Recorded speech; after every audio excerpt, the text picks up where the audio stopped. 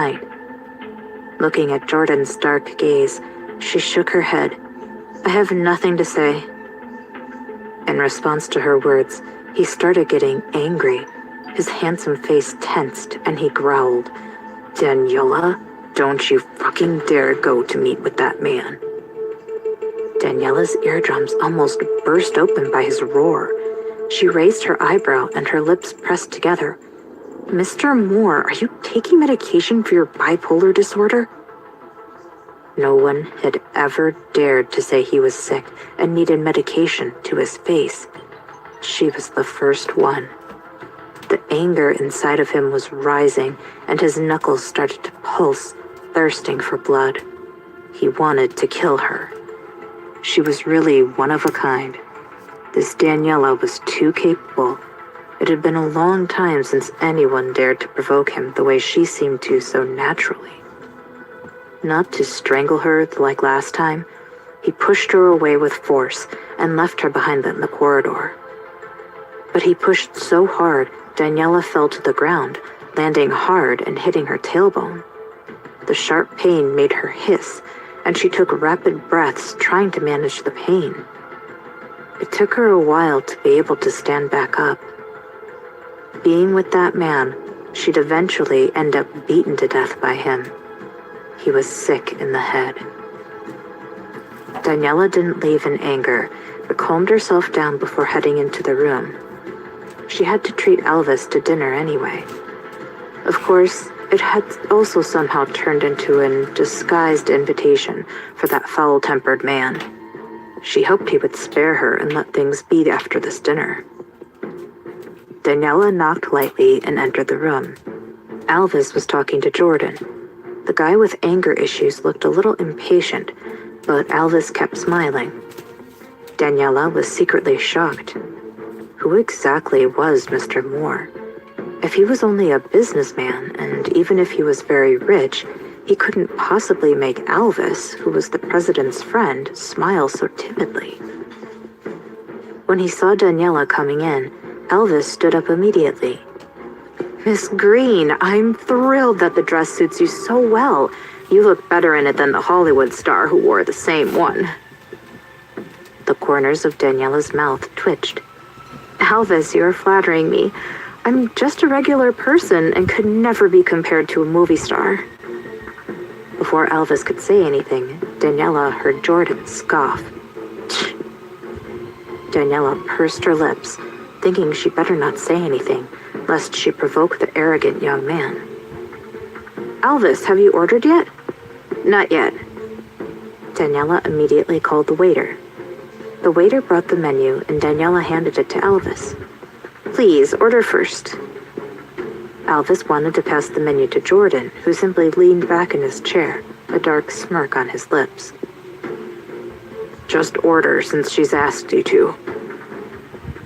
Elvis looked at Jordan, confused, then turned to Daniela with a smile on his face. He couldn't figure out the relationship between the two. They were like a pair of polar opposites. One was bad-tempered and hard to get along with. The other was elegant and refreshing, like a cool spring breeze. Elvis ordered 2 regular dishes. He then passed the menu to Jordan, who didn't take it, but remarked instead, "This restaurant's lion's-mane mushroom, shark fin, bear's paw, and bird's nest are best known as the chef's 4 signature dishes. They are rather expensive and only one restaurant in Michaeltown has them." Jordan then proceeded to order another 7 or 8 delicacies with extravagant-sounding names that sounded extremely expensive and rare to Daniela. He finished with 2 bottles of red wine that cost $15,000 each. Daniela calculated in her head, $70,000 would not be enough to pay for this meal. Shit, he's not here to have a meal. He's here to eat gold. Although she had a luxurious life when she was growing up, times were very different now. Her life savings totaled somewhere between $70,000 and $80,000. It was nothing to sniff at, but she was far from the rich and affluent. and it was set aside for Liam's treatment. But Daniela looked down at the beautiful dress she was wearing. When Elvis let her wear it for her audition, he repeatedly stated that once she wears the dress, it belonged to her and he wouldn't take it back. If this dinner costs her all her savings, could she sell this dress to get some money back? It was definitely something she could consider. Thinking about all this, Daniela grew very concerned with soon going bankrupt and being unable to take care of her son. During the meal, only Elvis and Daniela spoke. Jordan held a cigar in one hand, leaned on the back of the chair with another. Besides puffing his cigar, he didn't move his fork at all. A bottle of red wine was opened, and Daniela and Elvis had 3 glasses each. During the meal, Jordan didn't look at Daniela at all. His cold demeanor made the atmosphere in the room rather stiff. When dinner was over, Daniela took the unopened bottle of red wine and went to the cashier to pay the bill. The cashier printed out the receipt and passed it to Daniela. With a 2% discount, the total comes to $68,000. Will you be paying by card or check? By card. Daniela pulled out the only bank card she had from her purse. It had her life savings on it. A few seconds later, the cashier looked at Daniela strangely. It looks like the balance is insufficient. Daniela pressed her lips and remembered that she had recently paid a hospital bill, more than $16,000 for Liam's medical care. Daniela looked at the receipt and saw that the cashier charged her for the second bottle of wine and said, "We only opened one bottle of wine. If you take this bottle off the check, there should be enough balance to settle the total." "I'm sorry, according to the restaurant's policy, all drinks ordered by our guests can't be returned." Daniela had never heard of such a ridiculous policy. She frowned. "This bottle wasn't opened and is still intact. Why can't I return it?" "We are an upscale restaurant for the upper class and have a reputation to maintain. We only serve 8 tables a day, so the rules here are different from other restaurants. Do you have any other cards?" "No. Can you ask your manager if I can return this bottle of wine?" The cashier looked at Daniela and smiled sarcastically. "Miss, is this your first time here? If you don't have enough money, there are plenty other places to eat. Why puff yourself up at your own expense?" Daniela raised her eyebrows.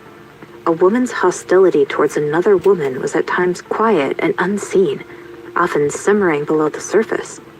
Daniela knew it wasn't her imagination. She felt the cashier's hostility towards her. Daniela smiled gently, showing dimples at the corners of her lips. "Is this how you treat your guest? Did I say I wouldn't be paying? Is it that hard for you to call the manager?" "Our manager is very busy. He doesn't have time to deal with poor people like you." The cashier became openly hostile at this point. She looked at Daniela's elegant dress, then said with disdain, "Or you can take off your dress to settle the bill." Daniela was ticked off by the cashier's attitude. "Are you the manager's wife or his mistress? Do you have the right to make decisions for him?" The cashier stood up from the chair. "Who are you to talk? I've done nothing wrong, unlike you seducing Mr. Forrest while he's engaged." Daniela quickly realized why the cashier was so unfriendly. She knew Carl and Monica. But thinking about it, Carl must have brought Monica to this place before. "Don't think that because you're beautiful, you can seduce Miss Monica's fiancé. I've seen a lot of vain, materialistic women who use their body to stand out like you. I can see that some people are only beautiful on the outside and rotten on the inside." The cashier spoke louder and louder, attracting the attention of the other people. "You failed to seduce Mr. Forrest. Now you're trying to seduce the 2 men in that room with you, right? You treat them to a dinner and they didn't even help to pay? You're so pathetic. To tell you the truth, I've been working here for more than half a year and I've never seen a woman pay for dinner before." Daniela felt a sharp pain in her temple. She knew that there were many strange things in the world, but they seemed to be happening to her a lot today. Miss Monica Green is from the rich Green family. She will also be a news anchor. Who do you think you are? She's better than you can ever be. You use your body to be noticed, but you don't even have enough money to pay for the dinner. You really are an embarrassment to all women. Daniela raised her eyebrows, her voice cold. Are you done? You're so good at imagining things. Why don't you become a screenwriter? Or are you jealous of me seducing Carl Forrest? If Monica knew that a small cashier like you is flirting with her fiancé, what do you think she'd do? The cashier's eyes got wide with shock, face gone pale. What are you talking about? Miss Green didn't find out about it, so how could this woman know? Daniela knew Monica before her mom married Sam Green. Both mother and daughter didn't live in luxury. Ever since she rose in status, Monica looked down on those who were less fortunate than her. How could she possibly have a good relationship with this cashier? The cashier wouldn't speak of Monica highly for no reason, so there was only one explanation. The cashier liked Carl. A waiter passed by and overheard that the cashier liked Carl and gave her a strange look. The cashier was embarrassed, but thinking that Daniela couldn't afford to pay for the dinner, spoke harshly. Don't think that just because you have a glib tongue, I'd be scared of you. If you are so capable, pay for the meal. Don't you think you have a pretty face? Then call the man you are with to come over and pay for you. The cashier smirked with disrespect. This bottle of wine can't be returned. If you have the guts, go into the room, take off your clothes, and sleep with the two men. Then maybe you'll have the money to pay the bill. Daniela couldn't take it anymore. She took a cup of tea from a passing waiter and calmly splashed it over the cashier's face. Your mouth smells so bad, I think it needs a rinse. The cashier stared at Daniela in shock, gritting her teeth as she wiped the tea off her face. Just you wait. She picked up the phone and dialed a number. Shortly after, 3 tall security guards came over. This woman can't afford to pay for her dinner and is trying to leave. She threw water at me. Make sure she's banned and never comes back. People like her are not welcome here. One of the security officers had a crush on the cashier girl. As soon as he came over, he harshly pushed Daniela. She took a few steps back and almost fell, but her back crashed into a broad and warm chest, her slender shoulders held on tightly by a pair of strong hands. There was a warm breath near her neck as the man lowered his head. His thin lips were close to her ears, and his voice deep. Are you okay? Before Daniela could say anything, the man had straightened up and kicked the security officer who pushed Daniela. The man fell back onto the ground and groaned. The other 2 security guards immediately attacked, but a dozen bodyguards in black rushed in from outside, surrounding the other 2 security guards. Daniela could only hear brutal sounds of punching, kicking, and cries for mercy.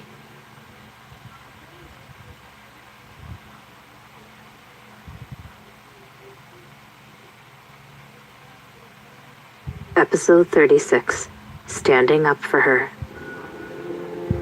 Jordan pulled Daniela's arm and dragged her to the cashier counter.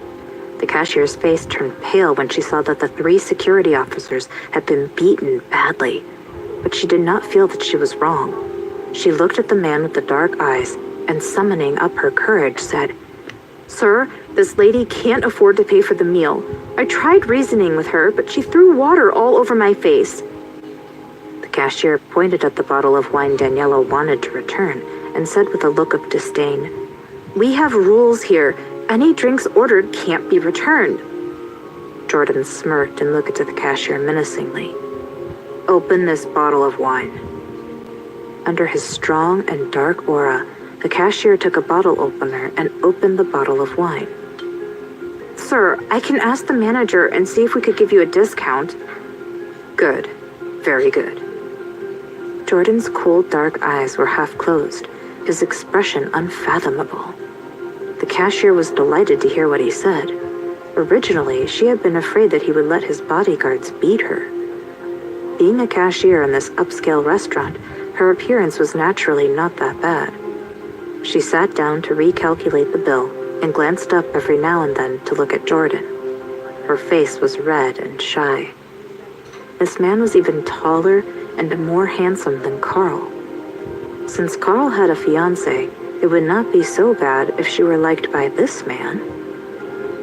Just as the cashier was fantasizing, she felt a sudden chill on top of her head.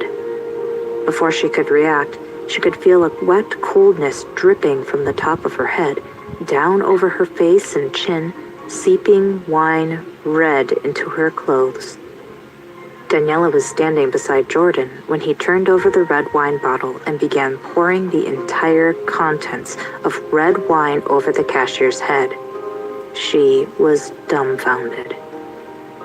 After the bottle was emptied, he ordered his bodyguard to open another bottle of red wine behind the counter and proceeded to pour that bottle over the cashier as well. The cashier was so frightened that she went limp in the chair, not even daring to utter a small whimper. No one dared to move until the manager came over and fired the cashier, sending her away immediately. He continued to apologize to Jordan and Daniela, bowing profusely to beg their pardon. Jordan did not consider the manager's position at all. "Put that person with the surname Forrest into the blacklist now. If you don't, I will smash your restaurant." The cashier did not know Jordan, but the manager certainly did. He was the only restaurant member who had gotten a Supreme VIP card. Whenever he came, he had free reign. Whatever he wished to eat would be free of charge. As Daniela was forced into the sports car by Jordan, he was shouting at her in aggravation. "Why are you so stupid? You can't come back to the room to find me if you have no money. You're more stubborn than a bull. No wonder you always get bullied outside." Daniela pouted. He had deliberately ordered the most expensive dish, but did not even eat one bite of it. Was he doing it to make things difficult for her? And he still had the cheek to scold her and call her stupid. "If you spare me from your bullying, I'd already been extremely thankful," Danny muttered, moving as close as she could towards the window, away from the angry man. Jordan started his sports car, and as he drove on the road, suddenly said with a sullen face, "I didn't eat anything."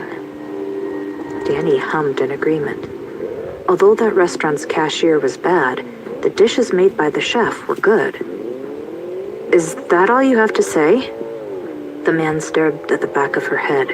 His dark eyes seemed like they would soon spit fire. "I said I didn't eat anything."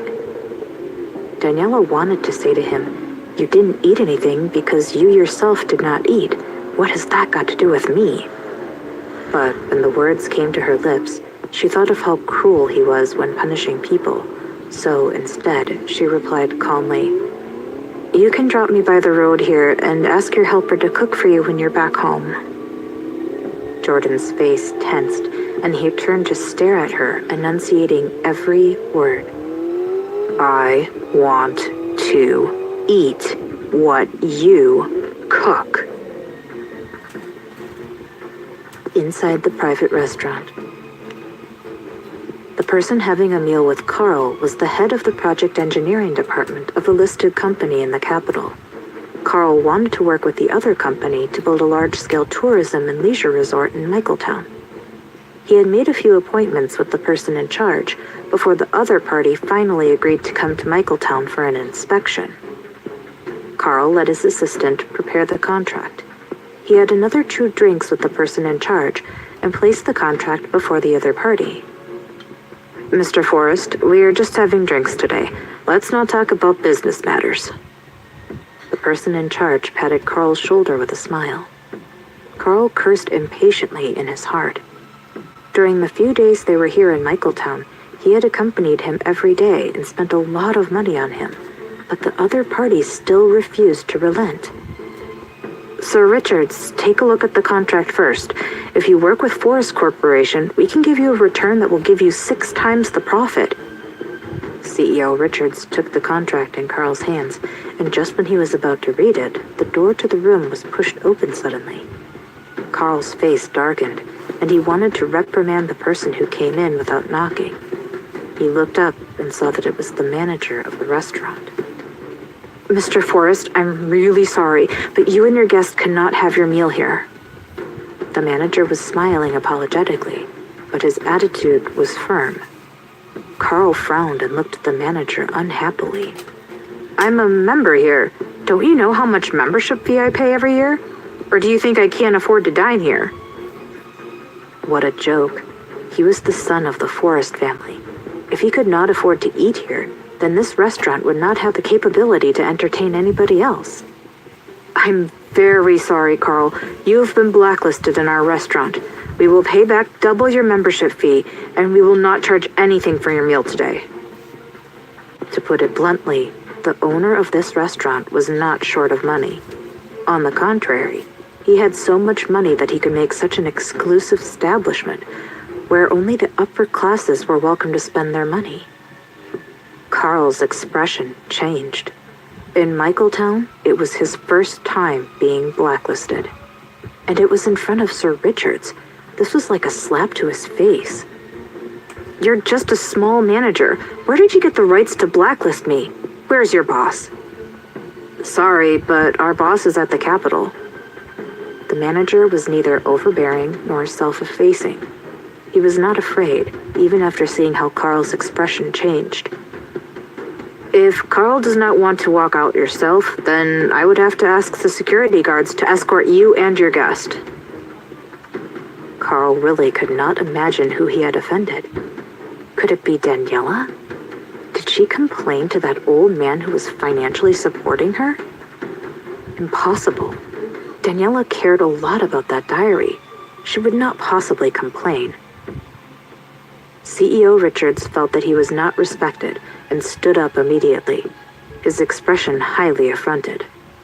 He did not even look at the contract Carl had passed to him and left, carrying his briefcase. Sir Richards, it might be a misunderstanding. Before Carl ran out of the room, he glared at the manager with a dark expression. Just you wait. The sports car was speeding down the road. After the third time, Daniela refused Jordan's request to cook for him. He started to drive the car at a reckless speed. Danny could not stand it anymore. Her face was pale, her stomach was swirling uncontrollably, and she felt nauseous. She raised her hands in surrender. Will you not bother me anymore if I cook for you? Jordan raised his eyebrows and looked at her. Cook first, and then we can discuss conditions. All right, a state garden district. Since she had returned to Michaeltown, she had not stayed over in the apartment Noella had rented for her. When they reached the district, Daniela remembered that there was nothing in the apartment and said to the insufferable man, There are only noodles at home. Can I cook noodles for you? There was a devilish smile on the man's handsome face when he heard the words. Oh, I didn't know you were that open. You're asking me to eat noodles? The idea of cooking noodles also refers to below or lower body.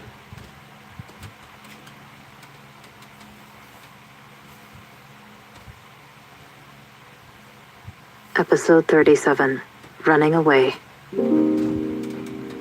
She knew he was frivolous and loved to tease her, but she still couldn't help getting angry, especially when his dark eyes looked purposefully at her lower abdomen and threw her an evil smirk.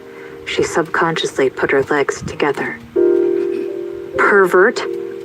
She blushed and glared at him, her head down in frustration. Without waiting for him to say anything, she pushed the car door open and fled in a panic. Jordan laughed and caught up with her. His toned arm fell naturally across her shoulders. Aren't you the one who said you wanted to cook noodles for me? Daniela pushed off his annoying arm and walked to the elevator. Jordan walked behind her and put his handsome face by her ear. his well-defined jaw resting on her shoulder. His tongue tip slid over her earlobe gently, and he gave a low laugh. It is the bottom. Am I wrong? Danny shuddered, and her body stiffened up. It was like she had been licked by a snake's tongue and her hair stood on end. She pushed him away, wanting to stand to the side, but he stretched his long arm and pulled her back into his embrace. His chin was still on her shoulder. I didn't eat. My stomach hurts. Daniela furrowed her eyebrows, wanting to say something, but heard his slightly husky voice in her ear. I want to eat you up. Before he had finished speaking, she elbowed him in the chest. Why are you so despicable? The elevator door opened, and a neighbor holding her grandson walked out. The woman had overheard the conversation between Daniela and Jordan. When she came out, she looked at both of them strangely and pulled her grandson closer to her. As she led the child away, Daniela heard the auntie muttering in a dissatisfied manner, Young people nowadays are becoming more and more open-minded. Dave, you must be good when you grow up. Daniela blushed hard. She had not felt so ashamed that she wanted to dig a hole and hide inside in hibernation for the next few years. When they went into the elevator, she glared at the man beside her, who was acting like nothing had happened. In contrast, his usually cold expression was as innocent as a young lamb sent to slaughter. You women are the ones who have too much imagination, and you dare to blame me? Danny sniffed and turned away. She did not want to talk to him. They reached the 6th floor, and she took out her key to open the door. The man leaned towards her from behind, and she jumped in shock. In reflex, she turned her head back, not expecting his face to be so near. She tilted her head, and her soft lips brushed over the corner of the man's mouth. Daniela quickly backed away, avoiding his lips, but the back of her head was pushed forward the next second, and her lips were smashed against his. She was almost suffocated by his kiss. Knowing that she did not like to be kissed by him, he knew when to stop and loosened his hold on her before she was about to suffocate. Before she could rebuke, he interrupted, You offered it yourself. There's no reason for me not to accept and reciprocate in kind. Danny stared at him with red eyes, raised the back of her hand, and wiped her swollen pink lips. Her cheeks were flushed and her eyes sparkled. She was captivating, especially when she was angry. Jordan, I am not an easy woman. He raised his eyebrows slightly and said with a faint smile, I am not an easy man either. If you do that again, I will... He interrupted her impatiently. Stop talking rubbish and go and cook the noodles. This man. Every time he kissed her, his attitude was worse than hers. Considering he was the one forcing his kisses on her, it was ridiculous. What an impossible man. Daniela let out a restricted breath with a sullen face. She opened the door and went in first, resigning herself to her fate. After she went in, Jordan put his hand into his pants and readjusted the area that was swelling uncomfortably. He cursed inwardly. It was just a kiss, seriously. He smoked a cigar and went in after 10 minutes. Danny had already cooked the noodles. She put the steaming bowl on the coffee table in the living room. You can eat now. The man looked around the apartment she was staying in obvious disgust. What is this place? Is it even fit for living? Your living room is smaller than my bathroom. When she heard his scornful words, she wanted to kick him out. Of course, it was something she would only be able to think about. She knew very well she was no match for him at all. Jordan, I know my humble dwelling is not suitable for the gracious presence of such a respectable gentleman like yourself. So the faster you finish the noodles, the faster you can rid yourself of this place and go back to your big mansion. Jordan walked over to Danny and pinched her chin with his large hand, his dark eyes half closed. Woman, if you dare to provoke me again, I'll kill you. She opened her mouth, and before she could say anything, she saw him smirk darkly. Use the bottom.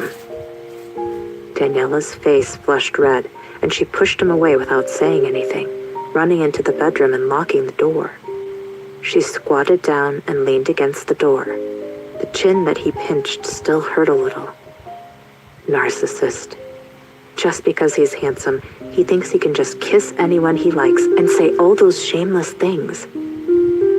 Jordan finished the bowl of egg noodles and leaned his tall frame against the sofa. Not bad. She made better food than the private restaurant claiming to be Michaeltown's most prestigious and delicious restaurant. Fortunately, the private restaurant owner did not know Jordan's thoughts, or he would have been so angry that he would vomit blood. The chef had won the Kitchen God Award in Hua County and was Michaeltown's one and only amazing chef. How could his delicacies lose to a bowl of egg noodles? Perhaps she had had a tiring day. Daniela, leaning against the door, felt her eyelids getting heavy. She stumbled into her bed for a nap, and when she woke up, she looked sleepily at her wristwatch. Oh no, it was in the early hours of the morning. Or rather, very late at night. She rubbed her eyes and washed her face in the bathroom. Opening the bedroom door, she was surprised to see the figure lying on the sofa. After eating the noodles, she thought the man would have left. She did not expect him to still be here, fast asleep. His 2 legs were too long. One of them was splayed out on the ground. Looking at his awkward sleeping position, Danny felt bad for him.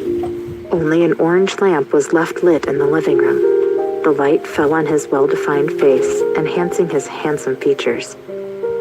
His usual arrogance was missing, along with his ever-present frown. He was really good-looking, but was a wild type of attraction when he was not serious.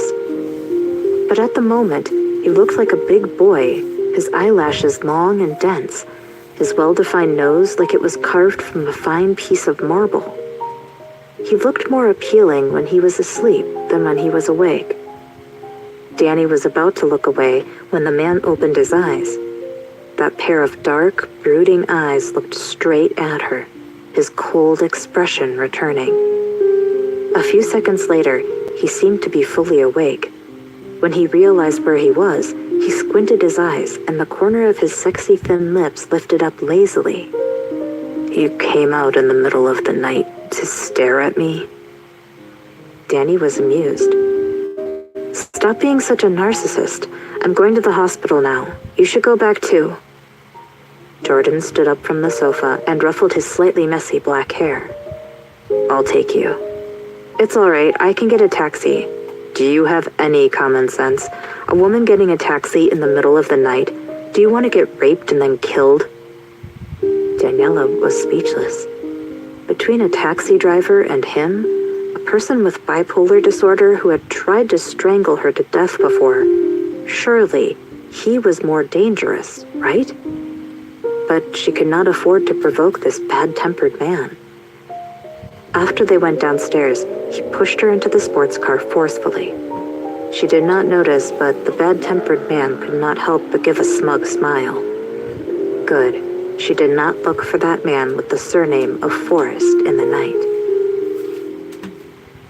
After getting permission from John, Daniela brought Liam Darling out to play for a day with Noella and Mia on the weekend. When they returned to the hospital in the evening, Danny received a call from Carl. It was a call she was expecting.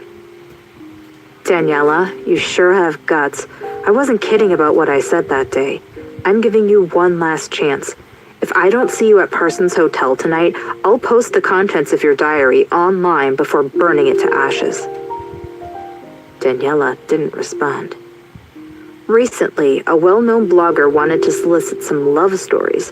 What do you say? Posting the contents in your diary to let the whole nation see?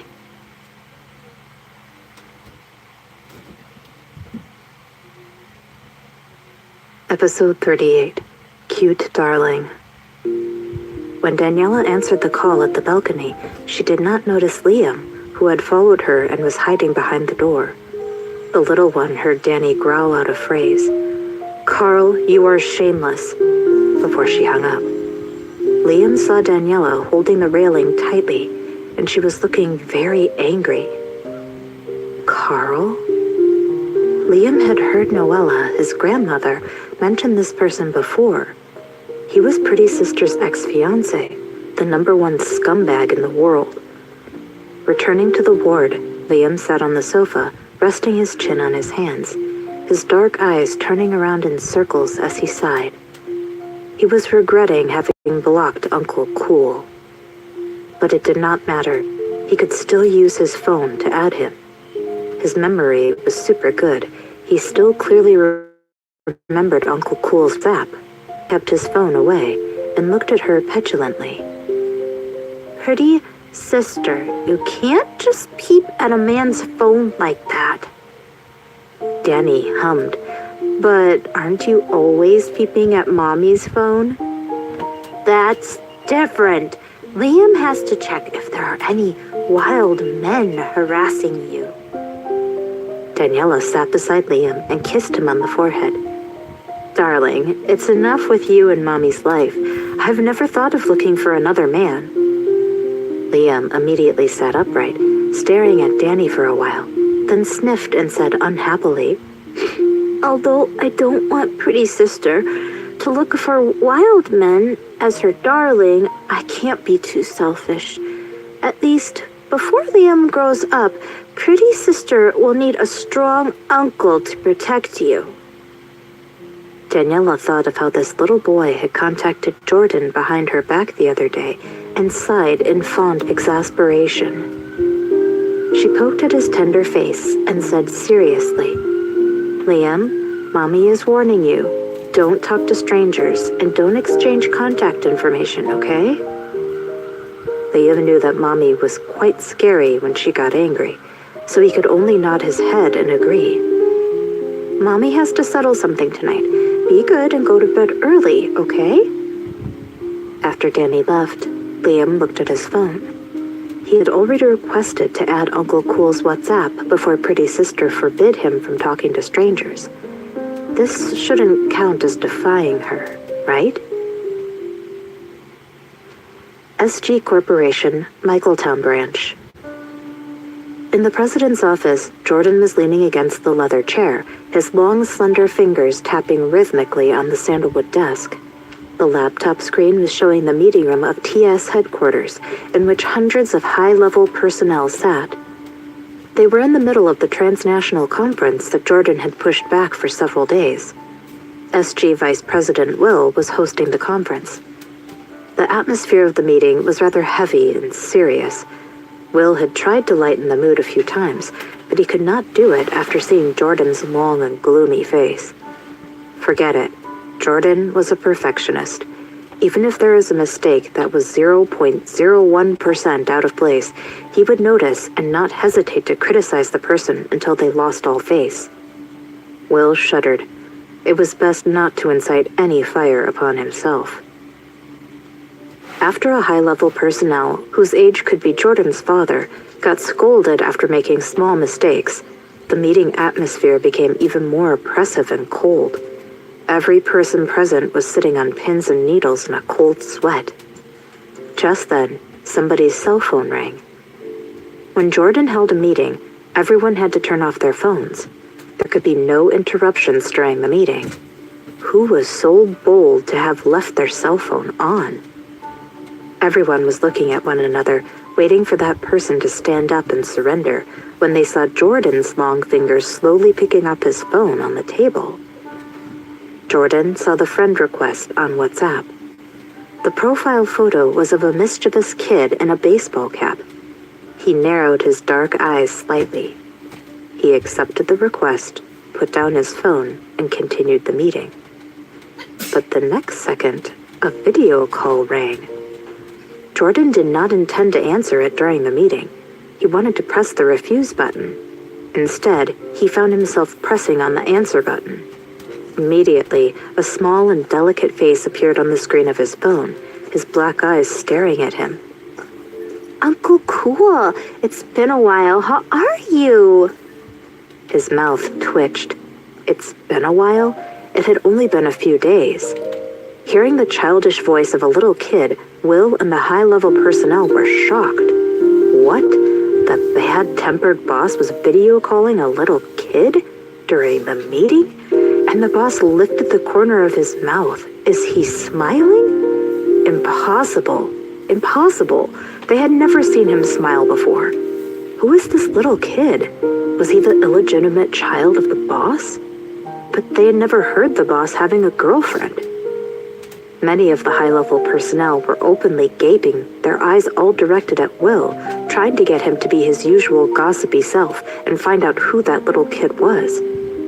Will also wanted to ask, but he had an ominous feeling that if he were to interrupt Fourth Brother and the little kid's call, Fourth Brother would not hesitate to chop him up. The little kid's voice was very pleasant to listen to. They really wanted to see what he looked like. Jordan looked at the group of people with their prying eyes and curious ears. He shouted with a cold and fierce expression. Those who are not done with the plans, amend them again and submit them for review. Those who have errors in their data, correct it immediately. If I even catch a glimpse of the smallest error, you are all fired. After voicing his demands, he stopped the conference call. Liam saw how Jordan got angry and dominated the meeting. He blinked his big black eyes. Uncle Cool? You're really cool. Jordan raised his eyebrows, his eyes cold. You're not afraid of me? I'm afraid, but I still think you're cool. But then, will you yell at women? Jordan snorted. To him, there was no gender difference, and he didn't discriminate. He had never been a person who sympathized with women and would never let them off for simply being a woman. I'll ask you a question. Do you think my pretty sister is pretty? Do you want to protect her? Jordan squinted his dark eyes. Brat, are you promoting your mommy to me? Liam widened his eyes in surprise.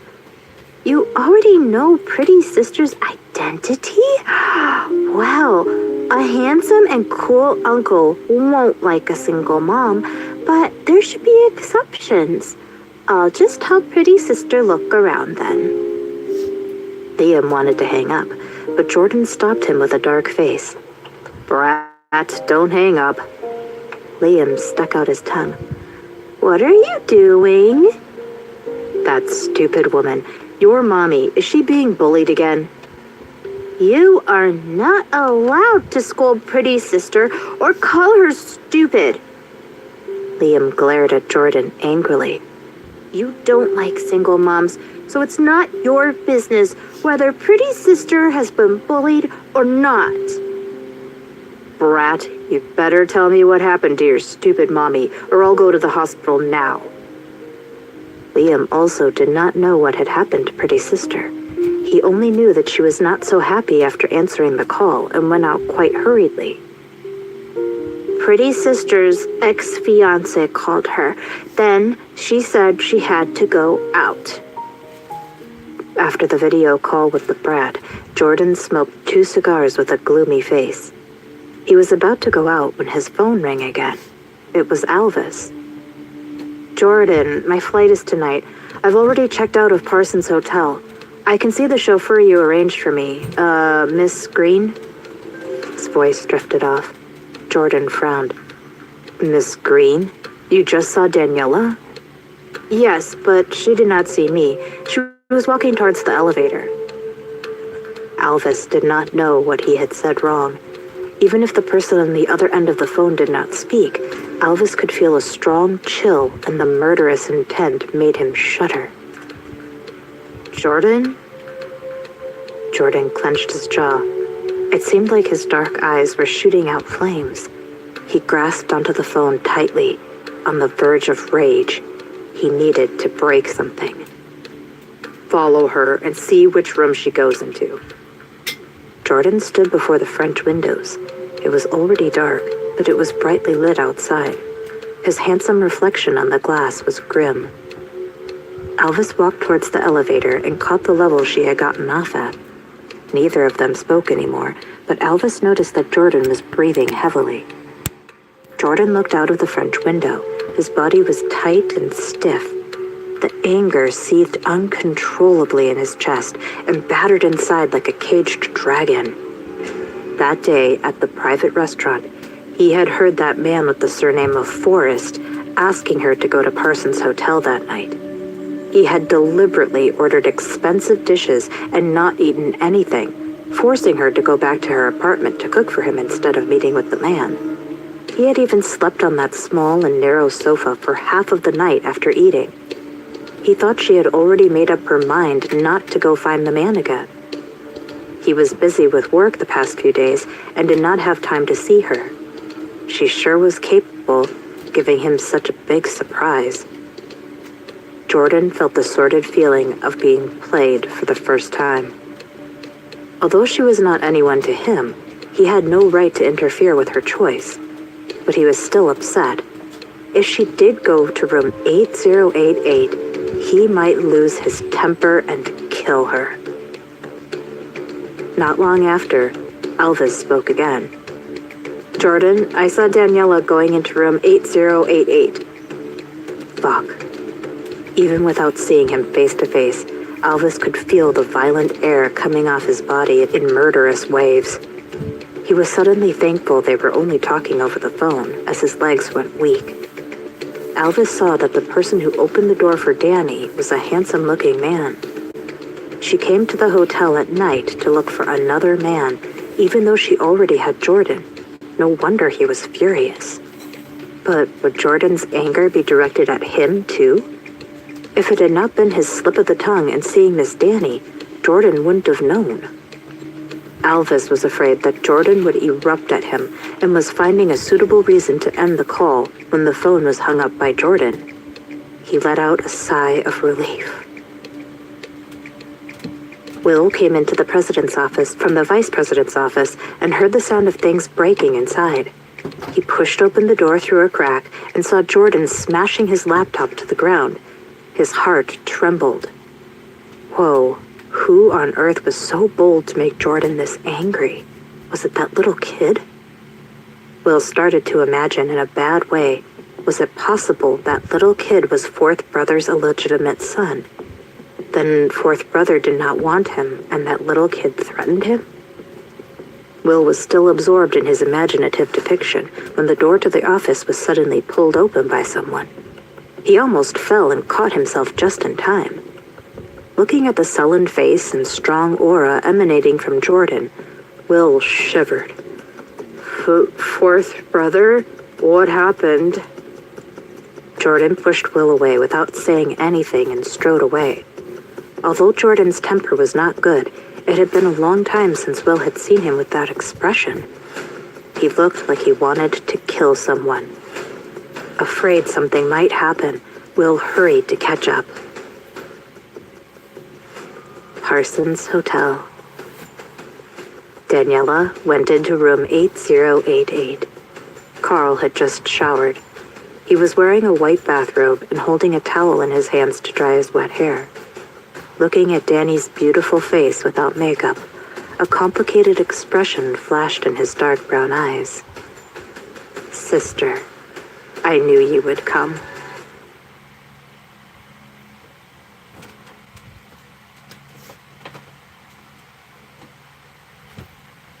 Episode 39.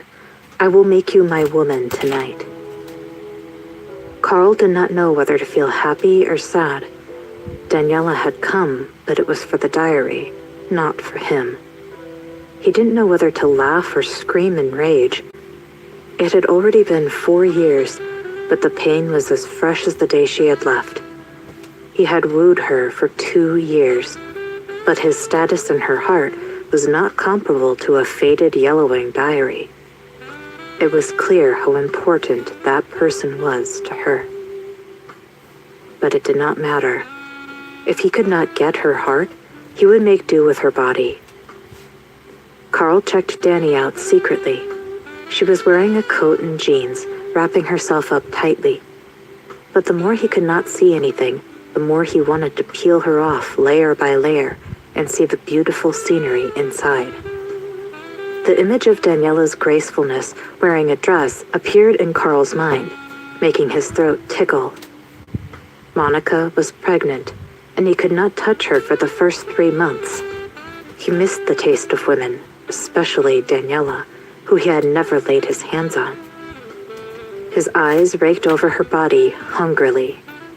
She was fairer than Monica, more beautiful, tall and slender, and seeing her now would be gentler and more compatible in bed. He could see her writhing beneath him, moaning as their bodies moved together. His throat tightened. Seeing how Carl was looking at her with lustful eyes, Danny smirked coldly. "Where's the diary?" Carl threw the towel off his hands and came close to Daniela. He was like a stalking panther to its prey. Danny backed away until her back hit the cabinet. Carl placed both of his hands at the sides of Daniela's, trapping her between his arms and the cabinet. His brown eyes stared at her intently. "Stacy has already been locked in the police station for 3 days. How long are you planning to keep her there?" Danny found it funny. "I'm not the young lady of the Green family anymore. How could I possibly influence the police to do my bidding?" "Monica said you..." Daniela knew what he wanted to say. She raised her slender fingers and tapped lightly upon his chest. "Carl, why do you believe whatever Monica says? If I am really financially supported by an old man, why would I still go for the anchor interview? Wouldn't I just stay at home and enjoy a happy life?" Carl felt that what Daniela said was also reasonable, but she saw you getting into a Lycan Hypersport sports car. "Oh, that was the friend of my best friend." Carl knew Daniela had 2 best friends. Noella was a reporter, and the other, Mia, was in the entertainment industry. It was not impossible for the 2 of them to know rich people. "Don't you know your sister's temper? Maybe she offended some influential person and they used this chance to punish her. Don't blame everything on me." Carl understood the implied meaning of Daniela's words. His lips curled and he smiled in delight. "So, you are not financially supported by an old man?" "Of course not." Carl looked at her innocent and charming face and swallowed. He reached out and picked up the glass of red wine on the cabinet. "Danny, drink this up and I'll return the diary to you." Daniela took the wine. Her long eyelashes lowered slightly, and she smirked. "What if I don't drink it?" Carl released her and went to the bedside table, taking out a yellowish diary and a lighter in his other hand. "Danny, if you don't drink it, I will burn it now. Count on my words." Daniela saw the diary, which recorded all her secrets during her youth. Numerous recollections surged out from her memory. She was on the verge of tears, but she held them back and downed the red wine in the glass. Carl saw Daniela drinking the wine, and there was a calculative gleam in his dark brown eyes. The wine was drugged, and even if she was unwilling, she would become his woman tonight. He had mesophobia, pathological fear of contamination and germs. In the past, he had been obsessed with cleanliness, but over the past few years, he had played with many women outside, searching desperately for those that looked like Daniela. But those women were all fakes and could never live up to her. Now that the original one was back, he could not wait to taste her. Carl looked at Danny's beautiful face. It had been 4 years. She was all grown up, and there was a trace of femininity in her exquisite features, like a blooming rose that was emitting a charming fragrance. Carl threw the diary and lighter on the bed and walked in front of Danny. She looked innocent and beautiful without all the makeup. It was a good change from the Danny in the past, who had been laden with layers of makeup. He could not hold back from caressing her face. Her skin was as soft as silk, smooth and without any flaws.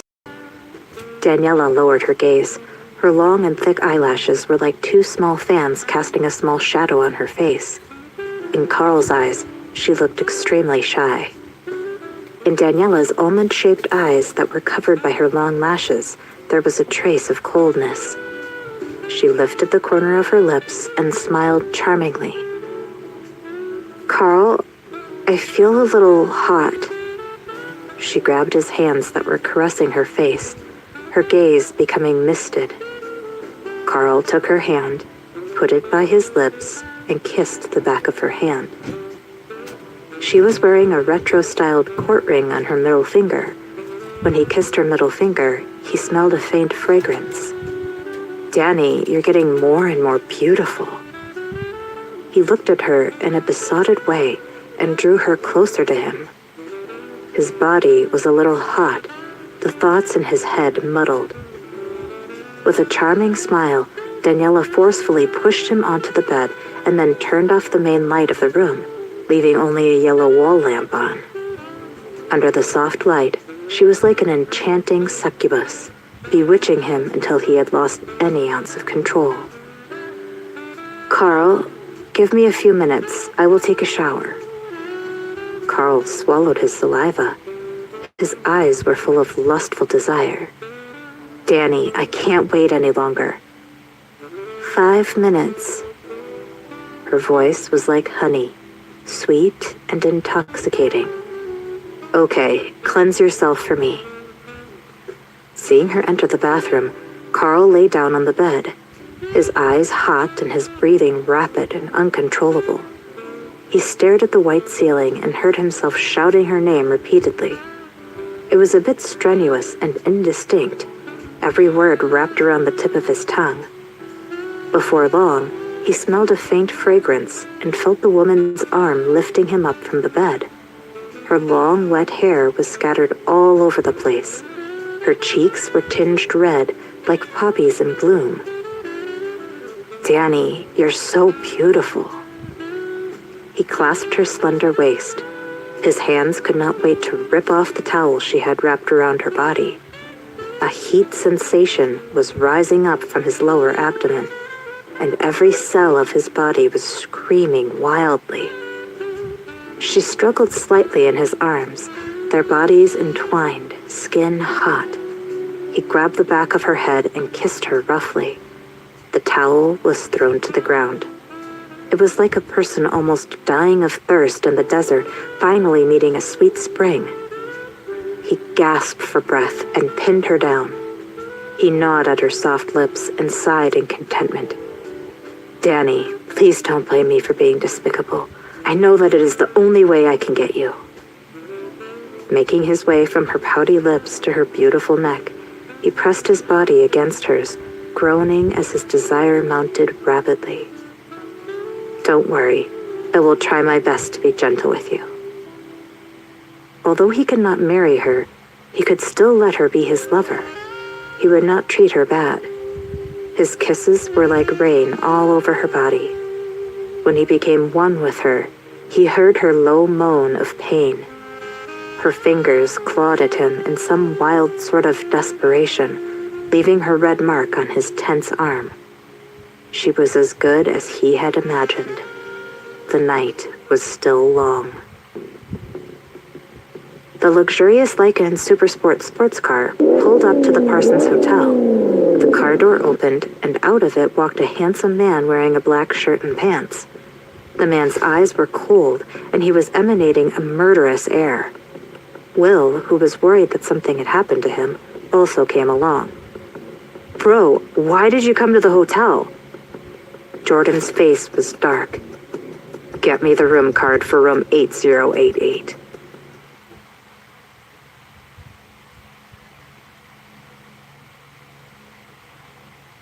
Episode 40, On a Rampage. Will was a frequent guest of Parsons' Hotel. The receptionist at the front desk was his fan, and he was able to coax from her the room card for room 8088. Jordan took the room card and took the lift directly to room 8088. However, he found himself unable to raise his hand when he was standing in front of the door. Ever since he got the news that she went into his room, there was an uncontrollable rage burning through his chest. He had not known her for long, and did not even like the woman very much, but when he heard that she still went to look for that man with the surname of Forrest, he was so angry he wanted to kill someone.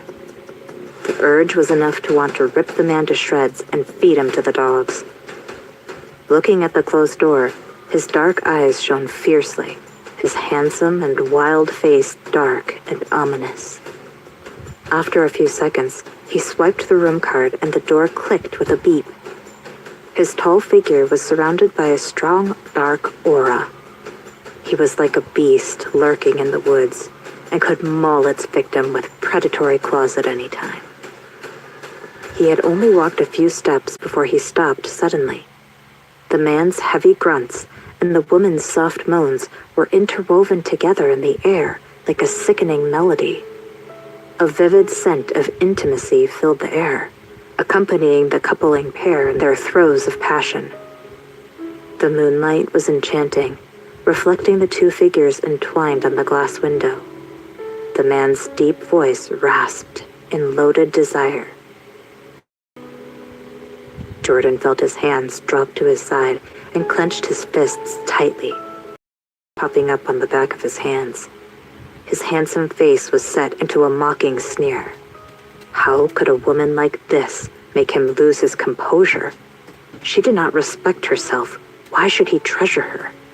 What was done could not be undone. Was there any point in him going forward, pulling them apart and giving them a good beating? What's more, what was the relationship between them? There was nothing between them. They were practically strangers. He stalked out, slamming the door closed with a resounding bang. In the Lycan Supersport sports car. Will sat at the passenger seat, looking at the man leaning against the driver's seat, puffing his cigar with a fierce and cold face. Jordan seemed to be surrounded by shadows. He looked like he would lose control and explode out from rage at any moment. Will was somewhat frightened sitting beside him.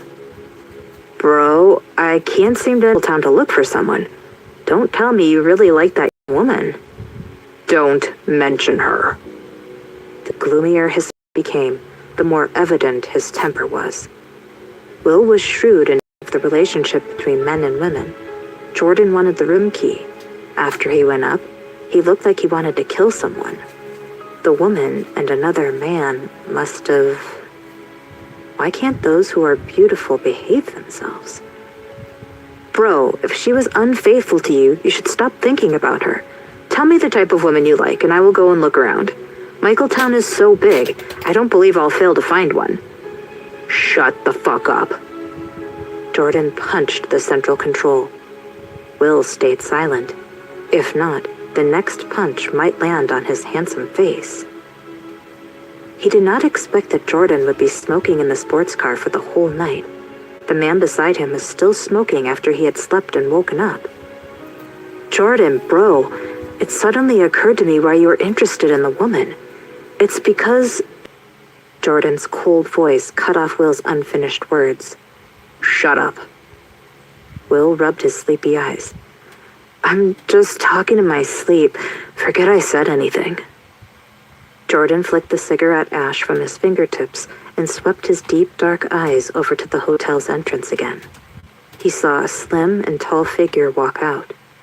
She was walking very slowly.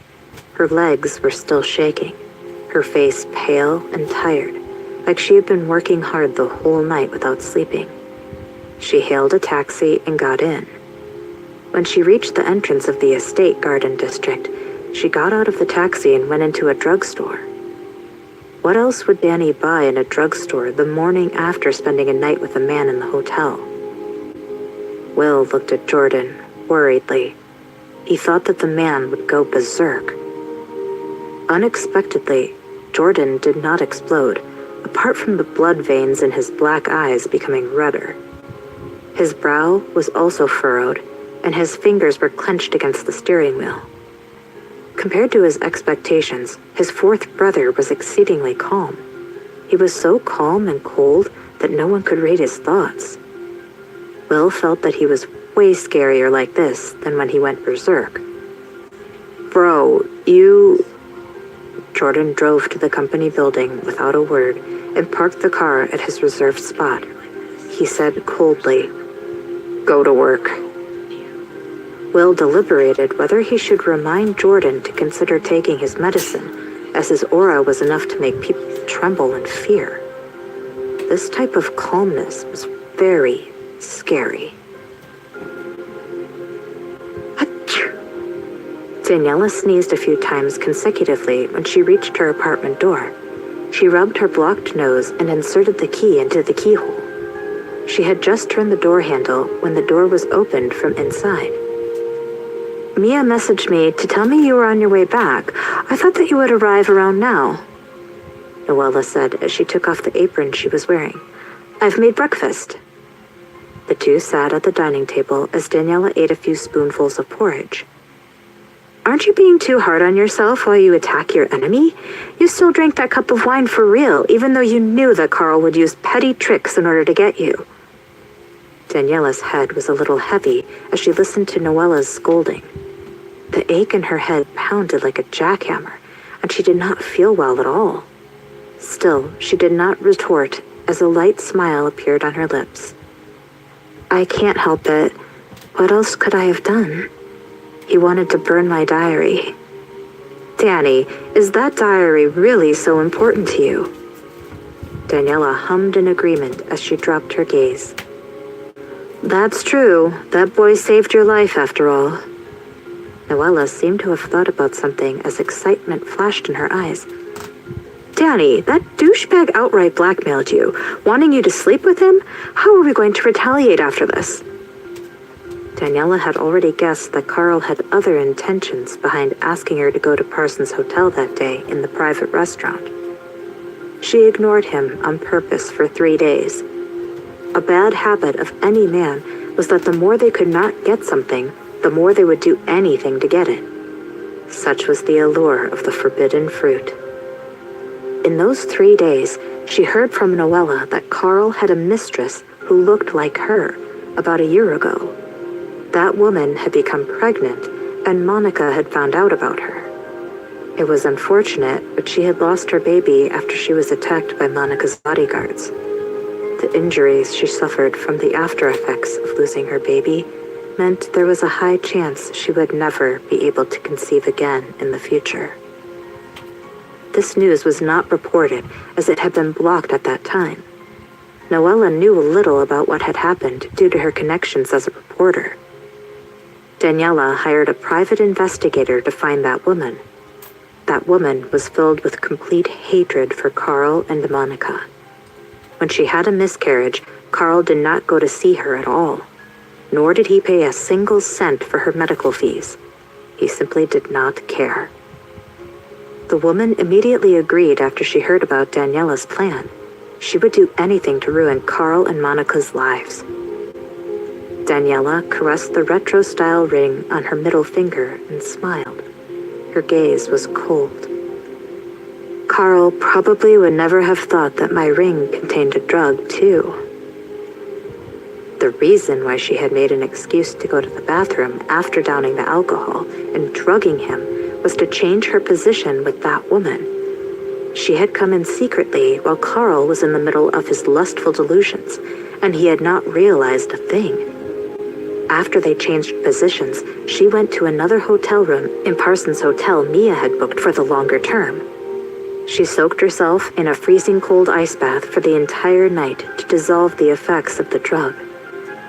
She got the flu after everything that happened that night. Her body was weak and sore after the drug's effects wore off. "I really want to see Carl's expression after he finds out that he didn't have sex with you. It must be really interesting. Can you imagine?" Daniela tapped her slender fingers against the tabletop. Her almond-shaped eyes were cold and scheming.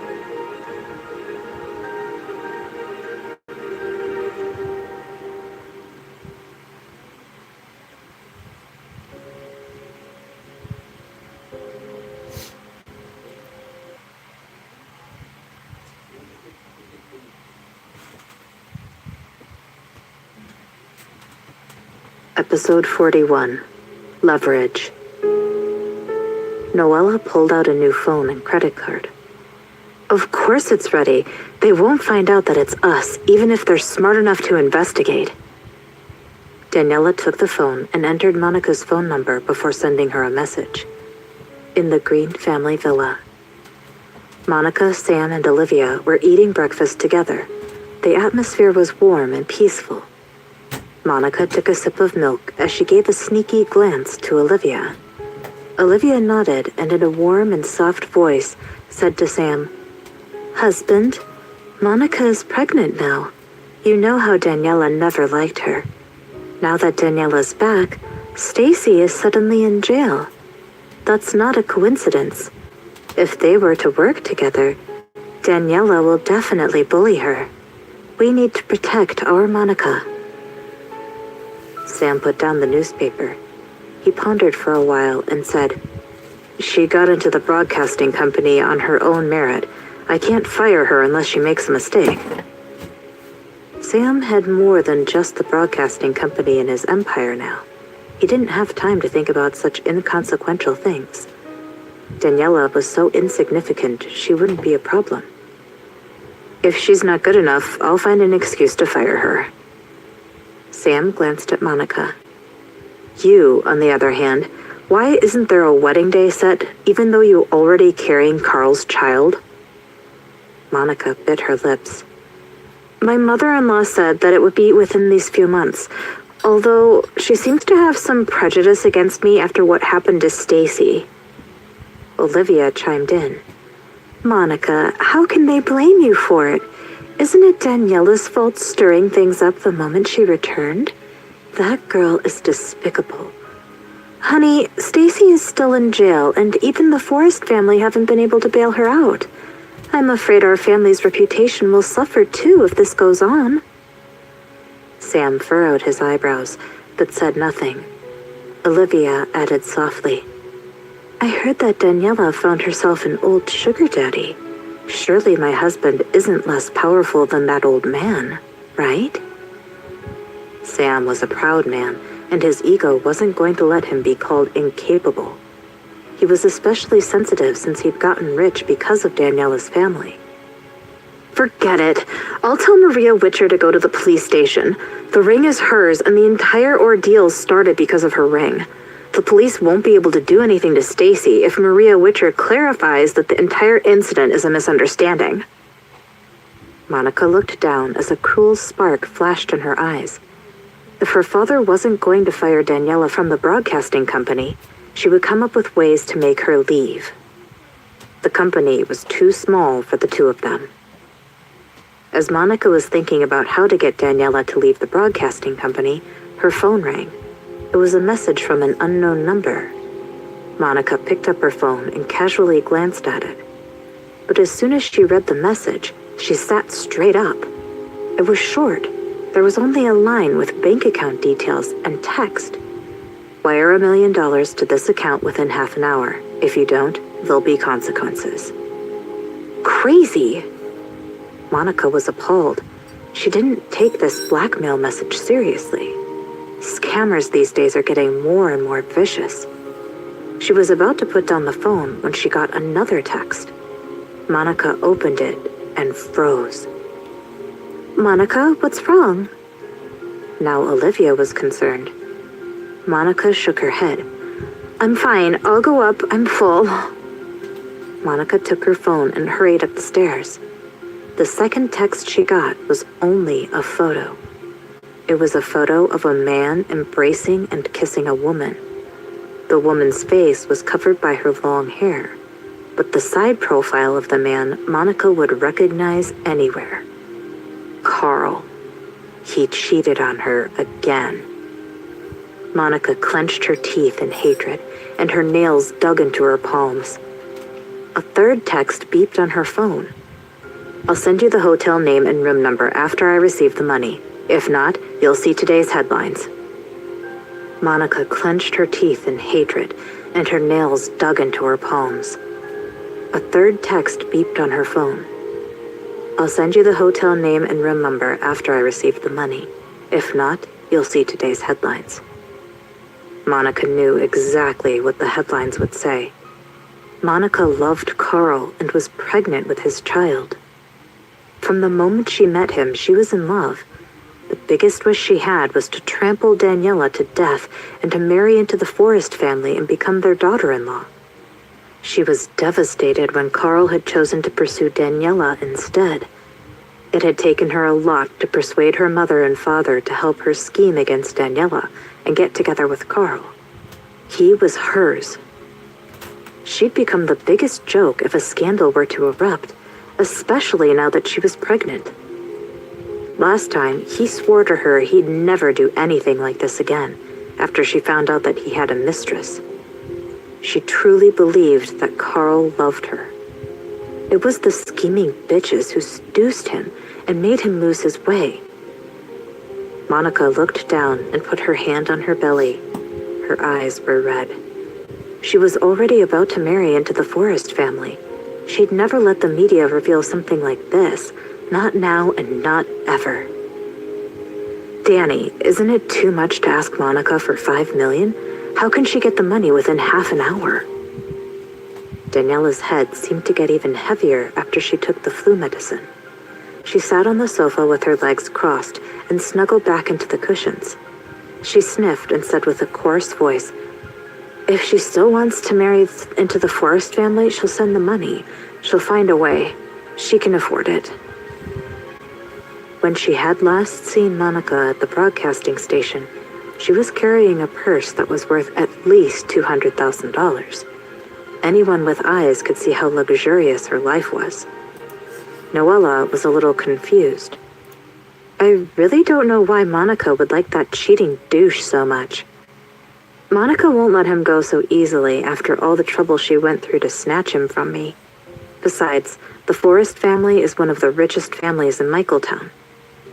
So, she's reaping the fruits of her own actions." Within half an hour, the new phone that Noella had passed to Daniela got a new text. Daniela smirked. "The money is in. I'll split it since both you and Mia helped me." Noella shook her head. "It's okay. I don't need my share. Leave it for my godson." Daniela reached out and tapped Noella's nose. "All right, then I'll put it into this account first. Just tell me if you need the money." After she got the transfer, Daniela sent another message to Monica, reading, "Parsons Hotel, 8088. "Oh, right. Noella, what about the guy that helped us hack the CCTV system of the hotel? We need to pay your hacker friend, right?" "He told me yesterday that it's unnecessary since it was so easy for him." Noella leaned against the sofa. "I'll go back to sleep since everything is settled. Oh, right, Danny, I didn't just take photos yesterday. There's a video, too. I'll send it to you together with the photos later, okay?" Daniela nodded. "Oh, there's a video, too. There's no need to send the photos and video to news outlets since we got the money, but at least I have blackmail material on Carl now. If he tries to do anything again, I have leverage I can use." Noella held Daniela's petite and exquisite face and smacked her cheek. "Danny, I really want to know who can take down a little warrior like you." Daniela shivered when a serious and arrogant face appeared in her head. "Oh my God, that's too scary." Noella was confused. "What's scary?" Daniela shook her head. "Nothing. I just thought about a person who needs to take medicine and needs professional help." Noella yawned. "Oh, I'm really sleepy now. Danny, you should go to sleep too. I'll head back first." Daniela walked Noella to the door. Noella was in the middle of putting on her shoes when she thought of something. She asked Daniela, "Would Monica see that woman if she's rushing there now?" Daniela smirked and laughed like a little fox. "I told that woman to leave a present for Monica." Noella pinched Daniela's cheek. "Sly." Monica brought 2 bodyguards with her as she rushed to Parsons Hotel. She still couldn't do anything to Carl, but she definitely wasn't going to let the bitch go. Monica stood in front of room 8088's door with a heavy heart and pressed the doorbell. No one opened the door, even after a while. just as she was about to lose her patience and gesture to the bodyguard to kick the door in, it opened.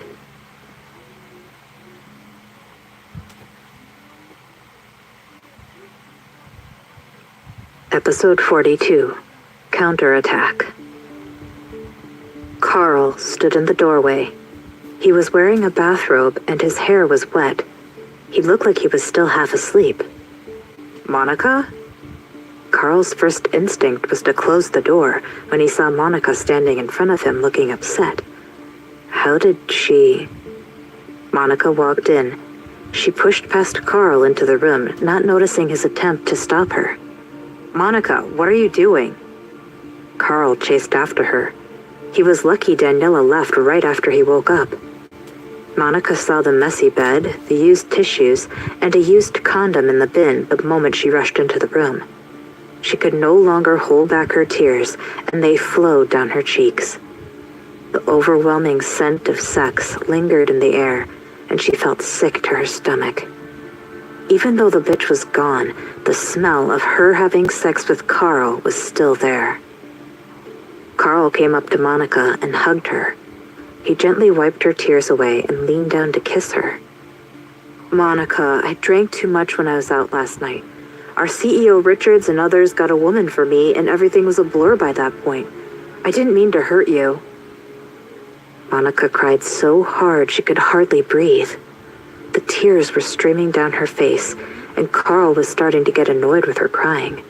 But he couldn't get angry at her. He was in the wrong. And yet, he didn't regret a thing.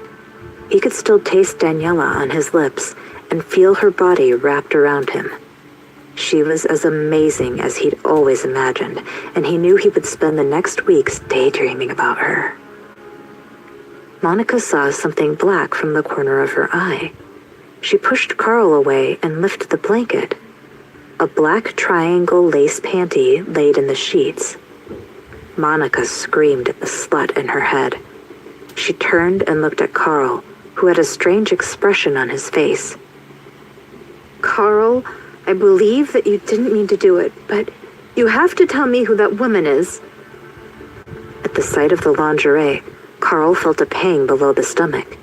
It turns out Daniela really was a person who looked innocent on the outside, but was promiscuous on the inside. No wonder she was so passionate and daring last night. He almost lost his soul to her. Carl, are you still thinking about the taste of that woman? Monica's voice became sharp. Carl pulled Monica into his embrace once again and leaned down to kiss her forehead, eyes, and nose. Marry me. Monica opened her eyes wide. She looked up at Carl for a few seconds as she sobbed, Really? Really. I want to make you mine. You'll be the happiest Mrs. Forrest in the world.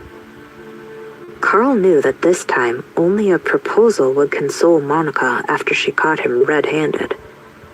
Monica leaned against Carl's chest, her face wet from tears. She still was mad from jealousy, but at least he finally wanted to marry her. Those sluts would only ever be mistresses. They would never be acknowledged by the Forrest family. Carl got dressed after consoling Monica, and they got ready to leave together. The moment they opened the door, a service staff with a bow tie was standing in front of them. He appeared to have been pushing a dining cart towards the room. Mr. Forrest, a lady called room service and said that you worked hard last night. She asked us to send some oysters to this room. Monica's face changed again when she heard what the staff said. She knew oysters were an aphrodisiac. That shameless bitch was telling her how ferocious Carl had been with her last night, that he was so emptied out that he needed to replenish his manhood. Fuck. Monica's lips trembled as she threw the plate of oysters to the floor with all of her strength. She may have used too much strength because she suddenly felt a sharp pain in her lower stomach. Ah! Monica bent down as she held onto her belly. She was so angry she felt like she was about to explode. That shameless bitch cost her $1 million and still chose to torture her. Carl held Monica in his arms and snapped at the server. Get lost. a dark and extravagant bar. It was nighttime. Will walked over with a tall girl that looked innocent and sweet. They stared at Jordan, who had quite a few drinks already. Will said to the girl next to him, "Go and unleash your charm. Make my friend happy." The girl only just started working in the bar a few days ago and was still a virgin. She was young and fresh, ripe for the picking. It took a lot of effort for Will to finally find such a fresh girl with a figure a little similar to Daniela's. The girl stared at the tall and arrogant man who was leaning against the sofa. His long legs were resting on the coffee table. He looked incredibly handsome under the warm light, as if he'd been intricately carved out by a master sculptor. The hair on his forehead was a little messy, and it added a sense of untamed wildness to his exquisite facial features. He drank directly from his liquor bottle. Liquid flowed down from the corner of his lips, then to his defined jawline, and then to his Adam's apple. There was an inexplicable sexiness and wildness to him. The woman walked next to the man and lightly knelt on the sofa beside him. She lifted her soft and petite hand nervously and placed it on the man's shoulder. Jordan shoved the girl's hand away on instinct. He was rather rough. The girl almost fell to the floor from the force. She steadied herself and said with a refreshing, sweet voice, "Mr. Moore, Mr. Will sent me." Jordan's dark black eyes moved towards the girl. He opened his mouth when he gave her a proper look. "Do you know how to please a man? I'll buy this bar for you if you can please me." A glint of happiness and disbelief flashed through the girl's eyes. She would no longer have service customers if she owned this bar. Jordan stared at the girl, whose eyes reminded him of Daniela. He threw the bottle of alcohol away and stretched his long arm to pull the girl to him. He grabbed the girl's soft and thin waist. His face grew grimmer when the scene he saw at Parsons' hotel flashed through his mind. The girl was hurt, but she didn't dare to speak up. The girl wrapped her hands around Jordan's neck. Her smile was sweet as her red and plump lips leaned closer towards his. Though he seemed to have a bad temper, she couldn't resist him. He was good-looking, and the arrogance and charisma he exuded drew her to him in a way she couldn't control. He had something other men didn't, but she couldn't put her finger on it. All she knew was that she liked what she saw. His arrogance was attractive. Just as the girl was about to press her delicate lips on Jordan's, she felt a sharp pain in her scalp. He grabbed her by her long hair and pulled back. The girl's eyes teared from the pain. Jordan threatened her, "Don't touch my lips." The girl nervously nodded her head. Her delicate fingers slowly inched towards his black shirt. The first 3 buttons of his shirt were unbuttoned, and his muscular chest was revealed even more when the girl unhooked the 4th. You could tell he was a regular at a gym, as his chest muscles were firm yet balanced. The girl unbuttoned the rest of his shirt. She felt heat raise inside her at the sight of his abs and six-pack. His body was way too good. She closed her eyes and took a deep breath as her hand moved towards his belt. Judging by his height, the lower body should be even more amazing. She swallowed and found herself getting excited. Jordan furrowed his brows at the sight of the girl getting smitten by him. He kicked her away before she removed his belt. "Go, go, go. We'll pay you." The girl got up from the floor and stared at the man whose face was as dark as night. She didn't know what she did wrong. She was one of the prettiest girls in the club. She glanced at his crotch. He didn't have any reaction, even after her hands teased his chest when she unbuttoned his shirt. He didn't want to kiss her, nor did he have a reaction. Was he impotent? Will paid the girl before coming back to the private room and asked Jordan, "What did the girl do wrong? Why didn't you have any reaction?" "Jordan, you aren't impotent, are you?" Jordan was getting annoyed. Are you done? Will joined his friend, and they drank like there was no tomorrow. The two of them had at least 10 bottles of alcohol between them. By the end of the night, Will was so wasted he wouldn't recognize his mother. Yet the person who was drinking the most was still sober. Will plopped on the sofa as he watched Jordan leave. Will wanted to ask where he was going, but he could hardly even speak or think. Jordan called Martin over, and the driver helped him to the car. Jordan was not the type to go crazy when he got wasted. Still, he was rather quiet and not his usual arrogant self. The drunk Jordan shed the usual layer of coldness and acted more like a child who was longing to be loved. "Mr. Moore, are you going back to the house?" Jordan leaned against the car seat. His eyes were slightly open, face calm. Martin didn't know if he was drunk or sober and waited for quite some time before Jordan blurted out the hospital's name. When they reached the hospital, Jordan didn't let Martin help him out of the car. He walked towards the hospital by himself, somewhat shakily. He didn't enter the boys' room when he reached it.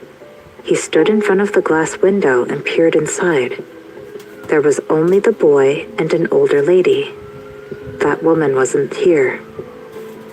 Jordan got back into the car. He lit a cigar and took a few puffs as he let Martin drive to a state garden district. He climbed up the steps to the 6th floor and stood in front of the apartment door. He remembered the way. Daniela had a fever. Her head still ached badly even after she took the medicine. She had to decide to stay in tonight so she doesn't spread it to Liam, since his immune system was weaker. Daniela finally drifted off to sleep when all of a sudden she heard loud knocks at the door. It woke her up. First, she thought it was her neighbor, but the knocking was quite loud and persistent. She glanced at the time. It was the middle of the night. Who could it be at this ungodly hour? Was it Carl? Did he find out where she was staying? Or did he find out something? Daniela furrowed her eyebrows. She took out a baseball bat from under her bed and tiptoed to the door. She looked through the peephole. The corridor was completely dark. The motion-censored lights were dimmed, and she couldn't see a thing. But she could feel someone was standing outside. It was a person with a very strong aura. Daniela was not a stranger to that aura. It was that aggressive narcissist. What was he doing at her apartment so late? A video call suddenly came up on WhatsApp, and Daniela got completely confused. She quickly hung up on the video call and turned her phone to silent mode before throwing it on the shoe rack. Loud knocks again. Daniela saw her neighbor open the door and explode on the visitor. "Have mercy, it's the middle of the goddamn night. Are you trying to wake up the dead?" At the thought of that man's bad temper, Daniela was scared he'd beat up her neighbor. But she really didn't want to open the door to him. She was dizzy and her head hurt. She did not have the energy to deal with him at all. To her, he was more difficult to deal with than 10 Carls. "What are you yammering about? Get back in there and go to sleep if you want to live." Her neighbor shut up quickly and closed the door. Daniela had never seen anyone who was so bold and arrogant, even though he was in the wrong. The man was unbelievable. Bang, bang, bang. Several kicks came down on her door. "Woman, I know you're inside. Open the door, or else I'll kick it open." Daniela could see the red blood capillaries in the man's black eyes through the peephole. He was filled with rage, and she felt her legs go weak in fear. She gulped and tried to steady herself. She knew he was very dangerous right now. "I'll count to 3. 1, 2. Daniela opened the door with a cold expression on her face. "Mr. Moore, what do you want so late? Are you insane?" The man pushed past her into the apartment and walked in.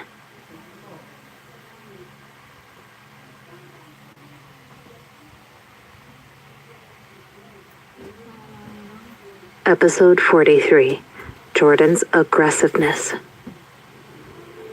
Daniela was still holding onto the wooden stick, as if she would start attacking the man any time with it. Jordan stood in front of Daniela with a dark expression. Both eyes were a deep black and stared fixedly at her pale face. It was as if he wanted to skin and swallow her alive. Although her nose was still slightly blocked from the flu, Daniela could smell the strong scent of alcohol on Jordan. After a few seconds, he kicked the door closed and walked towards her. Her instincts were screaming with the oppressive aura and strong sense of impending danger. Daniela held onto the stick tightly with both her hands. She glared at him with a heavily guarded expression. "Jordan, what are you doing here?" Jordan's eyes were completely red, and he looked like a wild beast that had been provoked. He said in an icy tone, "What do you think I'm doing here?" Daniela raised the stick at him. "If you cross the line, don't blame me for what happens next." "Do you think your petite body can withstand the consequence of attacking me?" He scoffed at her derisively. Daniela did not know what had happened to him. However, she knew that he was very dangerous right here and now. Her instincts had never been wrong. "Jordan, I don't feel well today, so I don't have the energy to make tea for you to sober up. You should leave." He stared at her as his thin lips smirked evilly. "And I should go back because you told me to? Why should I listen to you?" Daniela's thin eyebrows immediately furrowed together. She raised the stick when he moved towards her again. However, the fever made her body very tired, and she barely had any energy left. She had merely taken 2 steps when he caught the stick with his steady hand.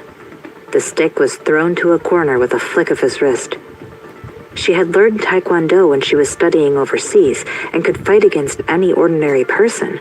However, all the lessons she had learned seemed useless against him. Both of her wrists were caught tightly in a firm hold after they exchanged a few moves. He glared at her with a dark expression, looking as though he was about to go on a rampage. It was like staring at a ticking time bomb. Daniela did not know what had happened to him. In the last several days, he had not seeked her at all, and she had thanked the heavens that her life with him was over. The two of them returned when they did not know each other. Why did he suddenly come to find her in the middle of the night? "Jordan, what do you want exactly? Did you come across a problem in your work, or is your relationship not going smoothly? You drank too much. I'll call your assistant and let him pick you up, all right?" She kept telling herself not to make him angry again when he was in this dangerous state. She never wanted to trigger his other side again. If she did, he would kill her. Jordan's eyes were both filled with blood while his lips upturned into a cold smirk. "What am I here for? Huh, I'm here to have sex with you." Daniela opened her eyes wide at his derisive words. Anyone would be angered, regardless of how good-natured they may have been, not to mention she was not a saint. "You're crazy!" She had only met him a few times, the number of times she could count on one hand. They were practically strangers, and they did not have feelings for each other. All she felt towards him was extreme hatred. How could he even say such shameless things to her? Jordan approached Daniela with a cold expression. His eyes were wild, fierce, and a large palm gripped onto her chin to prevent her from escaping. His lips turned up in a bloodthirsty and frivolous manner. "Why are you acting innocent in front of me? Your son is not young anymore. You've probably slept with many men." Danny's almond eyes narrowed into slits. Did he come all the way here in the middle of the night to humiliate her? A fiery well of anger surged in Danny's chest. She glared at the man with reddened eyes. "Get lost! Don't even think of coming near me!" Before she could finish her words, he walked over and carried her slender body towards the bedroom as she squirmed in his arms. Inside, Daniela was frightened.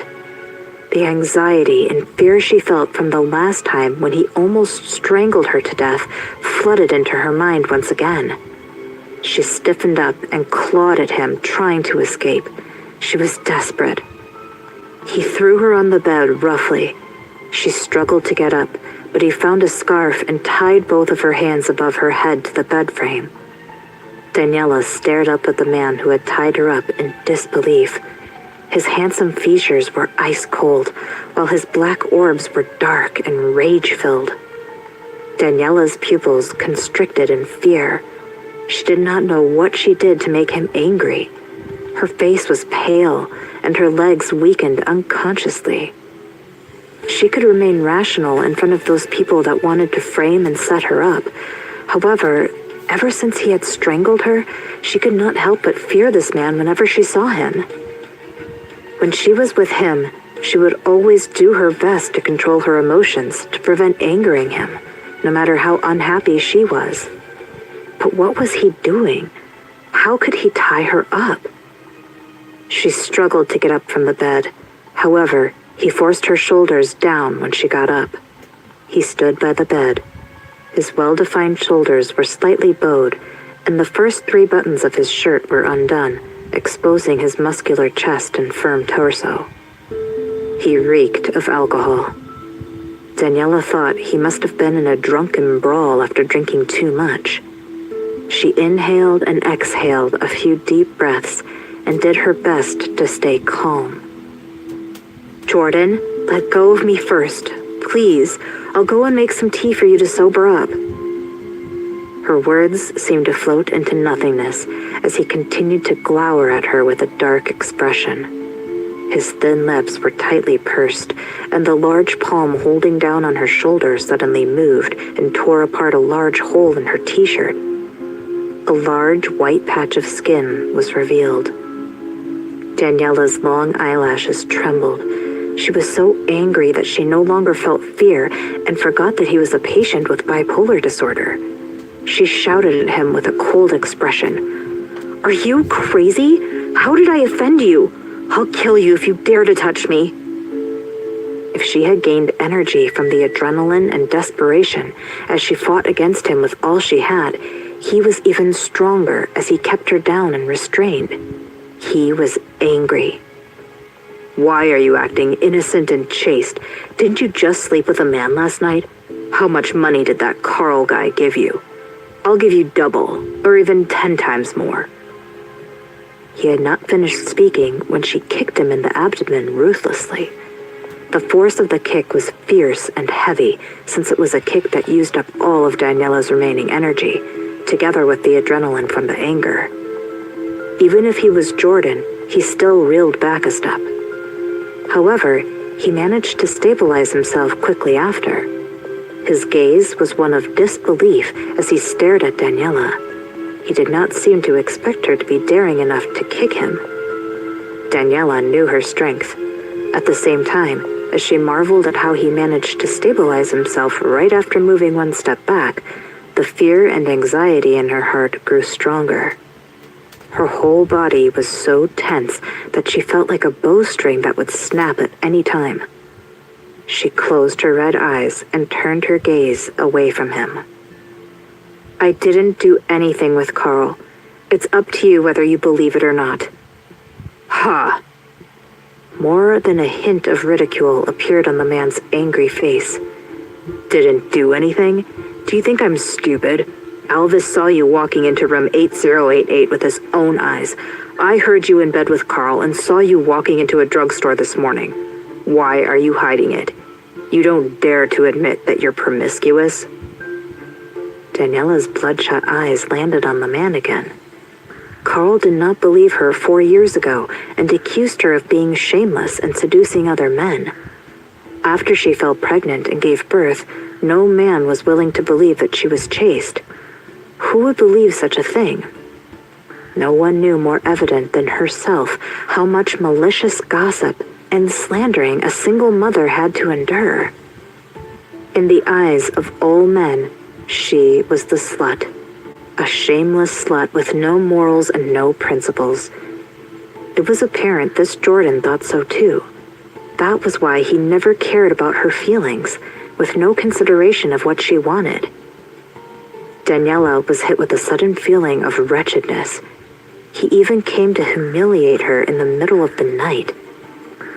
Daniela thought she was strong enough because she had long learned not to be affected by irrelevant people. However, she realized that she was still not strong enough. Who was he to her anyway? What right did he have to use such a judgmental tone to question her? She had already explained that she did not have sex with Carl. If Jordan was not willing to believe her, there was nothing she could do. She would not waste her breath to explain to someone who was not ready to listen. This imbecile was an arrogant, crazy person, a pervert. Jordan held Daniela's chin and turned her petite face toward him. Explain. His grip was solid, and Daniela felt like he would break her chin into pieces. She looked at him with cold eyes as her lips turned up in ridicule. Jordan, who are you to me? Why are you concerned with who I sleep with? Do you think you can do whatever you want to others because you're rich? You are just an aggressive, shameless, and perverted asshole. I don't have to explain myself to you, and I would never respect someone like you. If possible, Jordan's dark expression became even worse, as if there was now a layer of ice on him. He glared at her with fierce, deadly black eyes. Woman, do you want to die? Daniela met his gaze. A smile appeared on her face.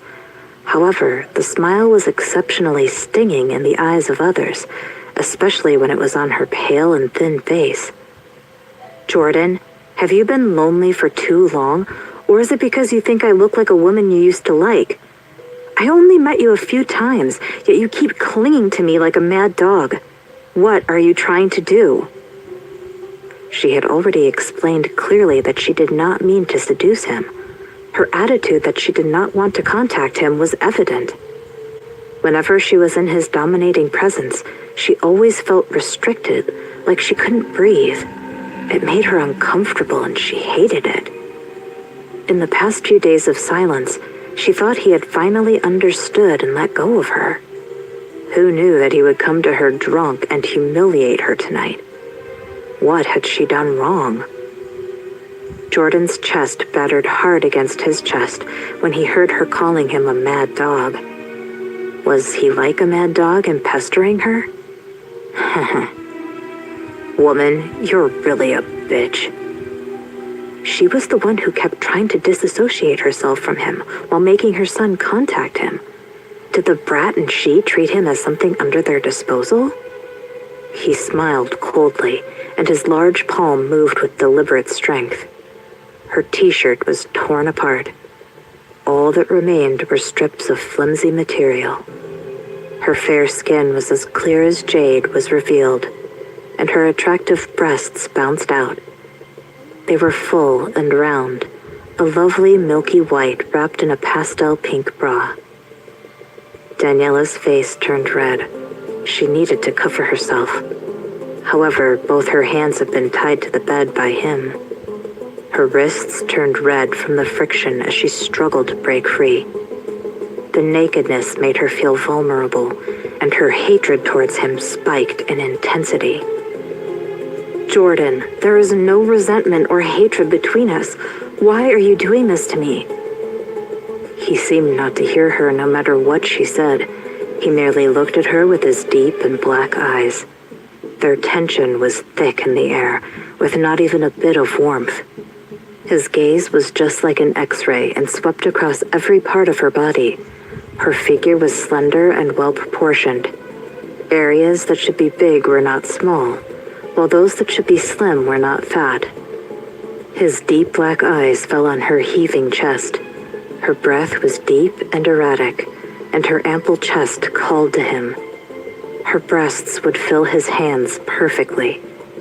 As the thought brushed his mind, his hands soon followed. She was confused and overwhelmed. However, she was not willing to beg for forgiveness. She was the most stubborn woman he had ever met. The stronger the woman is, the more they are capable of arousing a man's desire to conquer her. Without further thought, he leaned down and kissed her roughly. There was a fiery rampage within him that hadn't stopped since he found out that she went to meet that Carl person. Oh! Daniela widened her eyes as she moved her body crazily under his.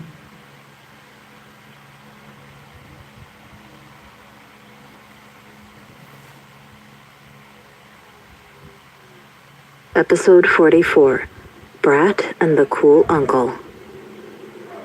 The more Daniela writhed beneath him, the tighter Jordan pressed against her. Jordan did not know what had happened to him either. Other men had touched her, but he did not find her dirty. He found her as sweet as cherries, and he just wanted to swallow her up. The type of heat that other women could not ignite rushed towards his abdomen at the speed of a bullet. Daniela was both embarrassed and furious. She finally found the strength to let out a hoarse breath, and she shouted at him, "Jordan, you bastard!" His deep black eyes stared back at her. They were like a bottomless black well, so deep and dangerous that he wanted to suck her in and never let her go. His lips curled up on one end. His smile was evil and bloodthirsty. "Woman, from the moment you provoked me, you should have known that there would be such a day." He did not give her a chance to speak as he kissed her again. His kiss was domineering and intense. After the kiss, he did not move away from her lips. He kissed the trails of saliva from her mouth, bit by bit. His gaze was penetrating with sharp coldness. "You're tainted and dirty, so I won't sleep with you. However, I'll still make you remember this night." Daniela's hair was in a stringy mess, while her eyes were bright red. She glared at the impassive man in anger. Her chest rose and fell, and she spat out in disgust. "People like you will never deserve any respect and love from others for the rest of your miserable lives." He laughed coldly. He stopped speaking as he stripped Danny of all her clothes. He grabbed her tiny face and bit her lips. "My kitten, only my marks can remain on your body after you've been kissed and touched by me." Only he could touch his belongings. No one could lay a hand on them. No one. Daniela's heart trembled in fear as she stared at the man who acted like a crazed lunatic when he was angry. The stubbornness, craziness, and possessiveness he exuded were not things an ordinary person would show. Daniela opened her mouth, wanting to say something. However, he did not give her a chance to, as he kissed her again while his large palms moved around her body with deliberate willfulness. A layer of sweat clung over Daniela, and her damp hair stuck to her pale little face. She stared at the ceiling with a hopeless and blank expression, a mindless puppet with its strings snapped. Daniela could only vomit acidic bile since she had not eaten anything for dinner. The sound of her empty retching was gut-wrenching. It was as if she would vomit all of her organs out, but couldn't. A strange feeling spread in Jordan's chest when he saw her pale and weakened countenance. He sobered up at the sight of the marks littered all over her white and petite body. Her body, which was once flawless, milky, and white. His chest shook in pain. He lifted his palm towards her face, wanting to caress it. However, she avoided it in panic. His hand froze midair. "Why? Why me? What wrong have I ever done to you? Why are you bullying me?" If it weren't for Liam, she would never have understood the meaning of living. No matter how strong she was on the surface, she was already filled with scars on the inside. Jordan pursed his thin lips tightly. He undid the scarf that tied her wrists together and carried her to the bathroom for a shower. She was already exhausted and did not have any strength to fight him off. After she was cleaned up, he put her back onto the bed. His suit pants were wet from the shower. The fabric stuck to his skin tightly, making his legs appear very long and strong. He sat by the bed and brushed away the strands of wet hair covering her face. "You were wrong in provoking me. I don't care if you did it intentionally or by accident. I, Jordan, only want you." Daniela's eyelashes trembled intensely. After many long moments, she finally mustered up enough energy to speak. "You don't care even if I slept with other men? You clearly think I'm a whore. Then why?" He interrupted her with a calm and cold expression. "You're my woman from tonight onwards. I'll break your legs if you even dare to go and find another man." Daniela was so angry that she laughed in ridicule. "Jordan, you're really sick." Jordan caressed her small face before he leaned down and kissed her forehead gently. "I really am sick. That's why I need you to be my medicine." Daniela glared at him with bloodshot eyes. Her swollen lips trembled, though she did not say anything more. She was tired. She didn't have anything else to say to a sick person. He was sick in the head. Jordan stared at the way she closed her eyes, refusing to talk more with him. His gaze stopped at her red and swollen lips. In contrast to her pale face, her bright lips were seducing him again. Jordan's well-defined fingers caressed her lips. He leaned down and kissed her a few more times.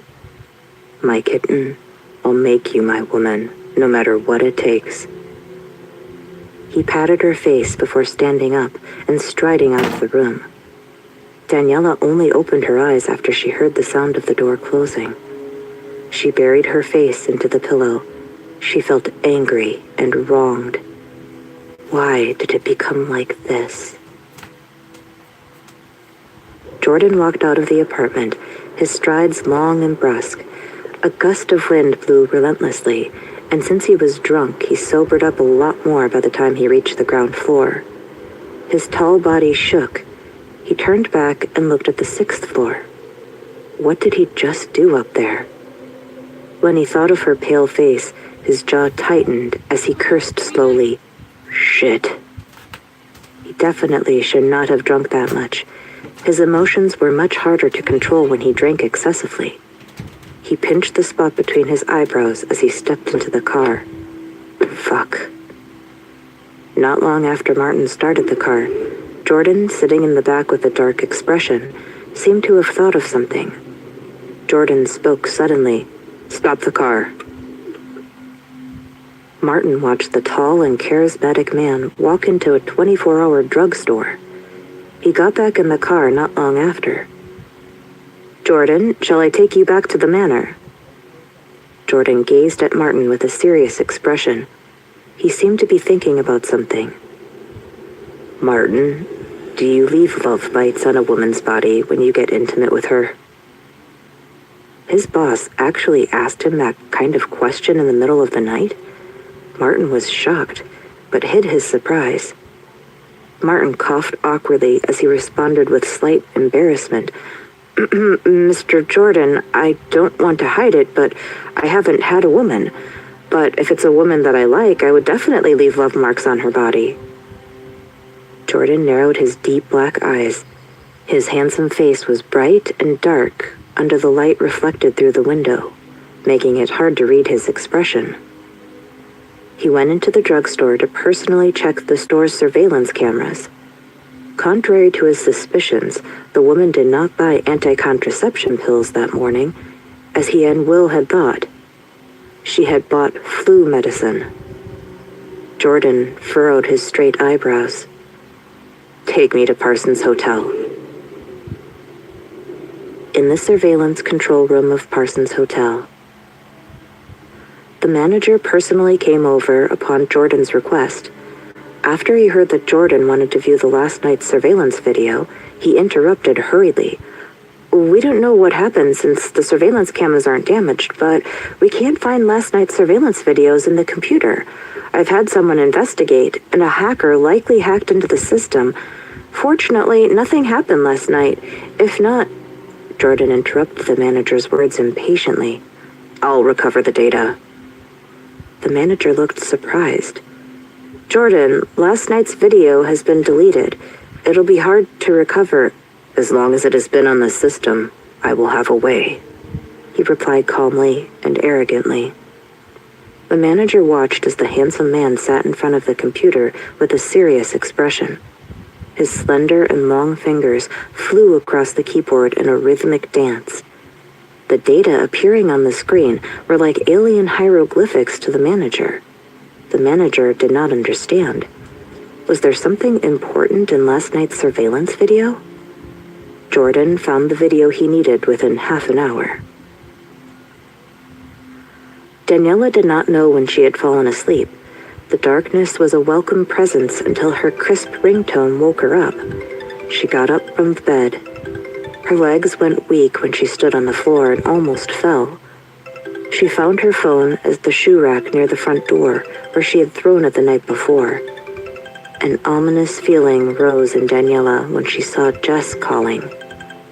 Daniela hurriedly rushed to the hospital after she hung up the call, without giving in to the weakness and discomfort her body was in. In the hospital ward, Daniela met a worried Jess. What happened to Liam? Jess had only told her to rush to the hospital and did not elaborate on the details. Daniela had dialed Liam's number on her way to the hospital, but his phone remained unanswered. Liam was Daniela's life. These past few years, whenever she saw her baby, she felt that everything was worth it. No matter how much she suffered outside, her baby was worth more than her life. She did not dare to imagine or even think. What would she do if something were to happen to Liam? Jess explained with reddened eyes. I went to the cafeteria to get breakfast. Liam had already disappeared by the time I returned to the ward. I thought he went to play somewhere, so I waited for at least an hour in the ward. It was only afterward that I found out that Liam was kidnapped. The nurse said that it was a very luxurious sedan that took Liam away. Daniela's face paled. Her mind could not help but think about the words that man had told her last night. My kitten, I'll make you become my woman obediently, no matter what it takes. It had to be him. He took Liam away. Asshole. Why did he have to involve her child in matters between them? Liam was sick. Any shock would make his condition worse. It was okay if he mistreated her. She could handle his sick harassment, but not laying his hands on her baby. Daniela was so furious that she was trembling from head to toe. Miss Green, I am so sorry. I'm so very sorry. I didn't look after Liam properly. Even though Jess had not spent too much time with Liam, she treated him like her real grandson. She genuinely cared for him and loved him a lot.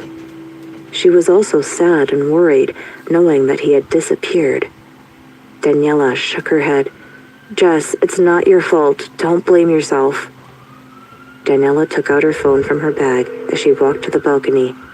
She made a video call to that man. The video call rang for a long time without anyone answering. Daniela was so worried that she stomped her feet in anger. She bit her lips hard as she made another video call to him. Damn it. Was he thinking about using her son to force her to give in? In a luxurious and grand manner. In a large living room designed in a classic European style, a tall and charismatic man lounged on the sofa. A small boy wearing a hospital gown stood by the coffee table. The man played with a small silver lighter as his long legs rested on the coffee table. His sitting posture was wild and careless. His black eyes glanced at the small boy in lazy interest. Brat, I told you to sit, so just sit. What are you trying to do in front of me? Liam looked at the cool uncle with the unfriendly attitude that took him from the hospital. He furrowed his tiny, straight eyebrows. Don't you know it's illegal to kidnap children? I can call the police and report you. Jordan threw the small lighter onto the coffee table. His long arms reached out and lifted the brat to sit directly onto his lap. Liam was surprised by his strength. Uncle Cool was stronger than he looked. He blinked his round black eyes in wonder. The feeling of being hugged by Uncle Cool was terrific, not to mention he did not seem to dislike it. Uncle Cool's and Pretty Sister's embrace were not similar either. One was firm and strong, one was gentle and warm. Brat, what do you think about my place? Jordan lifted Liam as he stood from the sofa and brought him to the second floor. Liam had never seen such an enormous and luxurious house. A simple glance around was enough to know that only a wealthy person could own such a house.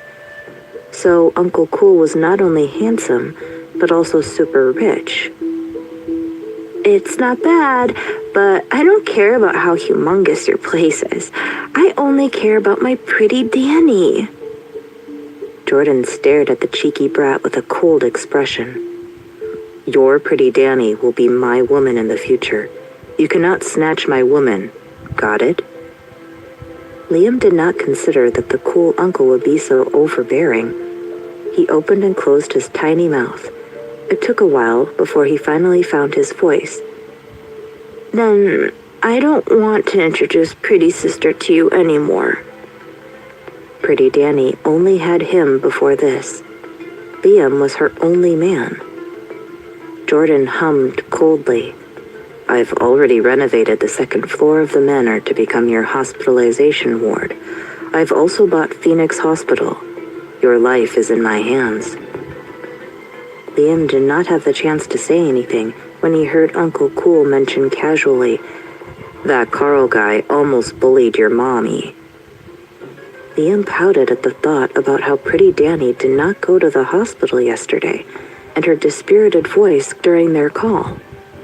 His little forehead furrowed as he fell into a dilemma.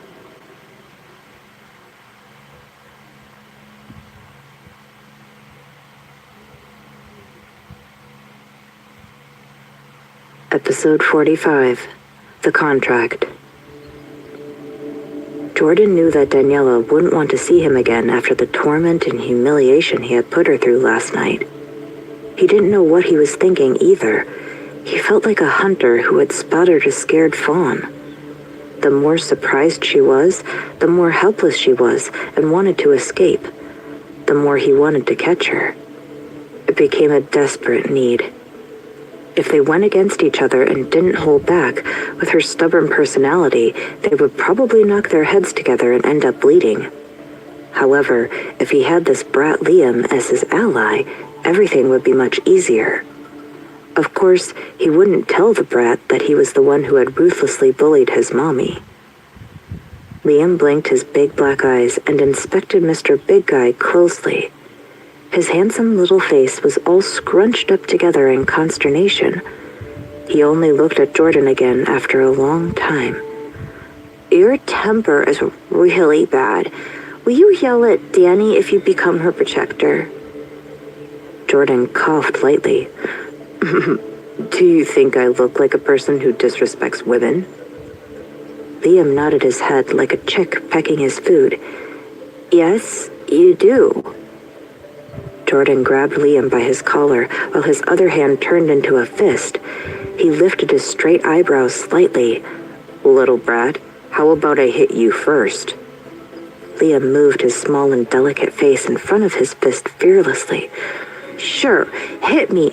You can forget about becoming Daniela's protector if you do. Jordan didn't have the chance to say anything when the brat added in his childish voice, Don't think I don't know you've had a crush on my pretty Danny. What are you talking about? He'd met all kinds of beautiful women before. Admittedly, he considered that woman rather gorgeous, but not to the extent to have a crush on her. Liam pouted, but chose not to expose the man. cool guy wanted Danny and Liam to stay in such a nice house and even spent his money to buy the Phoenix hospital.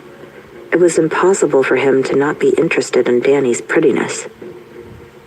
Liam thought for a while with his head tilted. He said quickly, "Cool guy, I can stay. But when Danny is here, you can't bully her and can't give me any younger siblings." Jordan curled his finger and flicked Liam's forehead. He said with a strange expression, "Brat, are you 5 years old or 50? You know quite a lot." Liam lifted his small chin in pride. "My mental age is more than 5. Daniela tried a few video calls. They all went unanswered. Her mind was restless and anxious, and she was running out of ideas. Just when she was about to call the police, a young man dressed in a suit came looking for her. "Hello, Miss Green?" Daniela got a clear view of the man's appearance and immediately remembered where she had seen him before. He was in the car when she went for the first interview at the broadcasting station. "You're Jordan's driver?" Martin replied with a smile. "I'm Mr. Moore's assistant." Daniela moved forward and grabbed Martin's collar with a pale face.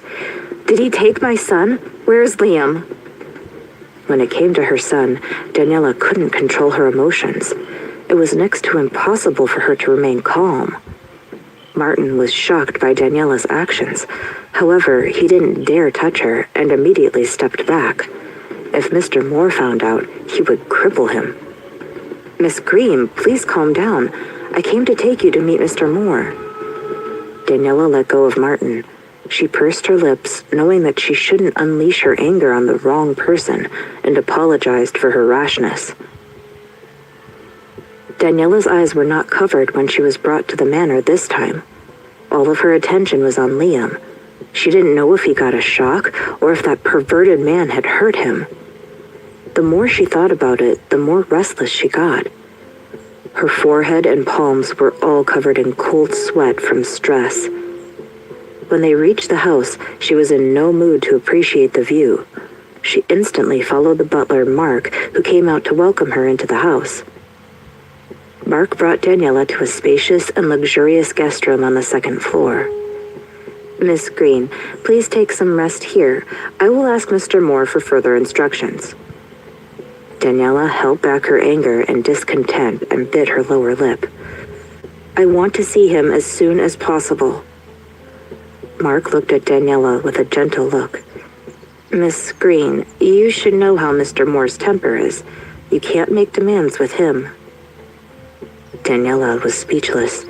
He had already bullied her badly enough, and now he was putting her only son in danger. He was going too far. Even a person made of stone would lose their temper. And Daniela was a living person. "If anything happens to my son, I will send him straight to hell and burn with him." Mark went into the study after coming out of the guest room. Jordan was sitting at the desk, watching the surveillance footage on the computer. His handsome face was even more attractive under the light of the blue screen. He had heard the conversation between Mark and Daniela. "Mr. Moore, are you going to see Miss Green now?" Jordan put the cigar that he held in his hand into his mouth. His face was hidden under the smoke. He exhaled. "She looks like she wants to have a fight and rip me apart. Wouldn't I be asking for trouble if I went in now?" Mark nodded respectfully and said, "Then shall we let Miss Green know how little Liam is?" Jordan held up his hand to interrupt Mark. His eyebrows raised slightly. "Is the contract ready?" "As you have instructed, Mr. Moore. I have it prepared and ready." Jordan's lips curled, his smile arrogant and conceited. "Take it over now. She will definitely refuse to sign, but her attitude won't be so firm after I make her agonize over it through the night." Mark sighed inwardly. "Is it a good idea for you to bully a woman like this, Mr. Moore?" 1 hour, 2 hours, 3 hours. Daniela's impatience and anger slowly dissipated. leaving her with only a deep feeling of unease. She guessed that the man had deliberately not come to see her. Unable to know how Liam was doing, she felt that she was going mad. She couldn't leave the room as there were 2 bodyguards guarding the door, keeping her locked inside. The night passed, and she had no strength to even be angry anymore. Knock, knock. There was a knock on the door, and a few seconds later, Mark came in with a maid. "Miss Green, it is time for breakfast." Daniela hadn't eaten lunch or dinner since yesterday, and she did not have any intention of eating breakfast. After Mark asked the maid to put down the breakfast, he walked over to Daniela and handed her a contract. "Miss Green, you will be able to see little Liam after you sign this contract." Daniela took over the contract and read through the contents. She scoffed and tore the papers into pieces. "Go and tell your boss to get lost. He wants me to be his woman? He must be dreaming." Mark thought that Mr. Moore was really wise to have guessed that Miss Green wouldn't be willing to be his woman. He had even guessed she would tear up the contract. Mark took out a second copy. "Mr. Moore said that if you do not want to be his woman, you will be his personal servant for a year." Daniela took the document, wanting to tear it into pieces as well. Just as she was about to rip it apart, Mark said slowly, "Mr. Moore has bought over Phoenix Hospital. Miss Green, Mr. Moore just has to say the word, and John will be sent to Africa, or any other developing country where medical resources are scarce." Daniela paused, her breath hitched. "What?" "If you sign this contract, John will become Liam's personal doctor. Mr. Moore has already built a specialized medical room for Liam's condition in the manor, and he will pay a lot of money to hire a top medical team from abroad. They will be here to take care of Liam." Mark could see she was wavering as her hand stilled.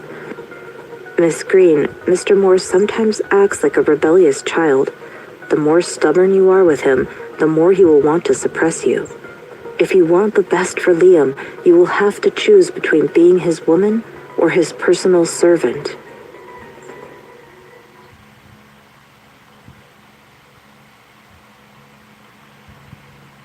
Episode 46.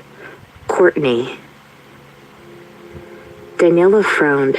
She gritted her teeth with a cold face. "Jordan has the logic of a gangster.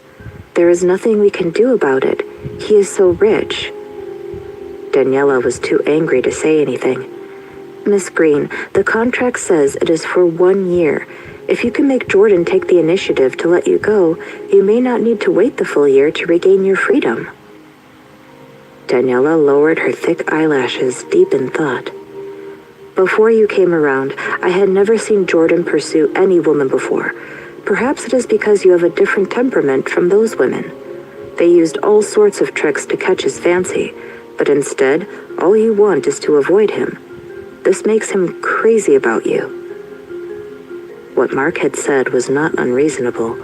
That arrogant man most likely always got whatever he wanted. She was the only exception, and her resistance had aroused his desire to conquer her. If she did not make him lose interest, he might do something even worse. "Mark, how is my son?"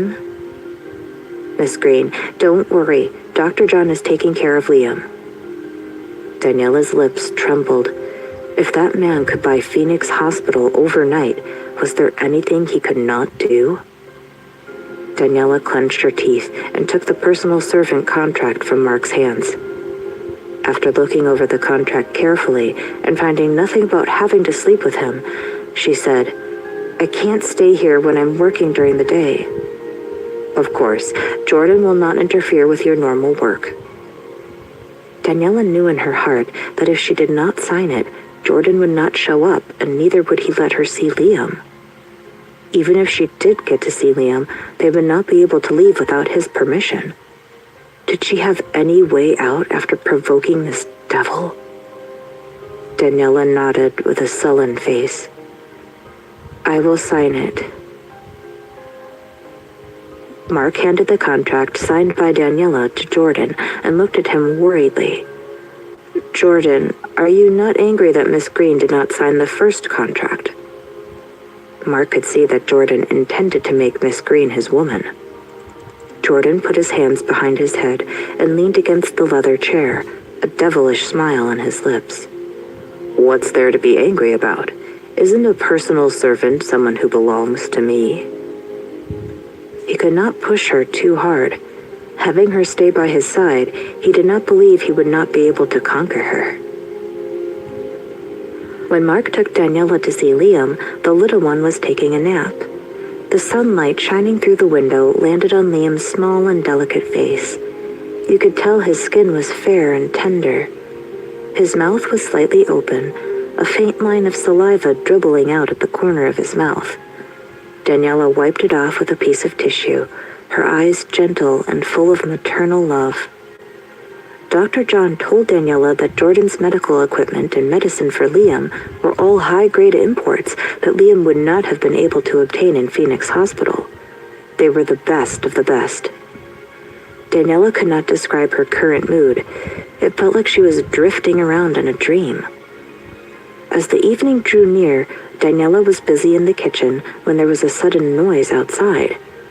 Both Mark and Jordan had gone out in the afternoon and were not in the manor.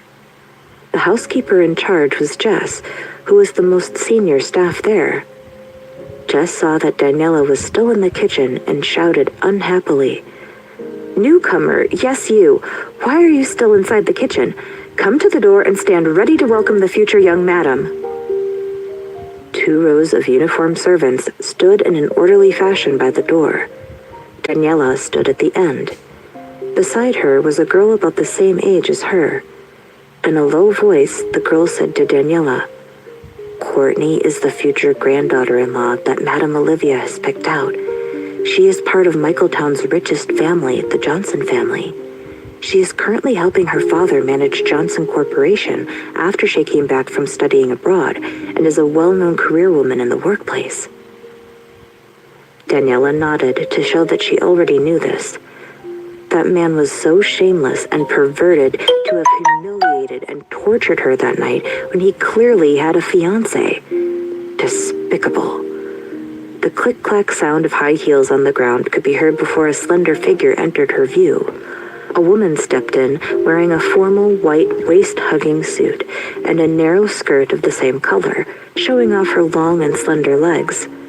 She had long, straight black hair that hung on both sides, adding a touch of coolness to her.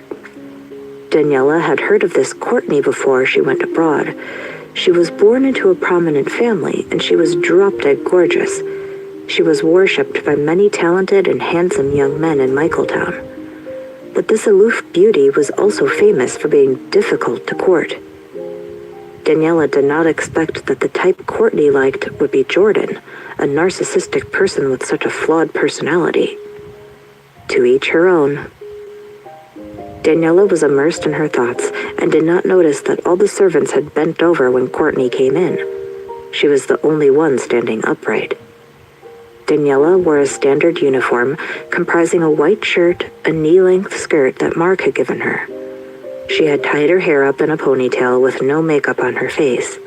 She was fair and beautiful. Her quiet and calm temperament, along with her stunning countenance, made her look not like a maid at all, but more like the lady of the house. Daniela did not notice that Courtney's face changed when she saw her. "Are you a new servant?" Courtney stood in front of Daniela, pushing the sunglasses on her nose to the top of her head, and coldly looked at the unfamiliar woman. Daniela thought of that contract she had signed. She nodded. "Yes." "Bring my luggage up for me." Daniela did not argue with Courtney. If Courtney was going to be the future lady of this house, it was best that she did not conflict with her. Although the contract clearly stated that she only had to listen to Jordan's orders, she didn't want to tempt fate and cause more trouble. Daniela, carrying Courtney's suitcase, followed her to the second floor. Courtney wanted to go in when they got to the master bedroom.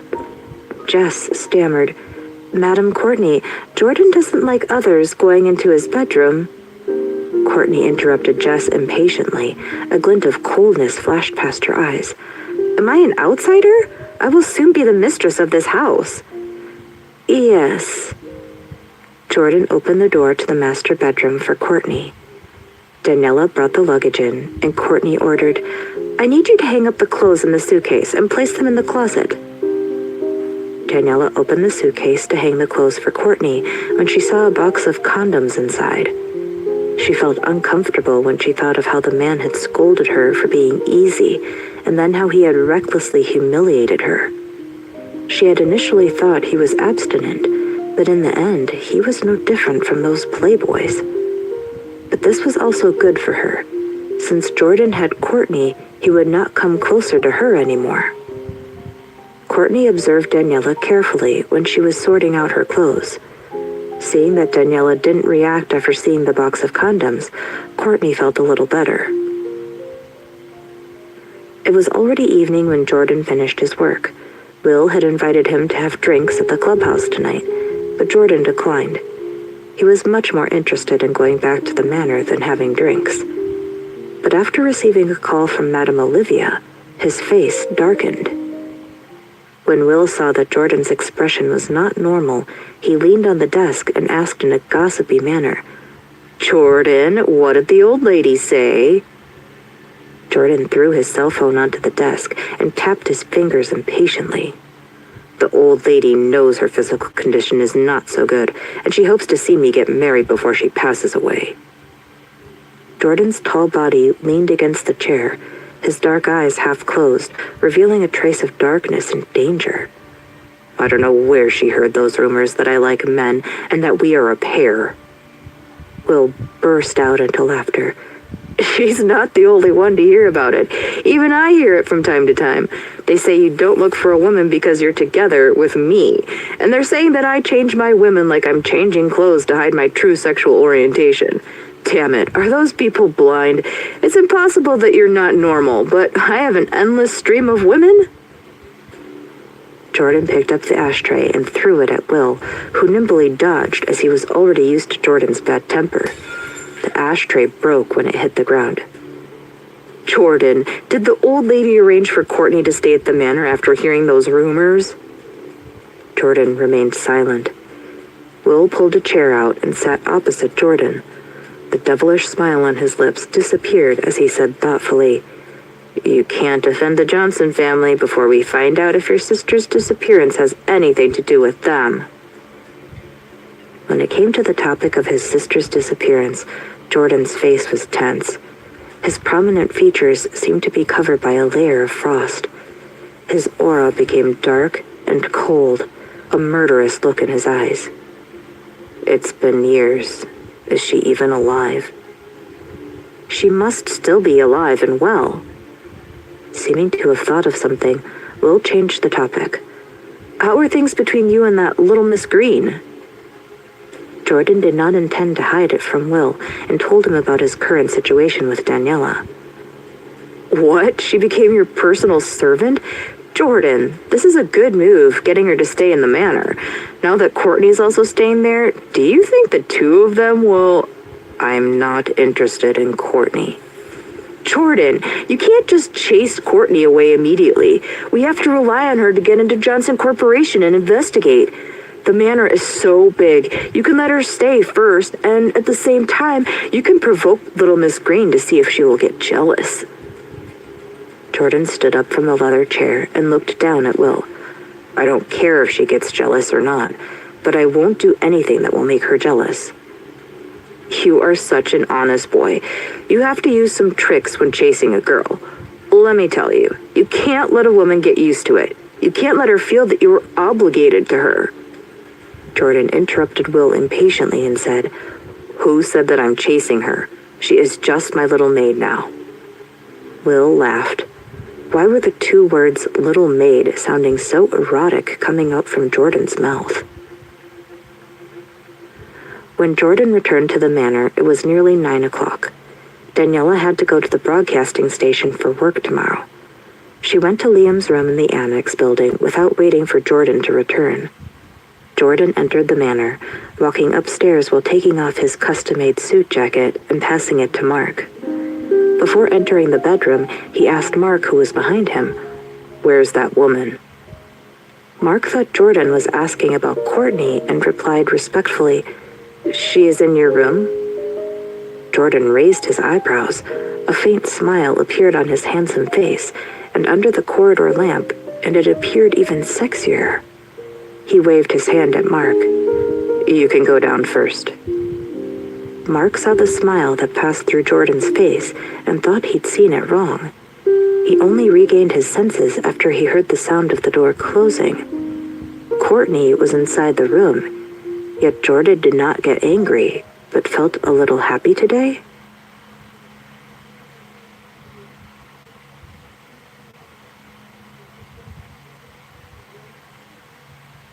Episode 47, Who Asked You to Get in My Bed? Courtney lay on the wide bed, a thin blanket covering her appealing figure. With only her slender and beautiful eyes peeking outside, she felt like a Christmas present wrapped up and waited in anticipation for Jordan to enter the room. Only a dark orange wall lamp was turned on in the bedroom. Under the gentle warm light, she looked at the tall figure that just walked in, and her heart started beating faster. The man strode into the room. He was wearing a custom-made black shirt. His face was flawless, as if it was carved out of marble by a master sculptor. His features perfect and pronounced. The contours of he was incredibly handsome. There was a strong aura that came into the room with him, and he exuded a masculine scent, making the woman feel desire. Courtney saw him as arrogant and wild, like a king who was above everyone else. Courtney and Adele had been classmates. She was deeply attracted to Jordan from the moment she first saw a photo of him that Adele had showed her. There had never been a shortage of pursuers around her, but no one could match him. He had founded the company with his own ability and talent, becoming the youngest and most promising entrepreneur on the Forbes list of the world's most powerful people. No matter how powerful and successful a woman might be, she would still be willing to submit herself to him. Courtney was no exception. Jordan's dark eyes looked at the slender figure on his bed as he raised his eyebrows. This couldn't be right. That woman hated him to the core and had never hidden the disgust she felt towards him. She had only signed the personal servant contract. Now why would she climb into his bed voluntarily? Jordan's long fingers stopped in the middle of unbuttoning his shirt. He took a breath and smelled a rose fragrance floating in the air. His handsome face darkened immediately. Courtney didn't know what changed, but she suddenly felt a strong sense of hostility coming towards her. The air around her became heavy, making her feel breathless and tense. How can such an influential woman, a business lady, not to mention the young member of Michaeltown's respected Johnson family, get into a man's bed so easily? His voice was scathing and sarcastic. Courtney shivered under the blanket. "Jordan, She could hear in his voice that he was furious. "Who asked you to get into my bed? Do you think you have the right to do that? I'll give you 3 seconds. If you don't get out, I will throw you into the forest and feed you to the dogs." Courtney widened her eyes in disbelief. "Jordan, it was your grandma who asked me to come here. She wants us to get engaged." 3, 2... Courtney looked at his dark facial expression, his eyes filled with anger. She didn't dare to stay any longer. She threw off the blanket and, having no time to put her shoes on, stumbled off the bed and ran out of the room in a wild panic. After Courtney left, Jordan went downstairs, stood in the living room, and called all the servants out. All the servants were anxious and trembled in fear. "Who let Courtney into my bedroom?" The servants didn't dare to speak, their heads down. "If you don't answer me, all of you will be fired." Mr. Moore had a bad temper, but the salary here was very good. As long as they didn't provoke him, he wouldn't deliberately cause trouble to them. Nobody wanted to get fired. Teresa, who was standing right at the front, her legs trembling, said, Mr. Moore, it was Miss Green who carried Miss Johnson's luggage up to your bedroom. Her? Jordan's expression was getting colder. Yes, Mr. Moore. Jordan's dark eyes were so cold, it was like they were covered with cold frost. Very good. It was okay for her to be disgusted with him and hate him, but she still took the initiative to send another woman into his room. So, she wanted him to find another woman that badly? Jordan went to Liam's room in the annex building. Daniela wasn't there, just Liam, sitting alone on the bed playing with a jigsaw puzzle. Liam saw Jordan coming over and waved at him with a bright smile. Big guy, let's have a jigsaw puzzle competition. Tanny isn't good at them, so she can never beat me. Jordan squinted his dark eyes, the anger still on his face. Where is she? She's taking a bath. He automatically imagined her not wearing anything and gulped. After Daniela was done with the bath, took a towel and wiped her body dry, looking at the bruises on her skin, she thought of how she was utterly humiliated by him yesterday, and her beautiful eyes burned with anger. Jerk. Perverted asshole. What kind of man is he, bullying a woman? She muttered to herself as she put on her clothes. She winced as her body hurt from the sudden movement. Daniela pulled open the door and went out, wearing her bathing robe. Haven't I shown you last night what kind of man I am? She heard his intimidating and evil voice. Daniela saw the figure by the bathroom door from the corner of her eyes and jumped, surprised. She wanted to leave quickly, but slipped, losing her balance, and was about to fall to the ground. Jordan held out his long arm to catch her. Daniela's hands found no support midair and instinctively grabbed onto his collar. While she was trying to get her balance back, she was pulled into his arms. The tip of her nose bumped into his firm chest, and a refreshing scent mixed with the faint smell of aftershave filled her nose. She wanted to leave his embrace, but he held on to her tightly, leaving her no room to move. She looked up at him. He looked down at her in response. His dark eyes were like whirlpools wanting to suck her into him. His expression was cold and angry. You brought Courtney into my bedroom? Daniela didn't expect him to come here just to ask her this seemingly pointless question. Courtney was his fiancée. It was not wrong for her to stay in his bedroom, right? She looked down and realized that he had 4 buttons undone, and his firm and muscular chest was showing. Under the light, it made him even sexier than usual. She quickly shifted her gaze and answered his question. Miss Johnson is your fiancée. All I did was follow her orders and take her luggage to the room. Jordan frowned and became angry. He raised his finger and jabbed it hard at Daniela's forehead. You are my personal servant. Mine, mine, mine. Do you understand? He seemed to be too annoyed at her stupidity. From now on, you only listen to my orders. You only do whatever I tell you to, and you're not allowed to do anything that others request you to do. This hot-tempered maniac. He almost punctured her forehead by poking her repeatedly between the eyes with his firm fingers. Are you done poking? Daniela swatted away his iron-like finger, frowning as she said with a gloomy face. Yes, I did sign that personal servant contract, but I don't have to listen to all of your orders. I will do what a servant should do. Jordan pinched Daniela's delicate chin and held it up. Her hair was still wet after her bath. There was no makeup on her clear and beautiful face that looked like a piece of porcelain. When she was pursing her lips or smiling, 2 small dimples would appear at the corners of her lips. But it was a pity. When she looked at him most of the time, her lips were tightly pursed, and her forehead was always wrinkled in disgust.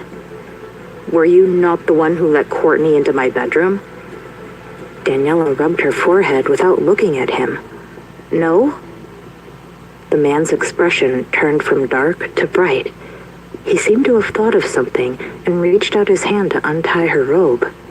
Daniela held tightly to her collar and glared at him indignantly. "Don't mess around. You can't do this again." Without giving him a chance to speak, she spun around, trying to leave, but after a few steps he caught up to her. He pulled her into his embrace and persisted. "Jordan, if you do that again, I swear I will—" He interrupted her coldly. "Shut up. I don't want to have sex with you." His expression softened. "Let me see the marks on your body." Daniela was not wearing a bra and tied up her robe. A large section of her tender skin was revealed. She refused to let him continue and held onto her robe tightly with both hands. Jordan frowned. He had a quick glance and saw the bruises on her skin. She was right. He was an asshole to her last night. But he was too used to getting his way. Even if he realized he was in the wrong, he couldn't force himself to apologize. Daniela tied up her robe. She lowered her eyes, her long eyelashes casting shadows on her face. He moved his thin lips slightly. "Give me your hand." Daniela didn't know what he wanted to do and met with his gaze for a few seconds before submitting to his dark and domineering eyes. She stretched out a hand. Her fingers were slender and long. Her nails were clean and trimmed neatly. She didn't paint her nails. It was a natural color. He resisted the impulse to bite them and said in a voice, "Close your eyes." Daniela looked at him, and before she could ask him anything, she heard him shouting at her impatiently. "I said, close your eyes." Daniela cursed him in her head and closed her eyes. About 3 seconds later, his finger brushed over her palm. It was a little numb. She tried to pull back her hand, but he held on tightly. "Don't open your eyes. Feel it yourself." Daniela was screaming inside. What did this insane man want? As she was feeling puzzled, she suddenly felt his finger drawing an S shape. She furrowed her brows slightly. Next, he drew an O. She pursed her lips. Then it was 2 R's. Lastly, a Y. Daniela quickly opened her eyes. The man probably didn't expect her to look at him so suddenly, and he froze, took back his hand, and stared at her with his dark eyes. "Who told you to open your eyes?" He shouted at her again. Daniela bit her lips and was not bothered by his bad temper. "You're telling me you're sorry?" His jaw tightened, and he vigorously denied. "No." Daniela opened her mouth, and before she could say anything, the man walked past her and left in a hurry. Daniela watched him as he walked away and caught a glimpse of his ears. Am I seeing it wrong? She swore they were actually a tinged red. She had never seen anyone who apologized in such a strange way, refusing to admit it after apologizing and even turning red in the ears. But did he think just by writing a sorry, she would forgive all the things he had done to her last night? Daniela returned to Liam's room. Before she entered, she heard Liam's grumpy mutter. "Why is it that Danielle can't beat me at all, but you can be so much faster than me?" This was followed by a hateful man's arrogant voice. "I have an IQ of 280. Winning against you is a piece of cake, little brat." Jordan then lowered his voice and said something in Liam's ear. Daniela couldn't hear what he had to say. She went to the door and saw Jordan's large palm patting Liam's shoulder. "You're not bad. You're above primary school level." Liam pouted and said, "Of course, I am much smarter than other kids." "Not only are you smarter than most, you're smarter than your mommy." Daniela frowned, discontent. Did that mean her IQ was worse than a primary school child? And since when did Liam become so familiar with this guy?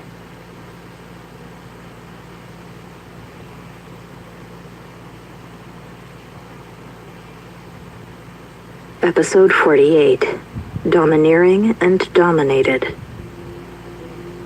Although Jordan had a handsome face, his personality was unpredictable and his presence was very domineering. Sometimes, when she was in front of him, she wanted to avoid him like the plague. But Liam wasn't afraid.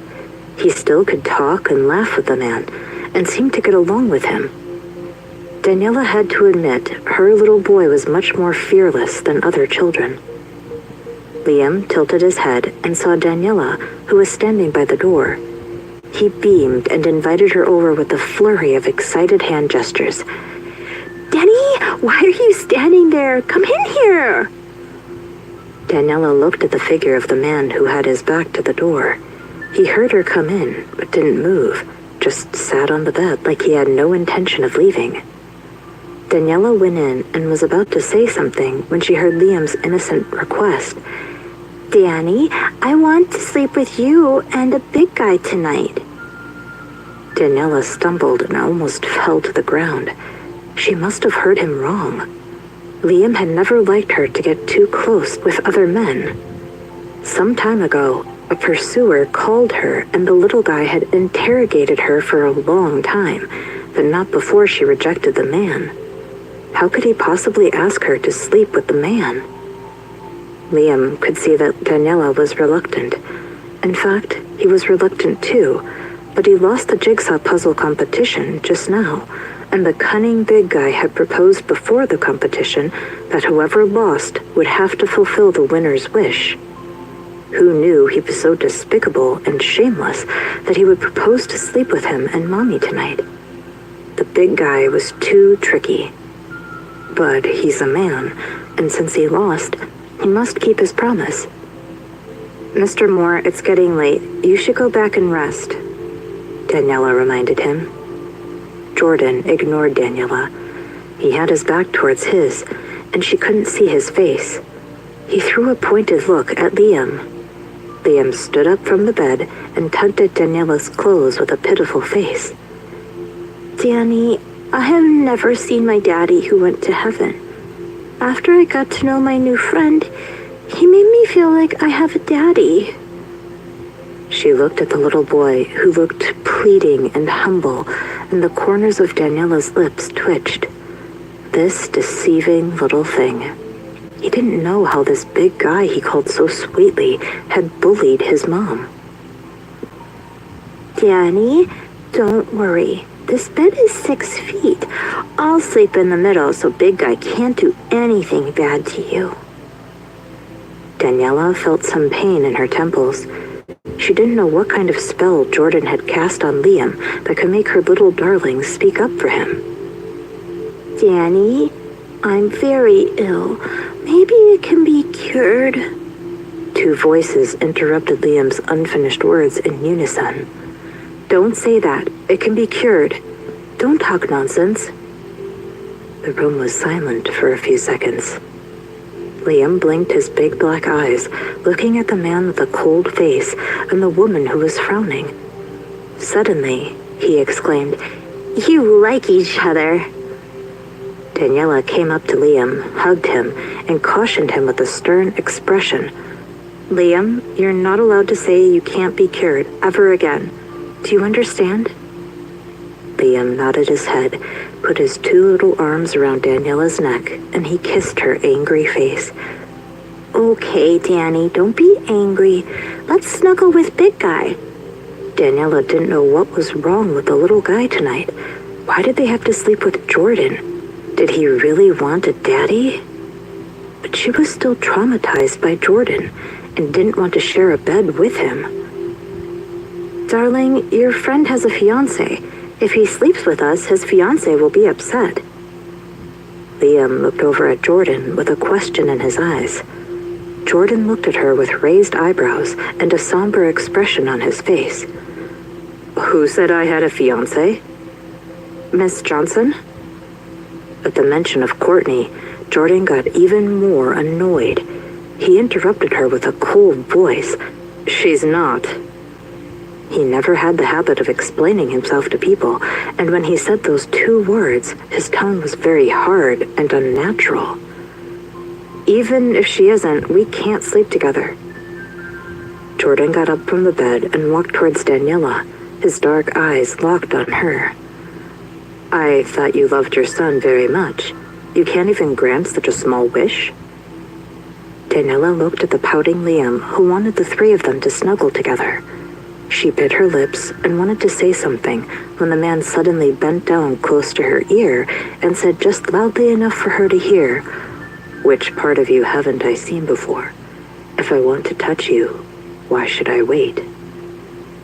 Then he had straightened up and pinched Liam's little face. "Brad, you and your mommy go to bed first. I'll come up after I take a bath." Daniela was speechless. What just happened?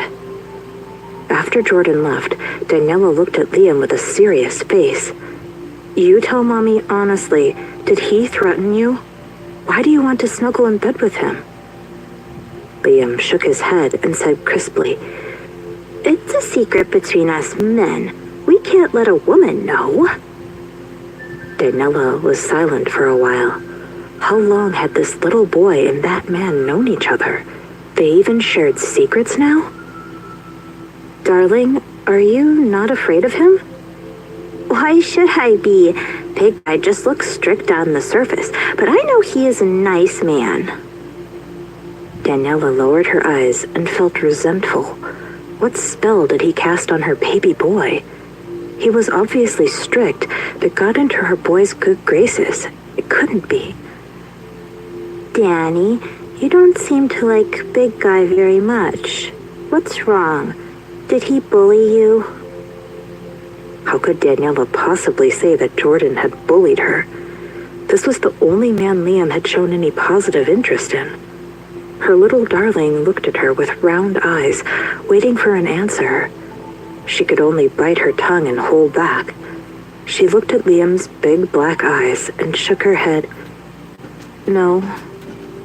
"If he bullies you, you must tell me. I will beat him up." Liam raised his small fists. Daniela looked at this little boy who had somehow tricked her into sleeping with the devil, and her feelings were a little mixed. Jordan went back to the main building and took a bath. He wore a navy blue bathrobe, and before returning to the annex building, he told Mark, "Fire Teresa." Mark was surprised. "Mr. Moore, Teresa has been with the family for decades." Jordan's eyes darkened, his handsome face cold. "She accused my woman and made her take the blame. Do you think I can let her stay?" Mark nodded and said nothing more. Teresa usually relied on her seniority to order people around when Mark and Mr. Moore were not around. It was time she got punished. Jordan took a few steps forward and stopped. "Arrange for a car to send Courtney back. In the future, don't let any frivolous women like that into my house." The corner of Mark's mouth twitched, and he replied curtly, "Understood."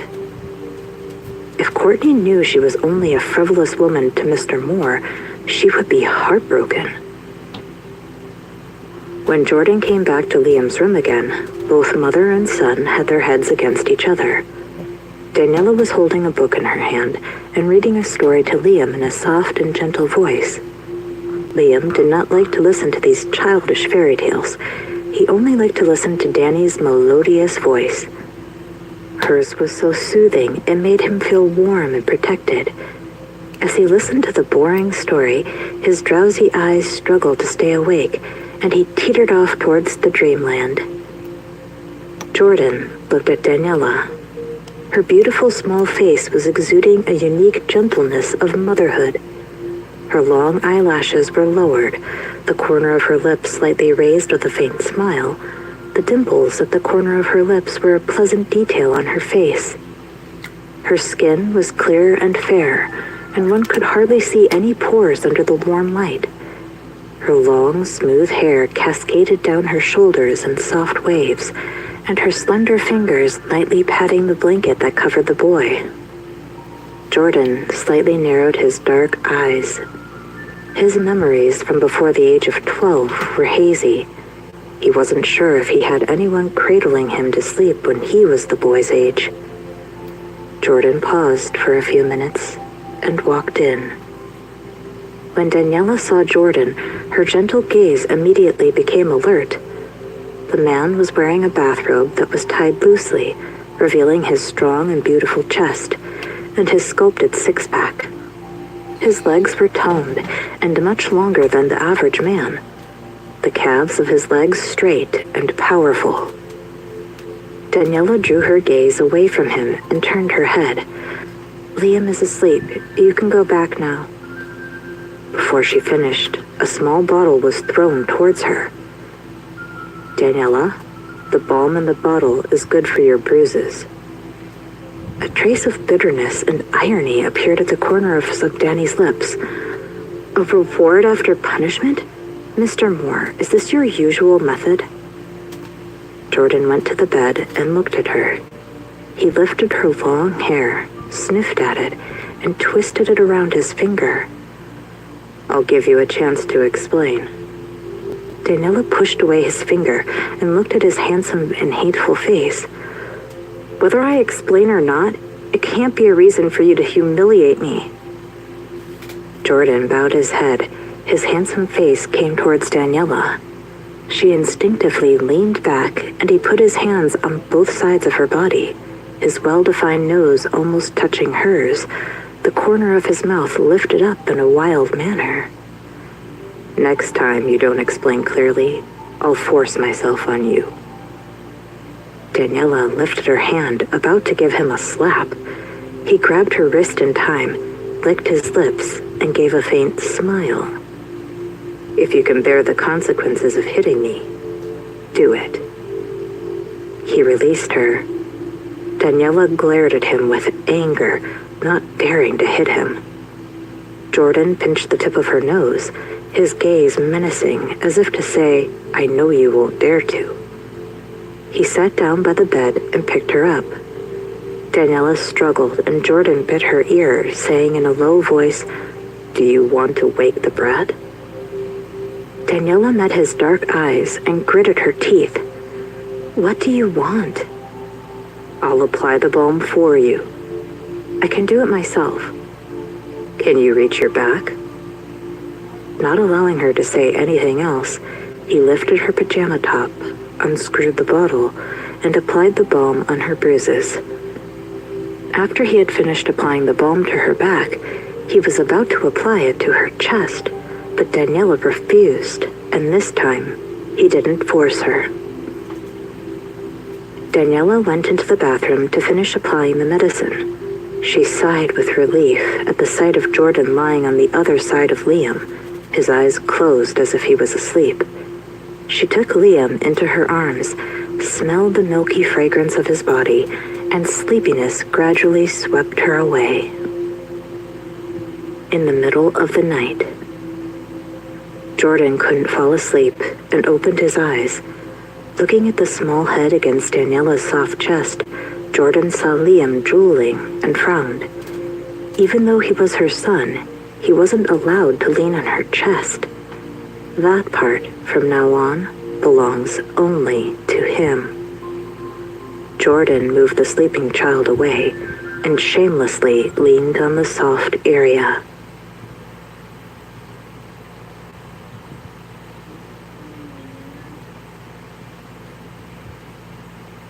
Episode 49.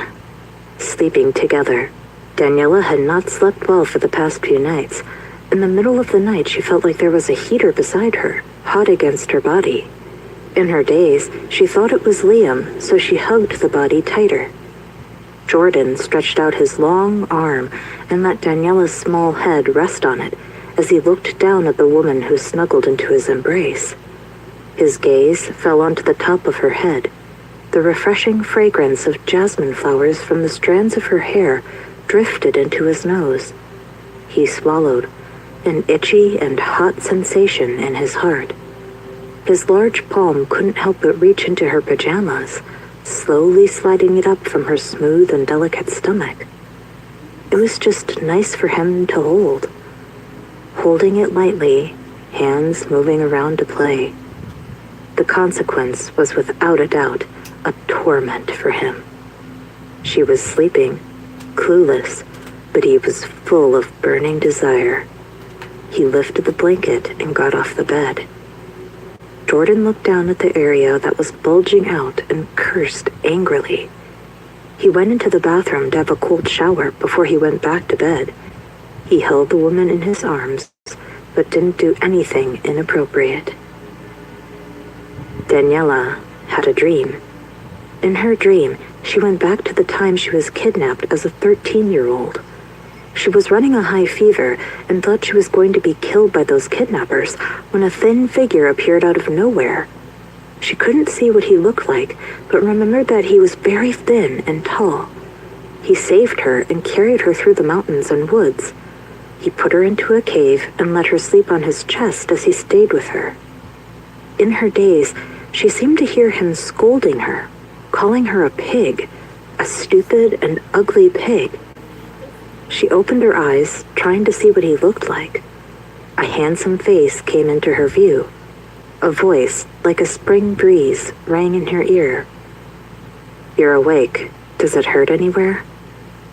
"Justin?" Daniela licked her lips. Her long and thick eyelashes fluttered open, and what she saw was the sexy lines forming across a firm and muscular chest. She opened her mouth, thinking that she was in some kind of dream.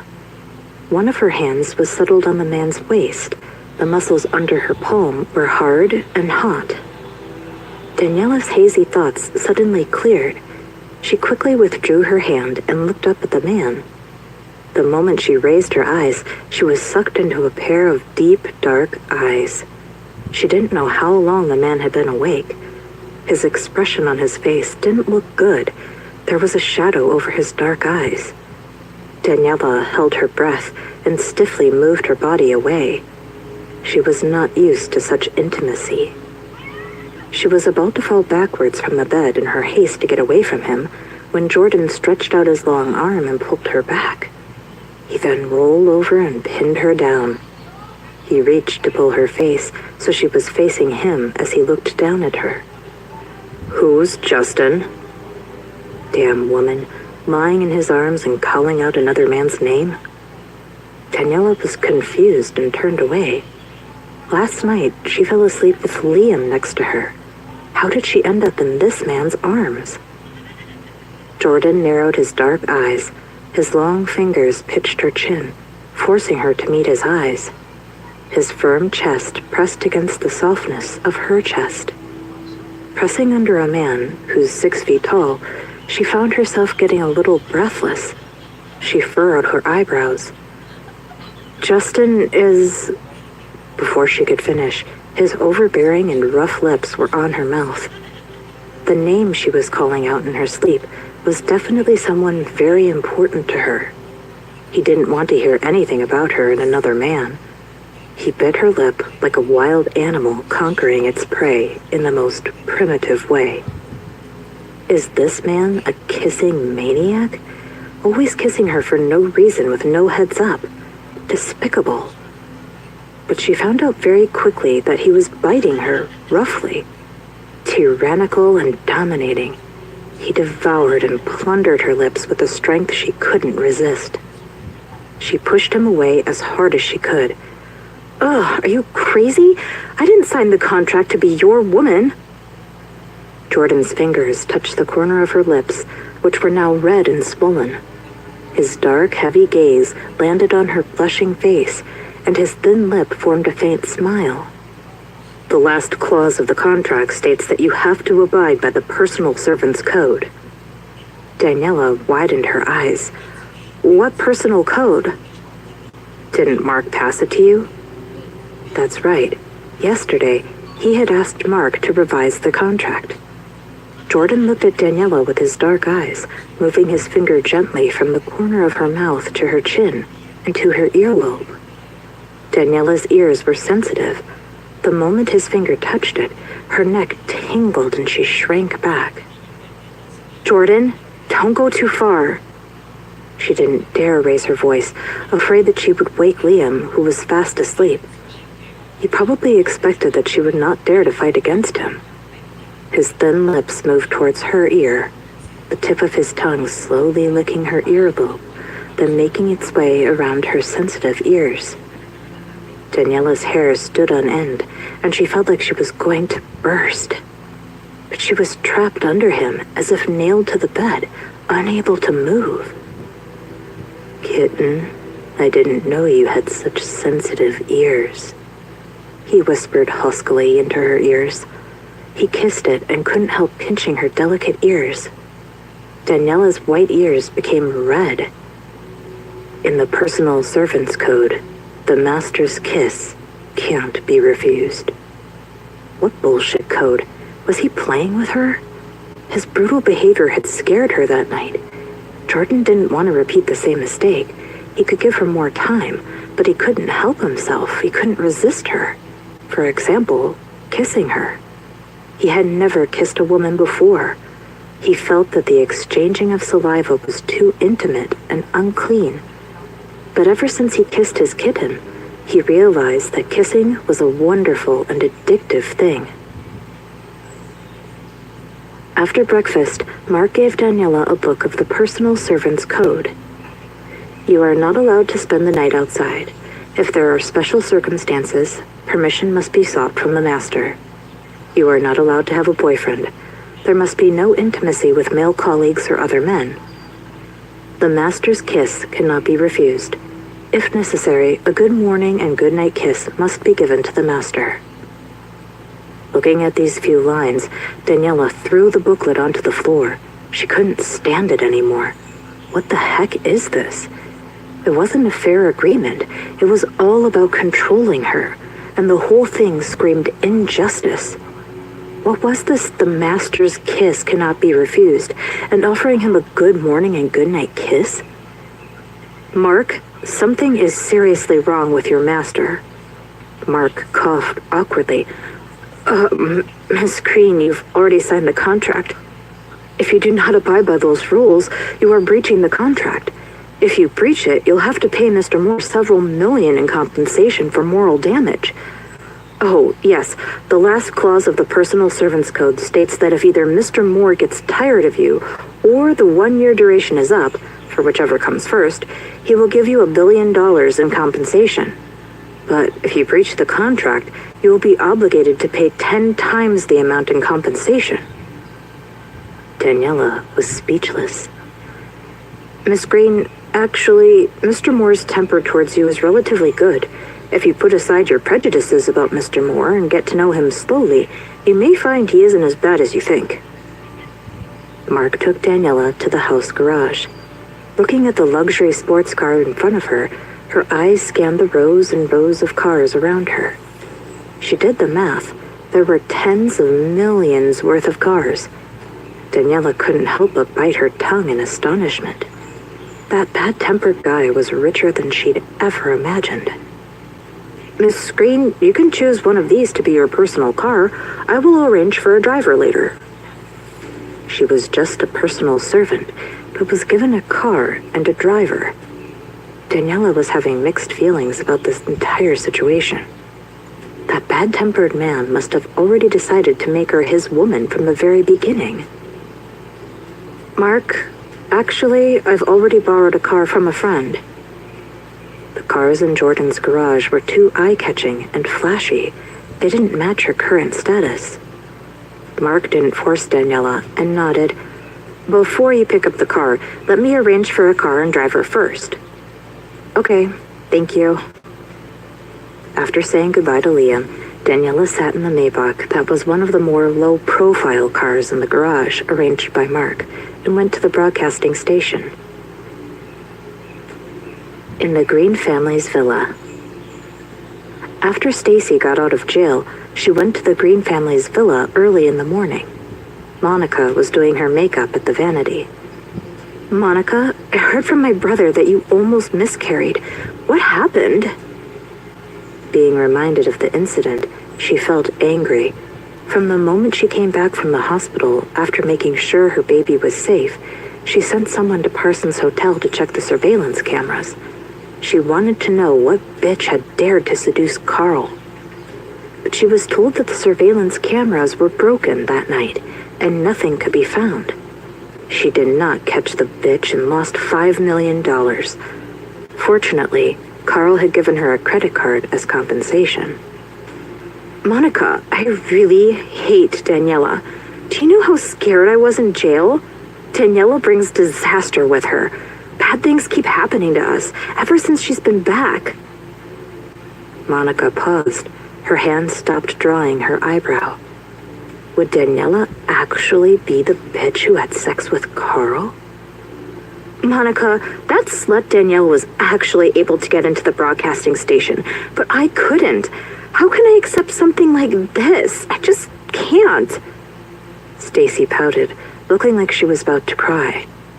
A trace of vindictiveness flashed past Monica's eyes. She curled her lip and smiled coldly. There's still an internship period after getting into the broadcasting station. If she's not qualified, she'll be let go. Stacy's eyes brightened after Monica said that.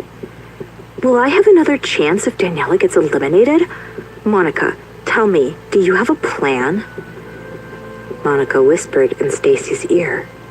The more Stacy listened, the more she thought Monica's idea was promising. Monica, you're so smart. You're Uncle Green's daughter, and the broadcasting station also belongs to your family. Anyone with brains would know to be on your side. Daniela would never be better than you. Monica enjoyed listening to Stacy's flattery. That's right. The broadcasting station belonged to her father. Daniela had nothing to do with it. That bitch could not even dream to get her hands on the broadcasting station. To her, Daniela was just a phoenix with her feathers plucked. In the conference room of the broadcasting station, Miss Grace was having a meeting with the 4 new employees. Your internship period will last 1 month. The program Dreams Come True needs 3 intern anchors. Delicacy Wins the World needs 1 intern anchor. The program's director will come later to pick the interns they need. You have 30 minutes to think of some creative ideas and proposals for the programs. This is your chance to show us your personality. Dreams Come True was a music program launched by the broadcasting station last year. Since its first season, the ratings had been rising steadily. The female host, Maria Witcher, was quite popular. It would be a good career opportunity if one could be chosen as an intern host. If they were successful on the show, they could potentially become a popular host in their own right. On the other hand, ratings for Delicacy Wins the World were not that impressive. If the ratings continued to go down, the show would risk getting dropped.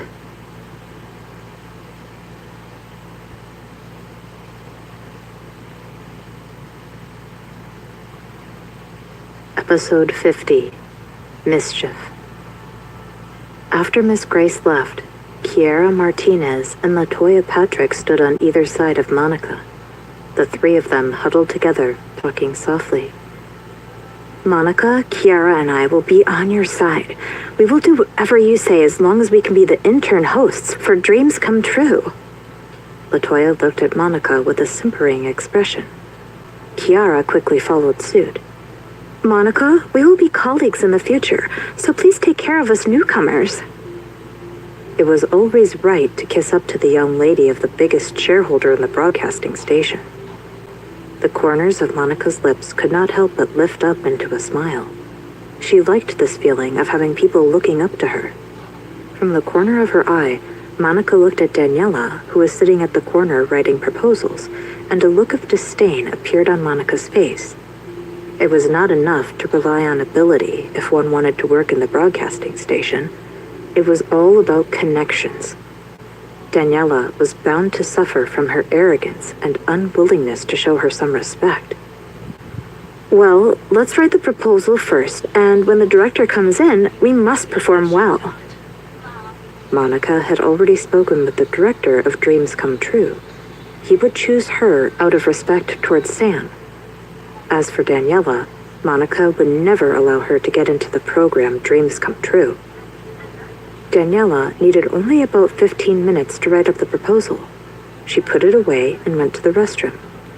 When Monica saw Daniela leave, she tapped on the table and said quietly to Kiara and LaToya, If the two of you want to get into Dreams Come True, you have to make sure Daniela does not get in. Latoya and Kiara looked at each other and understood what Monica meant. They followed Daniela into the restroom after she went in. Kiara was not as bold as Latoya. Latoya, is it really okay for us to do this? Latoya glared at Kiara. It wasn't easy for us to get this chance, so if we don't use some of our tricks, it may not be either one of us who will be going to Delicacy Wins the World. The ratings for it are so bad, it may even get canceled. Which program would still want us if we hosted such a lousy program?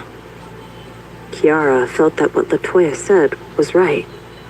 Besides, we're just blocking the door of the restroom, right?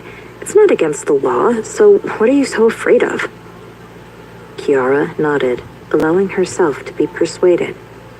The two quietly locked the door to the restroom with Daniela inside and put an under maintenance sign in front of the door. Daniela came out of the cubicle, washed her hands, and realized the door outside was locked. She pulled and twisted the door handle, but could not open it. She realized immediately that something was amiss, and she set her lips in a hard line of determination. As she was not allowed to carry her cell phone during work, so she could not contact anyone for help. She leaned against the door and thought. She was not angry, but instead focused on staying cool, calm, and collected.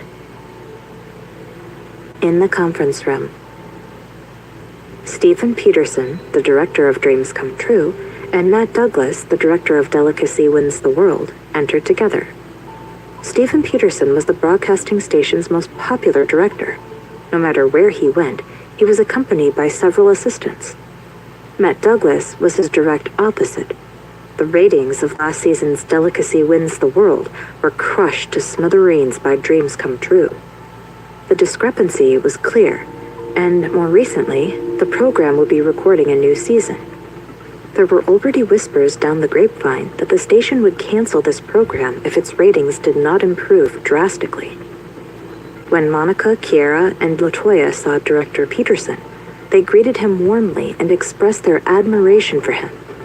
Their attitudes were obviously much colder when they saw Director Douglas come in after Stephen. Matt naturally felt the difference in respect level towards him. His status in broadcasting was so low that even the newcomers looked down upon him. A pleased look appeared in Stephen's eyes at the sight of the three intern anchorwomen ignoring Matt. Both Matt and Stephen had graduated from the same cohort of directing majors from the National Film Academy. When they were in the academy, Matt was better than him in every aspect. However, Matt was not tactful enough.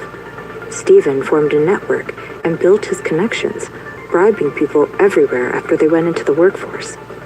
Eventually, he poached the entire team that used to work with Matt, so they ended up working for him instead. Now, he was the most popular director in the broadcasting company, while Matt was facing the risk of being fired and losing his job. He felt a deep sense of satisfaction seeing his rival left with nothing. Stephen walked in front of Matt and patted his shoulder. Director Douglas, you actually didn't have to come over. The 4 intern hosts will probably all choose my show. The way he said his words was as if he felt sorry for Matt. But it's a pity I only need 3 intern hosts. Stephen smiled with pretentious sympathy. So, I suppose that's okay. The one that I don't choose will naturally go and intern for you. Matt's expression darkened slightly. This asshole Stephen had kept looking down on him the moment his show went viral. He would use any chance he could to taunt and scoff at him. 1 year ago, Stephen poached his team and stole his proposal when he was at his lowest point. Matt almost committed suicide because of that incident. Although he was better now, his career was still at its lowest. This was his last chance. Matt looked at the 3 girls who had all of their attention on Stephen. He thought that Stephen was right. The 4 newly hired girls would probably choose the outrageously popular Dreams Come True. Monica, Kiara, and Latoya submitted their proposals separately after Stephen and Matt sat down. Stephen thought that their proposals were merely all right. They were nothing special. He wanted to see the last girl's proposal. It was only then that he realized that the final girl was not in the conference room. LaToya noticed Stephen's confusion, and she immediately stood up to explain coyly. Director Peterson, there's one more girl called Daniela. She probably isn't interested in your show, as she left the room right after Miss Grace left after telling us to wait for you. Monica, Kiara, and I prepared our proposals diligently.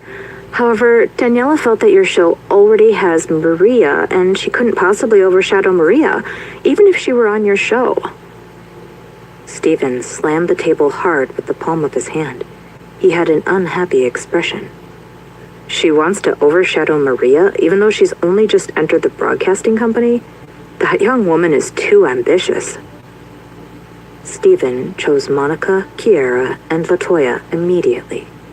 As for that overtly ambitious girl, she would be eliminated together with Matt. She had no place on his show, and he would see that she never got the chance in the future. Matt's show would soon be over since they couldn't even attract large brands to sponsor them. After Monica, Kiara, and LaToya left the meeting room, Stephen was waiting to leave as well. He glanced at Matt before he left. Director Douglas, it's not that I'm not helping you, but you know that I don't like overly conceited people who think they are better than others merely because they have a little bit of talent. I think that young lady's personality is quite similar to yours. You only realized you were nothing after you'd fallen from grace. It's only fitting that she joins you. A refreshing and pleasant voice trailed over before Stephen could finish speaking. I'm sorry that I'm late. Daniela entered the room with an air of calmness. She nodded to both men in the room. Stephen's eyes lit up when he got a clear look at Daniela's appearance. This young lady was actually prettier than the previous three. He automatically categorized Daniela as the typical flower vase type of woman.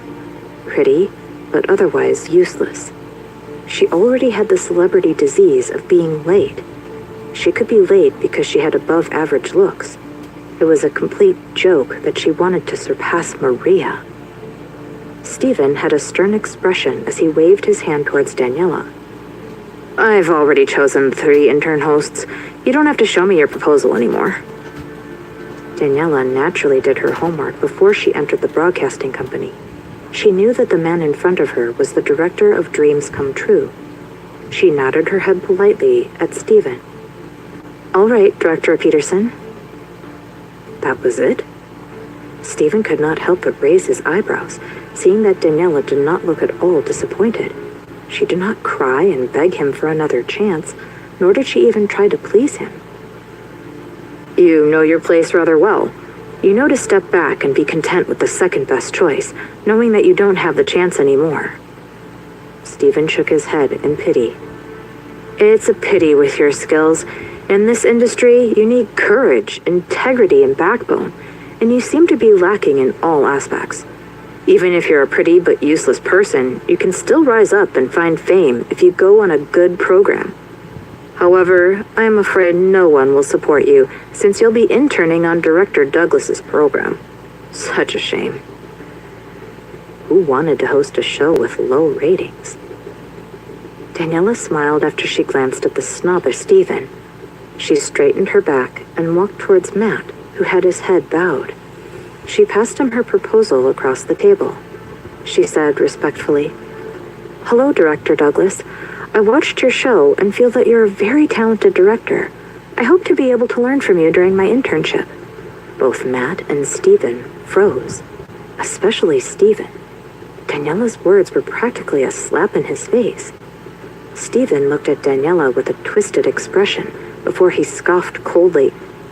Going to suck up to an obsolete director after knowing that you can't get into my show?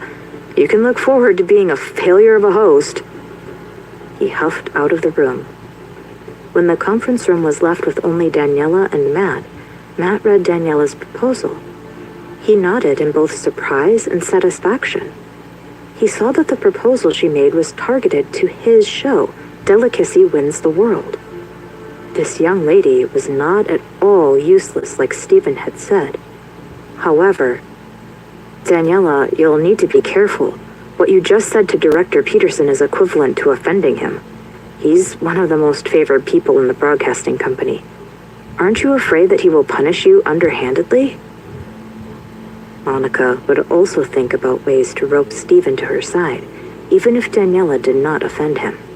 Not to mention, Stephen's words were too hard to digest. Who was the one that did not have any courage, integrity, or backbone? Daniela laughed as she shook her head.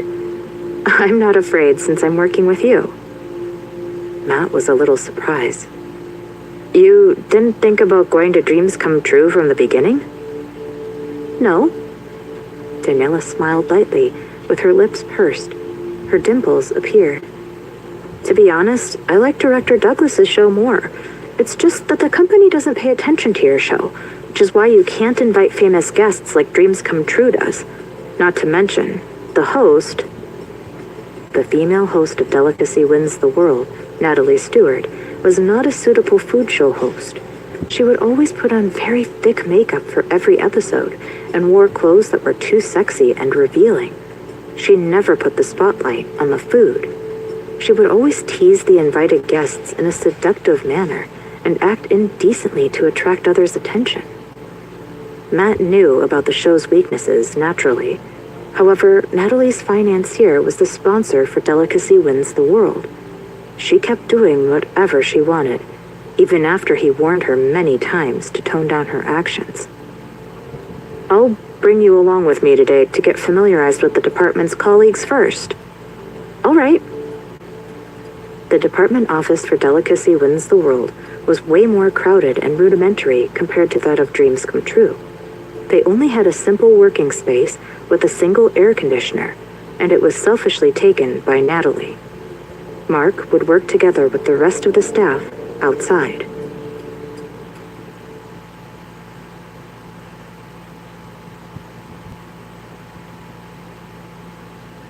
Episode 51, Raising the Stakes. After she got familiarized with the working environment and had met her new colleagues, Matt assigned Daniela to an office table next to a young lady with a round face and big eyes. Hello, Daniela. I'm Director Douglas's assistant, Jenny Biggs. He's actually my uncle. I came here to work for him after I graduated from high school. Daniela had a rather good impression of this young lady, who had a friendly demeanor and a bright smile. They shook hands politely. Hello, please take good care of me. Jenny didn't expect Daniela to be so approachable. Women that were too pretty were usually a little distant, but this woman didn't seem to be like that. She was way better than that rude Natalie. Daniela realized that the situation was a lot more serious than she had anticipated after she learned more about the department she was interning in. The broadcasting company was organizing a sponsors meeting next Friday. If Delicacy Wins the World couldn't attract a big sponsor, not only would it be moved to a midnight airing slot, the show would also be at risk of being canceled. The atmosphere was thick with tension. Matt asked everyone in the department to make a proposal on ways to improve the show and another proposal to attract investors. Daniela was very busy. It was a good thing that the hot-tempered man Jordan was also busy lately. He did not tell her to do anything, even though he had forced her to become his personal servant. He hadn't even asked for the morning kiss and goodnight kiss he had stipulated in the contract. Daniela really hoped that this peace would continue and he wouldn't trouble her. Daniela submitted the 2 proposals she had completed to Matt. After reviewing the content, Matt stood up and clapped in appreciation. Daniela, your proposals are excellent. This is exactly what I've been looking for. Well done. Everyone in the office stopped what they were doing and looked at Matt. Natalie, who was late for work every day, walked into the office in her high heels and happened to hear what Matt said. She had submitted 2 proposals to Matt to get him off her back, but he didn't like them. She didn't take it seriously, thinking Matt was playing his usual fault-finding game with her. He never knew how to appreciate her talent. But she didn't expect Matt to praise the new pretty but useless girl in front of the other colleagues. That's right, In Natalie's eyes, Daniela was nothing more than a pretty girl who was otherwise useless. If not, why was she not chosen to intern in the Dreams Come True team? Natalie scoffed coldly. Dr. Douglas, don't be captivated by her appearance. Besides, so what if her proposal is good? Aren't you all depending on me to keep things going? Matt was so angry at Natalie's words that his entire face turned red. But Natalie wasn't wrong. This show only had a sponsor because of her. They were about to have the new season sponsor investment meeting. If Natalie's behind-the-scenes financier was not willing to continue their sponsorship, the show would. Natalie, it's true that you got last season's sponsor, yet it doesn't mean that we depend on you to earn our keep. Everyone is working based on their own abilities. If you think that the department cannot last without you, you can apply and transfer to another team.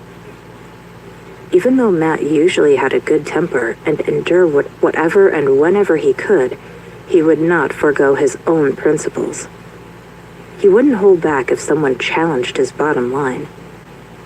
Natalie only transferred to Matt's team because no one could stand to work with her. She had been transferred across several teams. Even though Matt's show's ratings were a little low, she was the main character of the show. She could do whatever she wanted, and the staff in the department would cater to her. She enjoyed the feeling of being admired and needed by the people around her. Director Douglas, I was just saying, I assure you that I won't disappoint you during the sponsors meeting on Friday. With that said, Natalie walked into the office coyly, swaying her hips suggestively. Jenny, who was next to Daniela, couldn't help but pout and complain from the moment Natalie entered the office. I've never seen someone so shameless. She's actually like the most glorious star, even though she's just a mistress. Daniela instinctively thought about Jordan when she heard the word mistress. She was almost forced to become a shameless mistress as well. Daniela, you don't have to care about what Natalie said. My uncle said that your proposal was good. If a sponsor likes our proposal during their meeting, we probably won't need to use Natalie's connection anymore. To be honest, the money her sponsor invested was not that much, but it was better than nothing. Jenny had her head between her hands. Her expression was very sorrowful. I don't know what happened to my uncle this year. Nothing has gone smoothly for him. Daniela patted Jenny's head in comfort as she smiled faintly. He will definitely get what he deserves after all the effort he has put in. In the afternoon, Daniela went to eat in the cafeteria with Jenny. Natalie, Kiara, LaToya, and several others were huddled together. It's President Green's beloved wife's birthday today. I heard that they're having a banquet in Michaeltown's most luxurious and extravagant Bowery hotel. I heard Monica invited everyone in the Dreams Come True department. LaToya looked extremely excited as she pulled out her invitation and waved it around. Natalie was very jealous as she stared at the invitation in LaToya's hand. You guys are so lucky to be on the same team as Monica. There's a person in my team who also has the last name Green. What else does she have apart from her pretty face? Monica is really lucky to have a good family and a handsome fiancé. She's also genuinely talented and successful. I'm glad I'm not a Green. If I were, it would be infuriating to be compared to her. Natalie raised her voice intentionally when she saw Daniela and Jenny pass by them. Jenny clenched her teeth in anger. That's so rude of her. She's worshiping the high and stepping on the low. So what if your surname is Green? When did you provoke her? Daniela stared at Jenny, who seemed like she wanted to fight Natalie, and pulled her back. She said calmly, It's all right. If a dog bites you, would you bite it back in return? Natalie glared at Daniela. Who are you calling a dog? I'm talking about whoever is speaking, Daniela scoffed. She lifted her eyebrows and looked both cold and charming. Natalie was about to say more, but froze when she saw how cold Daniela was. She actually got the chills from Daniela's ice-cold stare. Daniela, why are you bullying my friend? A soft voice interrupted them. Natalie saw Monica and immediately went to her with a whiny face. Monica had acted in a show with Natalie before she started working at the broadcasting company, and the two were considered good friends. Monica pulled out an invitation from her bag. "Natalie, this is for you." Natalie exclaimed, surprised. "Monica, I get one too? Thank you so much, Monica. I probably wouldn't be able to go to such a high-class hotel like Bowery in my life if it wasn't for you." Monica laughed. She felt rather proud, and she couldn't help but look at Daniela with smugness. But Daniela wasn't even looking at her, as she was eating with Jenny with a calm and cold face. Monica came up to Daniela, clacking her high heels, and pulled out another invitation from her purse. "Today is my mother's birthday. If I remember correctly, it's yours too? Daniela, do you want to go and see how our dad adores my mother?" Monica had grabbed Daniela's sore spot and stabbed at it ruthlessly. Ever since he married her, Sam would only remember Olivia's birthday every year. Not only that, it was from that day that he lost his love for his daughter. His face grew gloomy every time he would see her, as if he despised her with every fiber of his being. He never celebrated her birthday with her. The only time he did was when she had turned 18. But it was also the year he allowed Monica to drug her and ruin her innocence. A strong wave of sorrow and cold hatred flowed in Daniela's chest when she thought of the conversation she overheard between Sam and Olivia 4 years ago.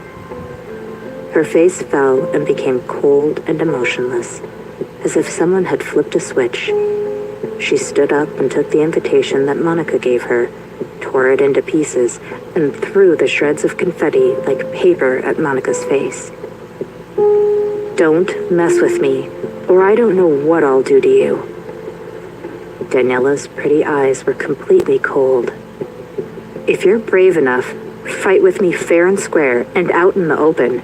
Don't play such small and dirty tricks in front of me." Daniela looked down at Monica in her high heels. The aura she was exuding was cold, attractive, and arrogant.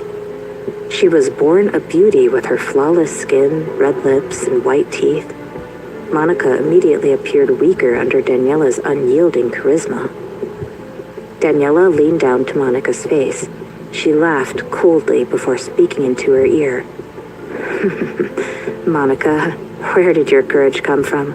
Provoking me again and again, even though you're the daughter of a mistress and an illegitimate daughter that hasn't even been acknowledged by our father? I will return to him and seduce Carl again if you keep messing with me. Who do you think has a better chance of winning after the last 4 years? Consider yourself warned." Monica's face changed. Carl had not gotten over Daniela even after all these years. If Daniela wanted to seduce him... Monica trembled as she held back her anger. She looked up at Daniela and she said with an unfriendly face, "Daniela, how about we make a bet?" When Monica said this, she increased her volume intentionally, the schemer that she is. Daniela sat back on the chair. She took a cup of water and drank from it before she spoke slowly. "What are the stakes?" Her unconcerned tone was dismissive and seemed like she didn't see Monica as any form of competition. Monica was very angry at Daniela, but she smiled gently instead. "How about we compete in the ratings of the shows we're interning at? If my show has a higher rating, you will resign and leave the broadcasting company. If your show has a higher rating, I'll leave." Several people in the cafeteria were shocked at Monica's words. LaToya, Kiara, and Natalie saw no competition. Everyone knew the ratings for the last season of Dreams Come True.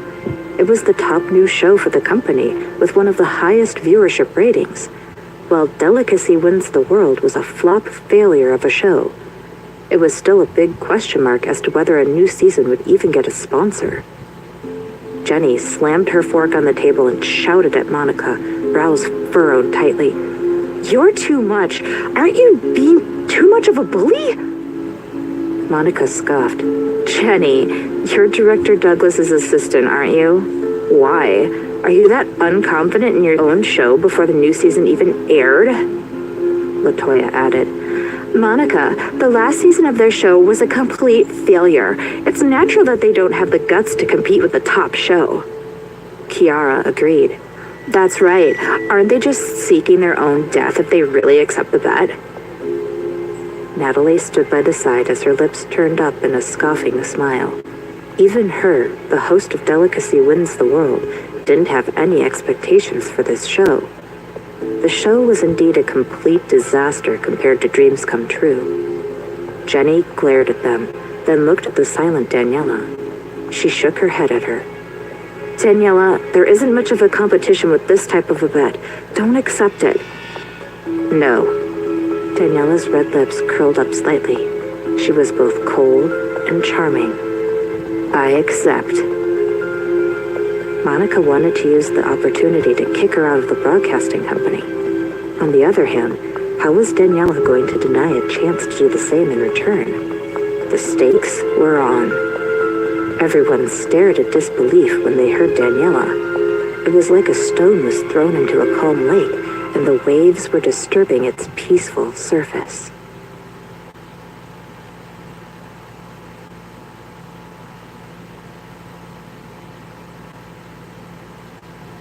Episode 52, Grand Birthday. Delicacy Wins the World wanted to win over Dreams Come True in ratings? It was entirely out of the question. It was impossible. It was utterly impossible. Daniela, are you out of your mind? Can a flop show come back to life just because you joined the team? LaToya taunted straight away. That's right. She should know her limits. Was she provoked because Director Peterson didn't choose her? She should visit a psychiatrist if her brain isn't functioning normally. Delicacy Wins the World might not even get a sponsor. What are they taking to compete with Dreams Come True? Doesn't she have a clue about the competition in her head? She should go home if she wants to dream. It's too impractical. Monica wanted this, and Daniela had taken the bait, hook, line, and sinker. She had no chance of regretting with everyone present being their witness. Never mind. I only said it on a whim. Daniela, you shouldn't force yourself to show off your talents. Everyone knows that Delicacy Wins the World cannot win against Dreams Come True. You should be more modest and realistic as a newbie. Daniela glanced coldly at Monica, who was acting like she was being very understanding. I meant what I said and will not take back my words. Monica was entirely sure she would win over Daniela. She would never leave the broadcasting company no matter what. However, Daniela was different. The show Delicacy Wins the World was doing very poorly. Did she have what it takes to revive the show? On their way back to the office, Jenny appeared to want to talk, but it didn't seem to muster the courage to speak. Daniela knew what she wanted to say. She laughed before she spoke. You think that I'm too impulsive, don't you? Jenny nodded. We don't have any chance of winning against them. Daniela squinted her eyes as her red lips curled into a smirk. I have a special weapon. What special weapon? Daniela, tell me quick. It's a secret. Before she got off work, Daniela received birthday wishes from Jenny and Matt. They wanted to treat her to a dinner. However, Daniela wished to spend her birthday with her son at night, so she politely rejected them. Although Sam did not care about her, she was not lonely. She'd received the birthday gift her mother sent her 2 days ago. She also had her two best friends, Noella and Mia, supporting her. Of course, the most crucial part was having her cute baby by her side. It was Daniela's first time getting off work on time ever since she started work. She bumped into the colleagues from Monica's team in the elevator. They were all dressed to kill. The women all wore makeup and evening gowns, while the men were attired in formal suits. Mrs. Green is really fortunate. I heard that they booked the best ballroom in Bowery today. It can accommodate up to 100 people and is super luxurious. I heard that it isn't open to outsiders usually, and it's only used to receive very special VIPs. We're really benefiting from Monica today. Yeah. Monica probably was a saint in her previous life to have such good fortune in this one. We're very fortunate to be in the same department as Monica. All the other departments are really jealous of us. Daniela slowly walked out of the elevator after all the talkative colleagues left when the elevator reached the first floor. Although she kept telling herself that she did not care about Sam's attitude anymore, she did. Her mother loved him so much, and she had craved to get her father's love. However, it was all lies. All he wanted was to use her mother and to get what he wanted. He achieved success and received recognition from her maternal grandfather's achievements, while she and her mother were left with nothing. Daniela blinked her reddened eyes as she reminded herself not to hurry. She was in no rush. She would slowly get back everything that belonged to her mother and her. Daniela turned to the corner when she reached the car park. Suddenly, a weird smell hit her. She recognized the danger and was about to hold her breath when she blacked out and lost consciousness. Daniela opened her eyes slowly. However, all she could see was darkness. Her eyes seemed to be covered by something. She felt around. She seemed to have been left on a soft sofa. Daniela's heartbeat sped up. She lifted her hand, wanting to remove the thing that was covering her eyes. However, someone grabbed her arm before reaching the cloth covering her eyes. She was pulled up from the sofa quickly. Daniela's face paled. She did not think that someone would dare kidnap her at the broadcasting company. Who did she offend when she had only just returned to the country? Was it Carl? Did he find out about what happened that night? Who are you? What do you want? The man holding both of her hands behind her laughed lowly. Although Daniela could not see, she could sense that the man was rather tall and gave off an authoritative presence that was impossible to ignore. It was strong and cold. Daniela's heart skipped a beat. The man leaned down and pressed his lips by her ears, though it seemed like he was touching her but was not at the same time. His breath tickled her ear with a scorching temperature. It was both dangerous and chilling. Goosebumps crawled all over Daniela's body. Her lips trembled as she said with a bit of anger, "Jordan." Her earlobe was bitten hard by someone the moment she spoke. "No fun. You managed to guess so quickly." The man removed the silk cloth covering her eyes. A large palm moved to cover her eyes instead, as his voice asked ominously, "Brat, are you ready?" A tender voice came out in the quietness. "Very soon. You uncover Pretty Danny's eyes after I count to 3. Daniela's heart skipped another beat. Why was Liam also part of kidnapping her here? This cheeky little one. He always seemed to dig a hole for his mother to step into. She could have sworn he had become naughty after he met Jordan. 1, 2, 3. Okay. Jordan removed his large hand that was covering Daniela's eyes. Daniela could not get a clear glimpse of what was happening around her after she regained her sight, and a loud bang rang suddenly. Colorful confetti blasted towards her. Liam held a bouquet of lilies and ran up to her, holding them up to Daniela. A blinding smile lit up his adorable face. "Pretty Danny, happy birthday!" Daniela stared at the little boy who was dressed very formally today. He wore a white shirt with a black suit and even had a little bow tie around his neck. With his facial features that looked like they were carved out masterfully by a sculptor, he looks exactly like a little prince from the Middle Ages. He was so cute. It was a good thing he belonged to her. Warmth flooded into Daniela's eyes as she took the flower bouquet from Liam. She squatted and placed a kiss on Liam's forehead. Thank you, baby. Daniela looked up at her surroundings. Only then did she realize she was in a huge and luxurious ballroom. The ballroom could accommodate up to 100 people. There was an exquisitely decorated stage at the front. The large screen started to play photos that Liam usually secretly took of her when she wasn't looking. There were photos when she was happy, when she furrowed her eyebrows when she was angry, and so much more. There was every type of emotion, and there was a strange sense of unflattering ugliness about the kid's photo angle. Daniela was touched, yet resigned. She covered her own eyes and cringed when she saw a photo of her sleeping on the table when she was too exhausted from work. Her mouth was slightly open, and she seemed to be drooling saliva. The man's evil voice rang in her ears. Although you're very ugly in it, it's authentic. Daniela glared at the man with slightly red ears. It was only then that she realized that he was also dressed rather formally, as if he had arrived from a gala. He was wearing an expensive black suit with a white shirt underneath.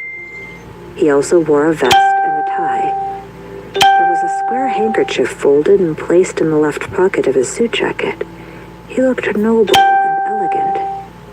Under his short black hair, his well-defined face was handsome and deep. Every part of his face matched perfectly together with the rest. Jordan curled the right side of his lips when he saw that Daniela was staring at him. His deep black eyes were exceptionally long and narrow. His long lashes gave off an indescribable sexiness and charm. The ballroom was decorated in a pastel pink theme.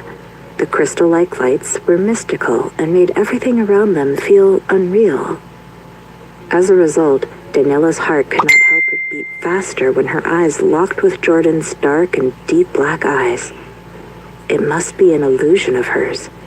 If not, why would she think that the hot-tempered man was actually as handsome as a god and was full of charm right now? Of course, he broke the dreamlike atmosphere from the moment he opened his mouth. What are you looking at? Have you fallen in love with me? Daniela scoffed in her heart. She looked away and stopped staring at him. Jordan clapped once, and a row of service staff wearing uniforms entered almost immediately with carts of delicacies. At the same time, the lights on the stage dimmed. Jordan coughed once before saying to Daniela and Liam, "Stop standing here, you two. Sit down." After Daniela and Liam were seated, light and slow music started to play in the ballroom. Daniela blinked as she stared at the stage in confusion. She asked Liam softly, "Is someone performing?" Liam nodded his head excitedly. "Pretty Danny, didn't you want to watch Steven's musical? I mentioned it to Uncle Cool randomly, and he came up with a way to invite Uncle Steven's team from Broadway to perform especially for you tonight." Daniela widened her eyes in shock and disbelief. It was tough to get a ticket for Steven's musical on Broadway. She merely mentioned it to Liam once when they were still living abroad. She did not think that Liam would remember. Neither did she believe that Jordan would invite Steven's entire team over. In the grand lobby of the Bowery Hotel, Monica stared at the manager in front of them in disbelief. "We booked the #1 ballroom. Someone intercepted our booking tonight?" It was impossible. It was utterly impossible. The best ballroom of Bowery Hotel was only used to receive VIPs and needs to be reserved a month in advance. How could another person book it at the last minute? Who was so influential? "Manager, we booked it first. You can't give it to others because you said so. If others know this, it will also affect your hotel's reputation." The manager kept apologizing. "I'm sorry, Miss Green. The guest is a friend of our boss. We can only follow our boss's orders. Even though the #1 ballroom isn't available, we have prepared the #2 ballroom for your event. Also, to compensate for the inconvenience, you will enjoy a 5% discount for tonight." Monica came over early after work to wait for her parents, relatives, Carl, and colleagues to arrive. Although she was a little unhappy and frustrated that others had booked the #1 ballroom, she did not have any choice and could only settle on the #2 ballroom. Sam, Olivia, Carl, their relatives, and her colleagues slowly arrived shortly after Monica entered the ballroom. Sam pulled Monica to the side to ask when he saw that it was not the #1 ballroom. What happened? Father, the #1 ballroom got booked by someone else at the last minute. Sam furrowed his eyebrows. Who dared to intercept the ballroom he booked with his current status in Michaeltown? Father, the manager said that it's a friend of Bowery's boss? Sam scoffed unhappily. And a friend can disrespect the rules of first come, first serve? Monica knew that Sam was anxious in keeping up his appearance, and she hurriedly gave her father an out. Father, that person probably didn't know that you originally booked the #1 ballroom. Who in Michaeltown wouldn't call you President Green respectfully when they saw you, given your current status? Sam's dark expression lightened a little. He nodded. Never mind. I don't want to make things too ugly since today's your mother's birthday. I'll go and meet that person after the banquet is over. Meanwhile, a few surprised voices boomed from the ballroom entrance. Oh my God, it's Stephen! President Green is really great. He managed to invite Stephen over to celebrate Mrs. Green's birthday.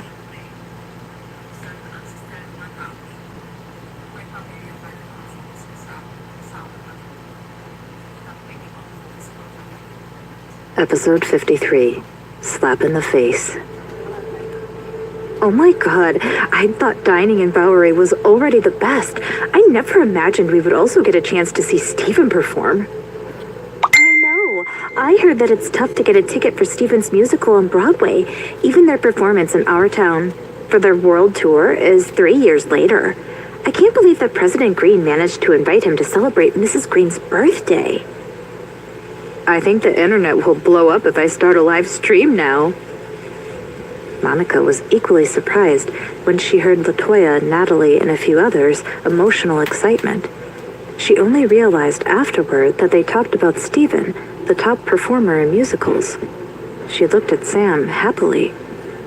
Dad, I thought that it's already very honorable for you to hold Mother's birthday banquet at Bowery this time. I didn't think that you managed to invite Stephen, too. Monica was very excited. Although her mother was the main person for tonight, she equally felt everyone's attention and envy being her daughter. Dad, you're so amazing. It was no wonder why her mother followed Sam faithfully. There was probably no one that could surpass his power and influence. Sam furrowed his eyebrows as he stared at the excited Monica. He was slightly unhappy. What's Stephen? He did hire someone to perform for them. However, it was not Stephen. Natalie, LaToya, and a few others were still standing at the entrance. Stephen was leading his team towards the ballrooms from the main lobby. Stephen was tall and elegant. His blue eyes, perfect features, and dignified presence made him seem like the prince he had played in the musical. People could not help but blush and scream when they saw him. LaToya could not help but shout Stephen's name and waved at him. Mr. Stephen, this way! The ballroom that you're supposed to come to is this way! Sam had his eyebrows slightly furrowed as he stared at Monica after hearing LaToya's shout. I didn't invite Stephen. Could it be Carl? Monica looked confused before she let out a slight exclamation. Her eyes sought Carl, who was talking to a guest. She felt happy after seeing Carl's calm expression. Dad, if you didn't invite them, then it's probably Carl. We got into a small argument a few days ago, and he said that he would think about ways to make me happy. I didn't think he would invite Stephen here without a word. Monica had a coy, shy, and happy expression, while light sparkled in her eyes. Dad, I'll go to Carl first. She should not have doubted Carl's love for her. He definitely spent quite a bit of money and resources to invite Stephen over. Monica walked to Carl. She was about to talk about Stephen with him when she suddenly heard Natalie shout, "Mr. Stephen, you're going to the wrong place." "Hey, why are they walking to the number 1 ballroom?" The ballroom was filled with dead silence. Monica had invited several of her friends and colleagues tonight. They were all young and worked at the broadcasting company. It was natural for them to know what was high class, as it was where they aspired to be. Stephen's musical was unreachable for them. He represented high class and social status. They went to the number 1 ballroom? Hey, the venue for tonight's party written on our invitations is the number 1 ballroom. Why are we at the number 2 ballroom? Did Bowery's manager make a mistake? President Green booked the number 1 ballroom while Stephen went to the number 1 ballroom. That means that President Green invited Stephen. Let's go and ask the manager. Monica's expression changed when she saw LaToya getting ready to find the manager, with Kiara following her. Monica looked at Carl, who was standing next to her. He was focused on chatting with an old CEO and did not pay attention to what LaToya and the few others at the entrance said. Olivia pulled Monica to the side. She could not hide her happiness, even with her heavy makeup. "Monica, your dad just said that Carl invited Stephen?" Olivia was not born into a wealthy family. She learned many things to follow in Sam's footsteps. She needed to enter the rich ladies' social circle. She played cards with a few affluent ladies a few days ago, and they mentioned Stephen then. They had gone overseas to catch Stephen's performance on Broadway. However, they could only buy the last row at a high price, as Stephen's musical was too famous. However, they were still proud of it. They even scoffed at her silently then, saying that Sam did not dote her enough, as he did not take her to watch Stephen's musical. Olivia thought that even though Sam did not bring her to watch the musical, she had an outstanding daughter that managed to find a good son-in-law like Carl. Carl invited Stephen without a word. He was really thoughtful. With all these coincidences occurring, she would have been clueless if Monica did not know what was going on.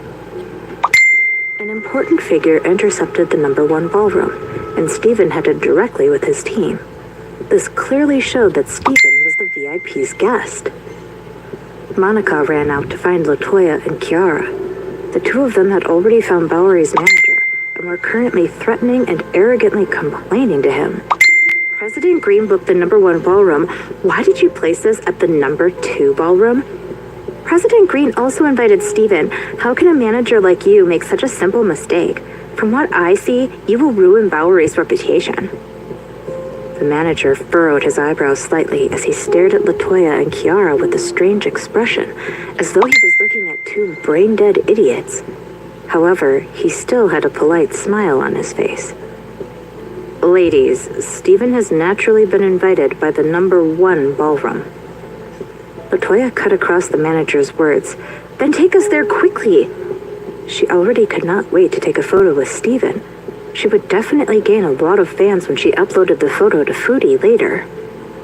The manager smiled lightly as he continued, "The number 1 ballroom has been booked by a VIP to celebrate his friend's birthday, and not by President Green and Mrs. Green, like you said." The manager revealed 2 pieces of crucial information. A VIP booked the ballroom that Sam needed to book a month in advance at the last minute. Stephen was not invited by Sam, but was invited by the VIP for his friend. As a result, the number 1 ballroom and Stephen had nothing to do with Sam and Monica's family.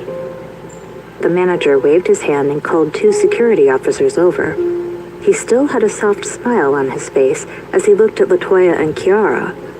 However, looking closer at him, his eyes were filled with coldness.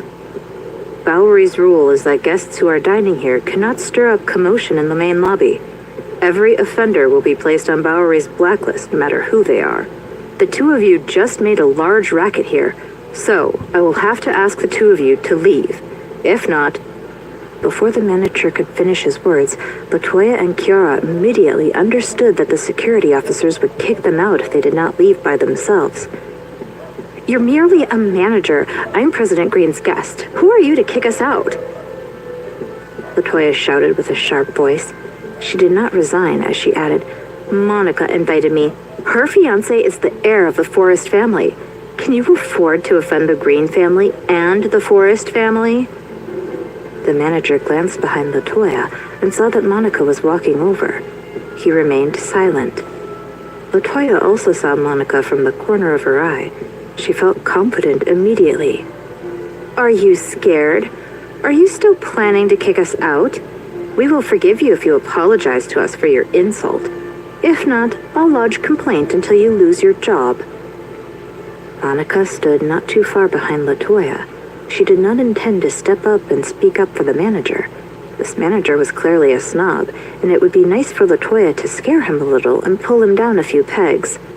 He would probably be scared of getting complaints after all the effort it took to get the position of Bowery's manager. However, the manager immediately waved to the security officers in the next second. The security officers moved forward instantly and grabbed LaToya's and Kiara's arms before escorting them towards the entrance without a care in the world. LaToya was so afraid that she lost all the color on her face. She shouted at Monica, "Monica, I don't want to be kicked out. Save me." Monica's expression was already very dark. Her fingernails sunk into her palm. She walked to the manager and said with a slight anger, "Manager, how can you treat my guests like this?" It would be very embarrassing for her if LaToya and Kiara were kicked out. The manager's smile remained unchanged. "Miss Green, this is the rule of Bowery. You can take your relatives and friends to another banquet venue if you're unhappy."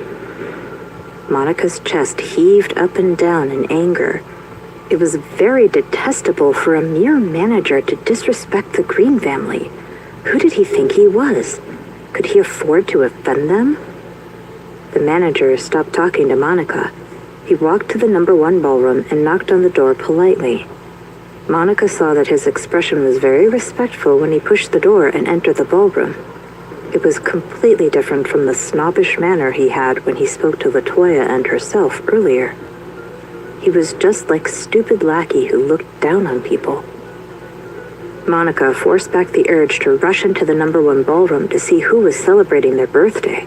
She gritted her teeth as she returned to the number 2 ballroom.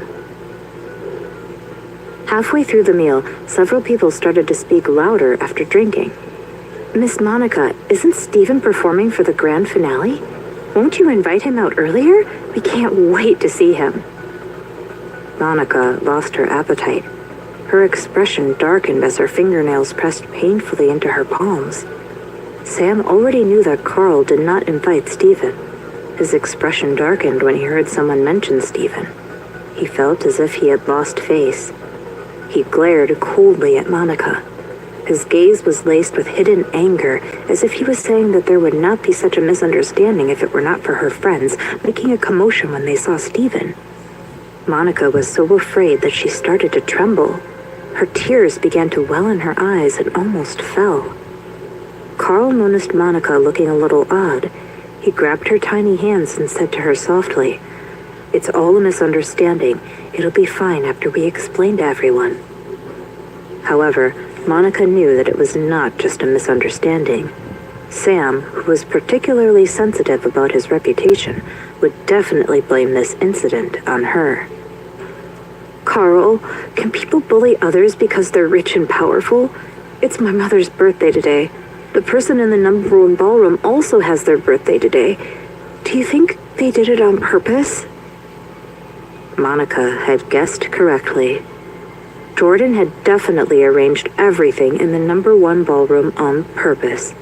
He would give his little kitten everything she could not get in the Green family. There was delicious food, a high-class musical, and a romantic ambiance. 2 extremely handsome men also accompanied her. Daniela felt like she was in a dream. When the musical was ending, she turned her head slightly to look at the man sitting next to Liam. She did not know when he took off his suit jacket. His tie was also loosened slightly as he leaned against the backrest of the chair lazily with his long legs crossed. His well-defined facial features appeared handsome and sexy under the lighting. He was swirling a glass of red wine with his fingers, while he had a smirk on one side of his lips, charmingly and devilishly. There was a strange and complicated feeling growing in Daniela's heart. She really did not expect that this hot-tempered man would put so much effort into celebrating her birthday. Maybe it was because he made her happy tonight, but she observed him several times. It even surprised her. Apart from having a bad temper and being completely unpredictable, he ate exceptionally slowly, elegantly, and nobly. It was as if he was born into aristocracy. "Miss Green, this is the dessert." The waiter repeated himself twice. However, Daniela continued to ignore him. Daniela felt a sharp pain in her calf suddenly. She was kicked impolitely by the man. The man, who had been looked at by her several times that night, shouted at her. "Why are you always looking at me? Do you believe that I'll kiss you if you look one more time?" Liam was still engrossed by the musical and did not hear what Jordan said clearly. However, Daniela and the waiter heard it. Liam sent a glare to the shameless man in embarrassment. "There's nothing much to see anyway. I'd merely found that you're rather handsome tonight." Jordan froze. A few seconds later, he said with a strange expression, "Are you crazy? When am I not handsome?" With that said, he looked away from Daniela and never looked back. Daniela touched her nose in confusion. Was he being shy? Impossible. There was no way he was so pure and innocent with his fierce and shameless self, right? Would he be shy with just a slight word of praise that he was handsome? It must be her illusion.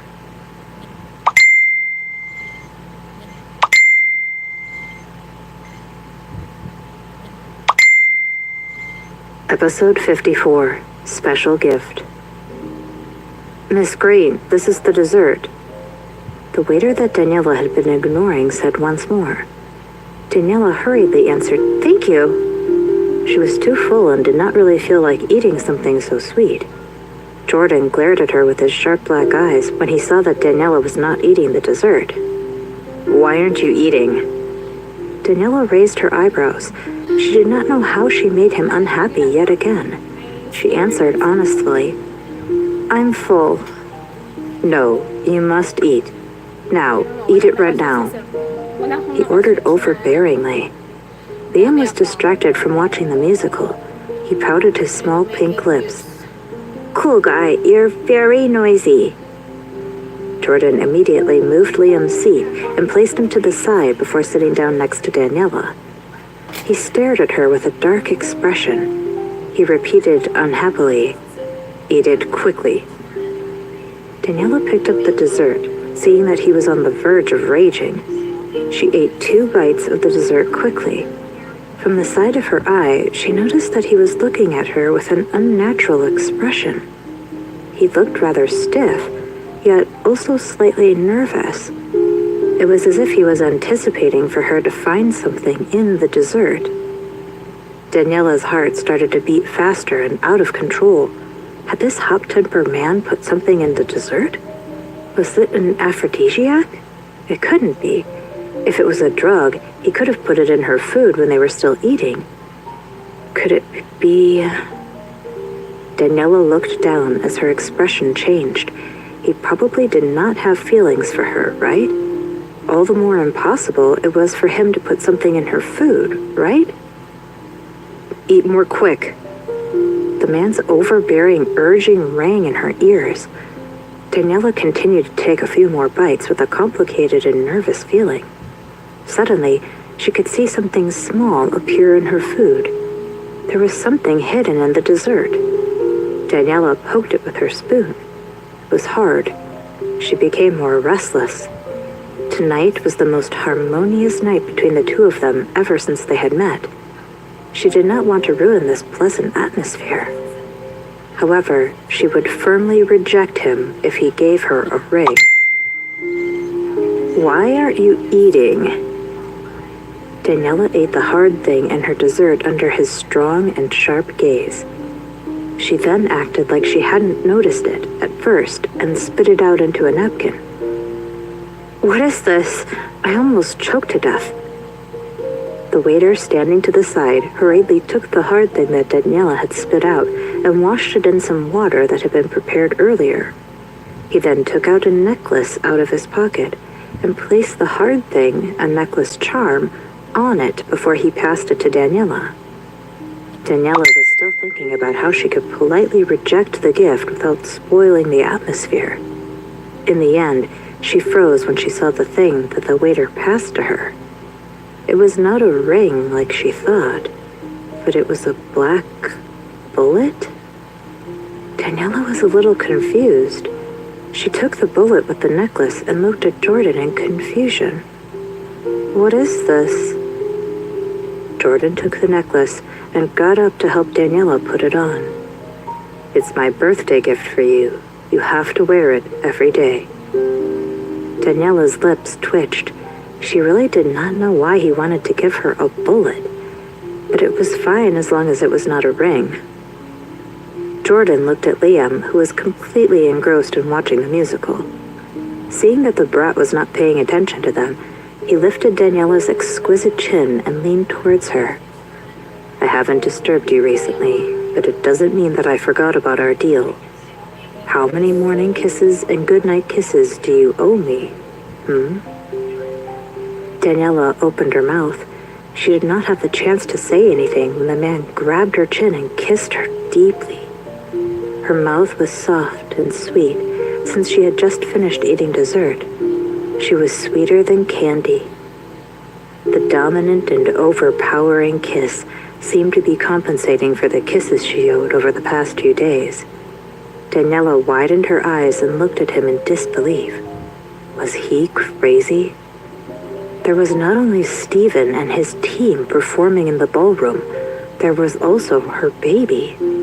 How could he do such a shameless thing in front of so many people? His kiss was overbearing and strong, as if he wanted to swallow her whole. He nibbled on her lips teasingly before he opened her lips and teeth and invaded her mouth deeply with his tongue. It was becoming hotter and crazier. Although his kissing techniques were not the best, they were still much stronger than hers. She found herself giving in. Her breathing started to become irregular, and she gradually lost energy in her legs. In order to stop him from losing control, she put both of her hands on his shoulders and pushed him away with all her strength. He nibbled her lips a few more times when he felt her resistance before letting go of her. The moment they turned back, he saw the brat staring at him without blinking, still seated in his chair and drinking his beverage. Daniela's cheeks heated up. She was mortified. She glared at the person who was to be blamed for this shamelessness. She then got up and left the ballroom with the excuse of going to the restroom. She needed to get some fresh air after almost suffocating from his overbearing kiss. After Daniela left, Jordan raised his eyebrow at Liam. "Your mummy is my woman now. I don't need to tell you when I kiss her, do I, you brat?" Liam put down the beverage in his hand and stood on the chair. He was a bit angry when his height still did not surpass cool guy. He scrunched up his little face and said seriously, "I'll forgive you this time, just because you made preparations for Pretty Danny's birthday surprise. But you cannot do it again next time. Only Pretty Danny's future husband can kiss her lips." Jordan was speechless. "I can tell that you don't intend to marry Pretty Danny. Any kisses without planning on marrying a girl is how a gangster acts." Jordan hummed coldly. "Brat, if you weren't that woman's son, I would kick you out of here right now." Liam was speechless. What a mean man this cool guy was. He was even bullying children. Daniela left the ballroom for the restroom. She turned on the tap and washed her face as she stood in front of the sink. After the heat in her cheeks slowly faded away, she touched the bullet necklace around her neck. She scrunched her eyebrows as she focused on the necklace as she wanted to take it off. However, that hot-tempered man would definitely be furious if he found out. Shit, she did not know why she needed to be controlled by him. She'd never thought about finding another man for the rest of her life, not to mention that overbearing guy who humiliated and hurt her before. A long silhouette blocked Daniela the moment she walked out of the restroom. Its strong force pushed her immediately back into the restroom. This very angry person pressed her against the sink. Daniela got a clear glimpse of the man. She did not push him away as her hands supported her on the sink. She smirked coldly. What a coincidence. Your mother-in-law is holding a birthday banquet here as well? Daniela had only realized after she walked out from the ballroom that this golden and luxurious place was Michaeltown's most high-class place, the Bowery Hotel. Carl glared at Daniela with red eyes. A vein on his forehead popped out as he stated angrily, You walked out from the #1 ballroom? So you're the one celebrating your birthday there? Daniela, you've already had sex with me. I also sent flowers to your office today. Why can't you be more obedient? Why are you still as cheap as 4 years ago? 4 years ago. Daniela still felt her heart ache when Carl called her cheap and promiscuous. 4 years later, she felt nothing at his angry words. Cheap? Who could compare to him? This type of man who kept looking at other women when he had his own was an absolute scumbag. Carl thought that Daniela was guilty, seeing that she was silent. His hands gripped her slim shoulders and shook her hard. Daniela, are you still being financially supported by that old man who is old enough to be your grandfather? You clearly know that Sam and Olivia booked Bowery Hotel's #1 ballroom. You made the old man steal Sam's spotlight intentionally, didn't you? You've even invited Steven over. Daniela, did you sell yourself for just a birthday party and a musical? Don't you find it disgusting being with an old man? Daniela was dizzy from being shaken by Carl. She raised her hand and slapped him as hard as she could. Shut up. Disgusting? Who's more disgusting than you? Carl's head was thrown to the side from Daniela's slap. He let go of Daniela's shoulders and held onto his reddening cheek. He glared at Daniela with a twisted expression. You hit me. He still had not made her pay back for her ruthless slap 4 years ago. He had never seen a woman who would confidently hit others when she herself was the cheap one. Carl's expression darkened. Both his hands turned into fists as his knuckles cracked loudly. Daniela, who do you think you are? Don't think that I will indulge in everything you do just because I slept with you once. I really find it very disgusting when I think about you serving an old man after you slept with me. Carl stared at Daniela's fair and pretty face, and his belly heated up at the reminder of that night between the two of them. Daniela, the old man probably can't satisfy you, right? If you please me now, I won't care about that slap just now. Before he could finish his words, Daniela proceeded to kick Carl in the balls as hard as she could. Carl, stop saying that I slept with you. You make me sick. Oh, right. I forgot to tell you that I have the full video of you having sex with another woman that night. I can send you a copy if you need it. Carl's expression changed as he cupped his balls with both his hands. His facial features were twisted and hideous, pain raging over his face. Daniela laughed mockingly and pushed him away before she walked towards the exit. However, before she could touch the door handle, pain came from her scalp as he grabbed her hair and flung her against the wall by a strong force. Carl continued to hold her hair and knocked her head against the wall, hard. Daniela did not think that Carl would hit a woman. Clutching her head, she ran to the restroom door and pulled it open, staggering as she ran out. However, she collided into a muscular and firm chest after a few steps. It's not like there isn't a restroom in the ballroom. What are you doing being out for so long? A shout resounded from above her head. Jordan's black orbs darkened when he saw Daniela's pale face as she looked up. What happened? He saw the man who was chasing her from the female restroom before he could finish speaking. Jordan pushed Daniela to the side and rushed to the man. He punched Carl in the eye before he could get a clear glimpse of him. Carl shouted painfully. Jordan punched his right eye next. Next followed his jaw, shoulder, stomach, and thigh. Carl's vision blurred from being hit straight in the face. He could not see the person hitting him clearly.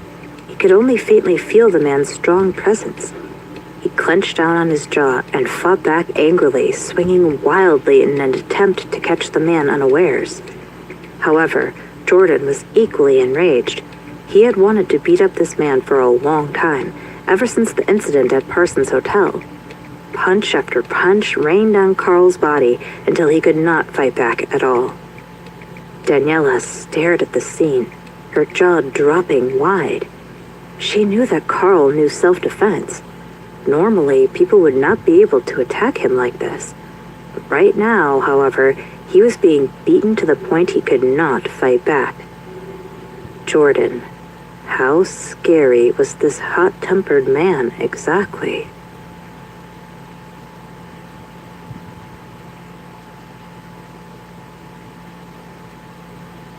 Episode 55.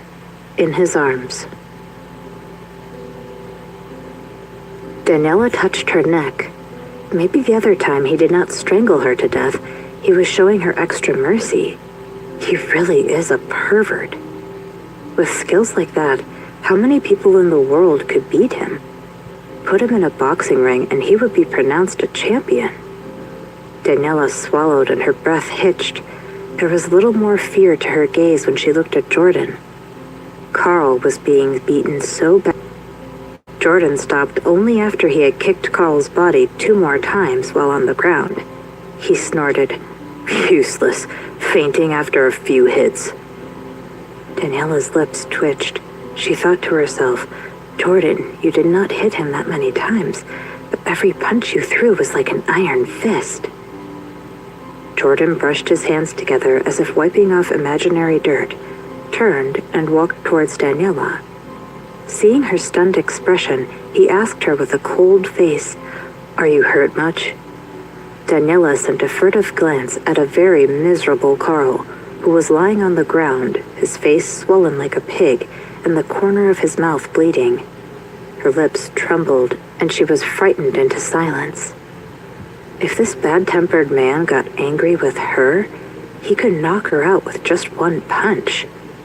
She had only just now found out that his force was stronger than just about anyone else she knew.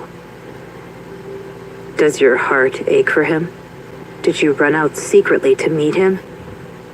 His jaw was clenched tightly, his eyes red with anger. Daniela suspected that if she dared to answer yes, he would kick her to the ground. She opened her mouth, wanting to explain when she saw his fist come towards her. Daniela closed her eyes in fear and shivered. Just when she thought the pain would come, he loosened his fist and it fell gently, cradling her in the back of her head. When he saw that her fingertips were stained with blood, he shouted angrily, "What's wrong? You're injured? Did he do that to you?" Seeing that he was going to kick Carl again, Daniela quickly held onto his arm tightly. It was not that she cared about Carl, but he would be killed if Jordan continued to hit him. "That's enough. He has already been beaten by you and will probably have to stay in the hospital for a month." Jordan looked at her with his dark eyes. "Do you care about him?" Daniela shook her head in a hurry. "I'm worried that you'll be criminally responsible after you beat him to death." The hostility and anger in Jordan's body subsided. He lifted her chin and kissed her on the lips. "You're concerned about me?" Daniela rolled her eyes. He was still taking advantage of her, even at this time. Not wanting to answer his question, she ground her teeth and had a pained expression. She turned and had only walked just a couple steps when she felt the ground leave from under her feet. She had been lifted up and carried in his strong arms. She was not considered a small thing among other girls. Although she looked thin, she was not that light. But when he lifted her up, it was like he was carrying a child. It was not strenuous for him at all. Not only was he strong, he was as strong as a bull. This also reminded her indirectly that unless this man freed her, she would not be his opponent. Monica saw Carl leave the room to take a phone call, but he had not returned. She went out to look for Carl after letting her parents know. She had just opened the door when she saw a man who was even taller than Carl carrying a woman in his arms and walking over. The woman's face was covered by her long hair, and Monica was unable to see what she looked like. But the man's face... The moment Monica saw his face clearly, her heart felt like it was hit by an invisible force, and she stopped, stunned. She had always thought that Carl was already a very handsome man, but she did not think that this man was even more handsome than Carl. She stared fixedly at the man who was walking over. Wild and untamed beauty, a domineering aura, and an innate air of royalty. His white shirt was perfectly ironed, and she could see that his trim-fitting suit was haute couture at first glance, making the lines of his body appear even more straight and tall. The arms that were carrying the woman were firm and strong and full of masculine strength. The man gave no hint of a response when he was faced with her shocked and infuriating gaze. It was as if she did not exist at all. He walked straight past her. Monica had yet to recover from the blow of being treated as air by the man, and her mouth opened wide with shock when she saw him entering the number 1 ballroom. How was that possible? Wasn't the VIP in the number 1 ballroom an old man with a face full of wrinkles? And why did she feel that the woman being carried by the man looked a little familiar? Although she couldn't see her face clearly, her figures and clothes, the manager said that the VIP in the number 1 ballroom was celebrating his friend's birthday. Could it be? Monica shook her head vigorously. No, definitely not. Daniela was financially supported by an old man. She could not have possibly found a man more handsome and successful than Carl.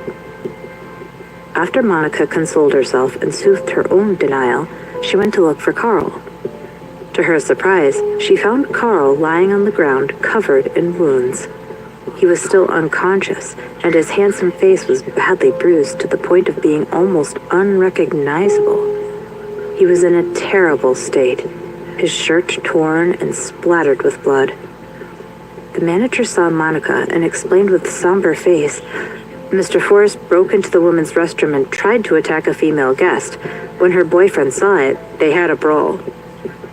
Carl was beaten to a pulp by the female guest's boyfriend? That boyfriend's fist must have been quite heavy. Carl was not made of paper, and he knew self-defense very well. The average person would not be able to stand up against him as an opponent. It pained Monica to see Carl so badly beaten, but she was also a little contemptuous of him being so useless. How could he get beaten like this? But... Stop giving me this type of excuse. I'm Carl's fiancé. I know his character. How could he have attacked a woman? Although he was lying in the woman's restroom, there was that. The manager put on a false smile. The lady who was attacked was prettier and had better figure than you. Your fiancé must have drunk too much wine and exposed his nature accidentally. Monica was so angry that she almost fainted from the manager's words. Wasn't he just a lowly manager? It seemed like he was treating her lower than the lowest, giving her no respect at all. I'm going to call the police and complain about you. Monica's features contorted as she glowered at the manager, her voice shrill. Nobody had spoken to her in that manner ever since Daniela went abroad, and she'd become the young face of the Green family. The manager's smile faded and his expression became serious. I have evidence of Mr. Forrest in the women's restroom.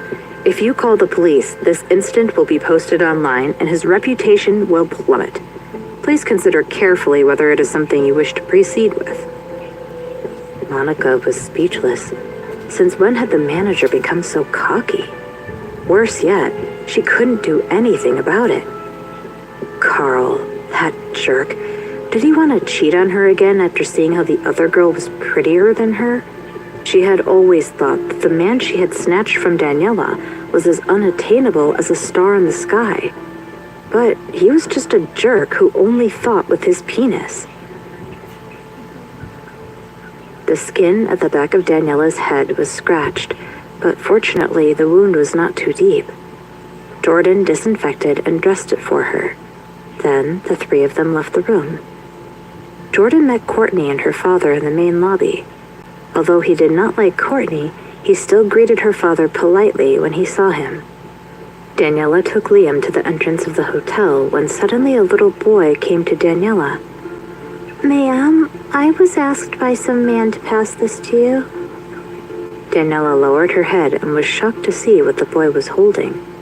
A perfectly cut diamond ring shone brilliantly in the light. The boy put the pink diamond ring in Daniela's hand and ran away before Daniela could say anything. There seemed to be words engraved on the inside of the ring. Daniela picked it up and looked at it. DJG. Daniela knew that the initials represented her name. Every year on her birthday since she came back from abroad, she would receive a mysterious gift. These three initials were on every gift. Daniela bit her lip. She could not think of who would be sending her gifts for these past few years. Not to mention, they were all expensive gifts. The jewelry sent over the past 2 years were all kept properly by her, but she had never worn them. She was waiting for the day she would get to meet this mysterious person and return the gifts to him. "Wow, pretty Danny. Which wild man gave you a ring?" Liam asked with a hint of jealousy. Daniela shook her head. "Mommy doesn't know." She looked around, but there were no suspicious people at the entrance of the hotel, only a number of luxury cars. Suddenly, Daniela felt a gaze that could not be ignored, directed at her from one of the cars. Her spine tingled. She took a few sensitive steps forward, wanting to take a look. Then, a regal voice with a tinge of reproach interrupted her. "Daniela?" Daniela turned back and narrowed her eyes when she saw Sam, whose gaze was as sharp as knives, striding towards her with Olivia holding his arm. She had been back for some time, but she did not think that father and daughter would meet at this place. It was obvious that Sam did not want to see her. It was like a great taboo with her appearing here. Daniela gave the ring in her hand a pinch. When she was about to say something, she heard Sam ask unhappily, "Did you come here on purpose knowing that I'm celebrating your stepmother's birthday?" Daniela smirked coldly. "You assume too much. Otherwise, how could you appear here with your status? I'll tell you this, Daniela. You did a disgraceful thing 4 years ago. You'd better behave yourself now that you're back. You can't bully Monica in the broadcasting station, and don't blame me for being ruthless." He already had no affection for her as his daughter. Wasn't the incident 4 years ago staged by his own 2 hands? "Hey, where did you come from, old man? Is my pretty Danny a student for you to scold?" Sam looked down at Liam, who was standing in front of Daniela's legs. He was wearing a baseball cap pulled very low. Sam could only see the small and delicate mouth and beautiful chin. Although he could not see his whole face, he could tell that the little boy was a beautiful child. But no matter how beautiful he was rude and unlikable. Sam scowled and scolded. "Daniela, who is he?" Daniela replied coldly, "He's my son." Olivia chimed in with disdain in her eyes. "Sam, Daniela is becoming more and more outrageous. How could she get pregnant and give birth to a bastard child before getting married? If this gets out, what would become of your reputation?" Daniela's expression changed. With anger, she suddenly reached out and slapped Olivia across the face. She did not care whether Olivia was an elder or not. She had endured her slandering ever since she had gotten married into the Green family. But she would not accept that woman calling her son a bastard. Daniela was too fast, and Olivia had never expected that Daniela would dare to hit her. She only showed an expression of disbelief when she felt the stinging pain on her face. Sam, she hit me. Today was her birthday, and she was angry enough with the person from the #1 ballroom, and now she was slapped by Daniela as she was leaving. Olivia held onto her husband's arm, tears dripping down her face. Sam, I don't want to live anymore. Sam looked at Daniela. He thought of her parentage and her mother's betrayal that year. He gritted his teeth with hate and raised his hand to teach this girl a lesson.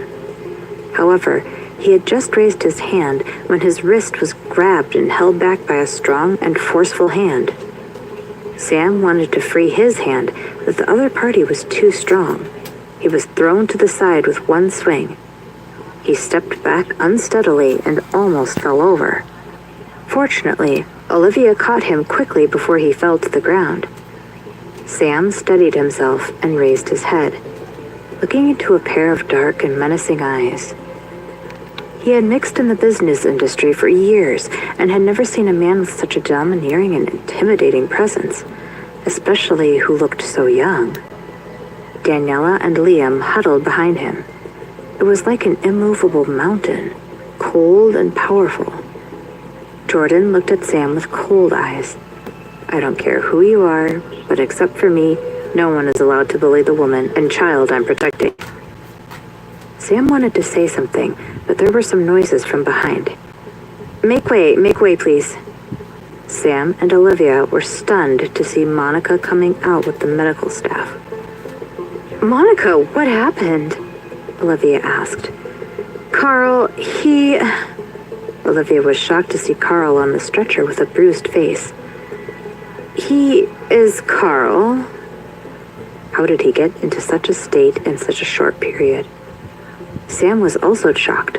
How could anyone use violence against Carl in such a high-end place as the Bowery Hotel?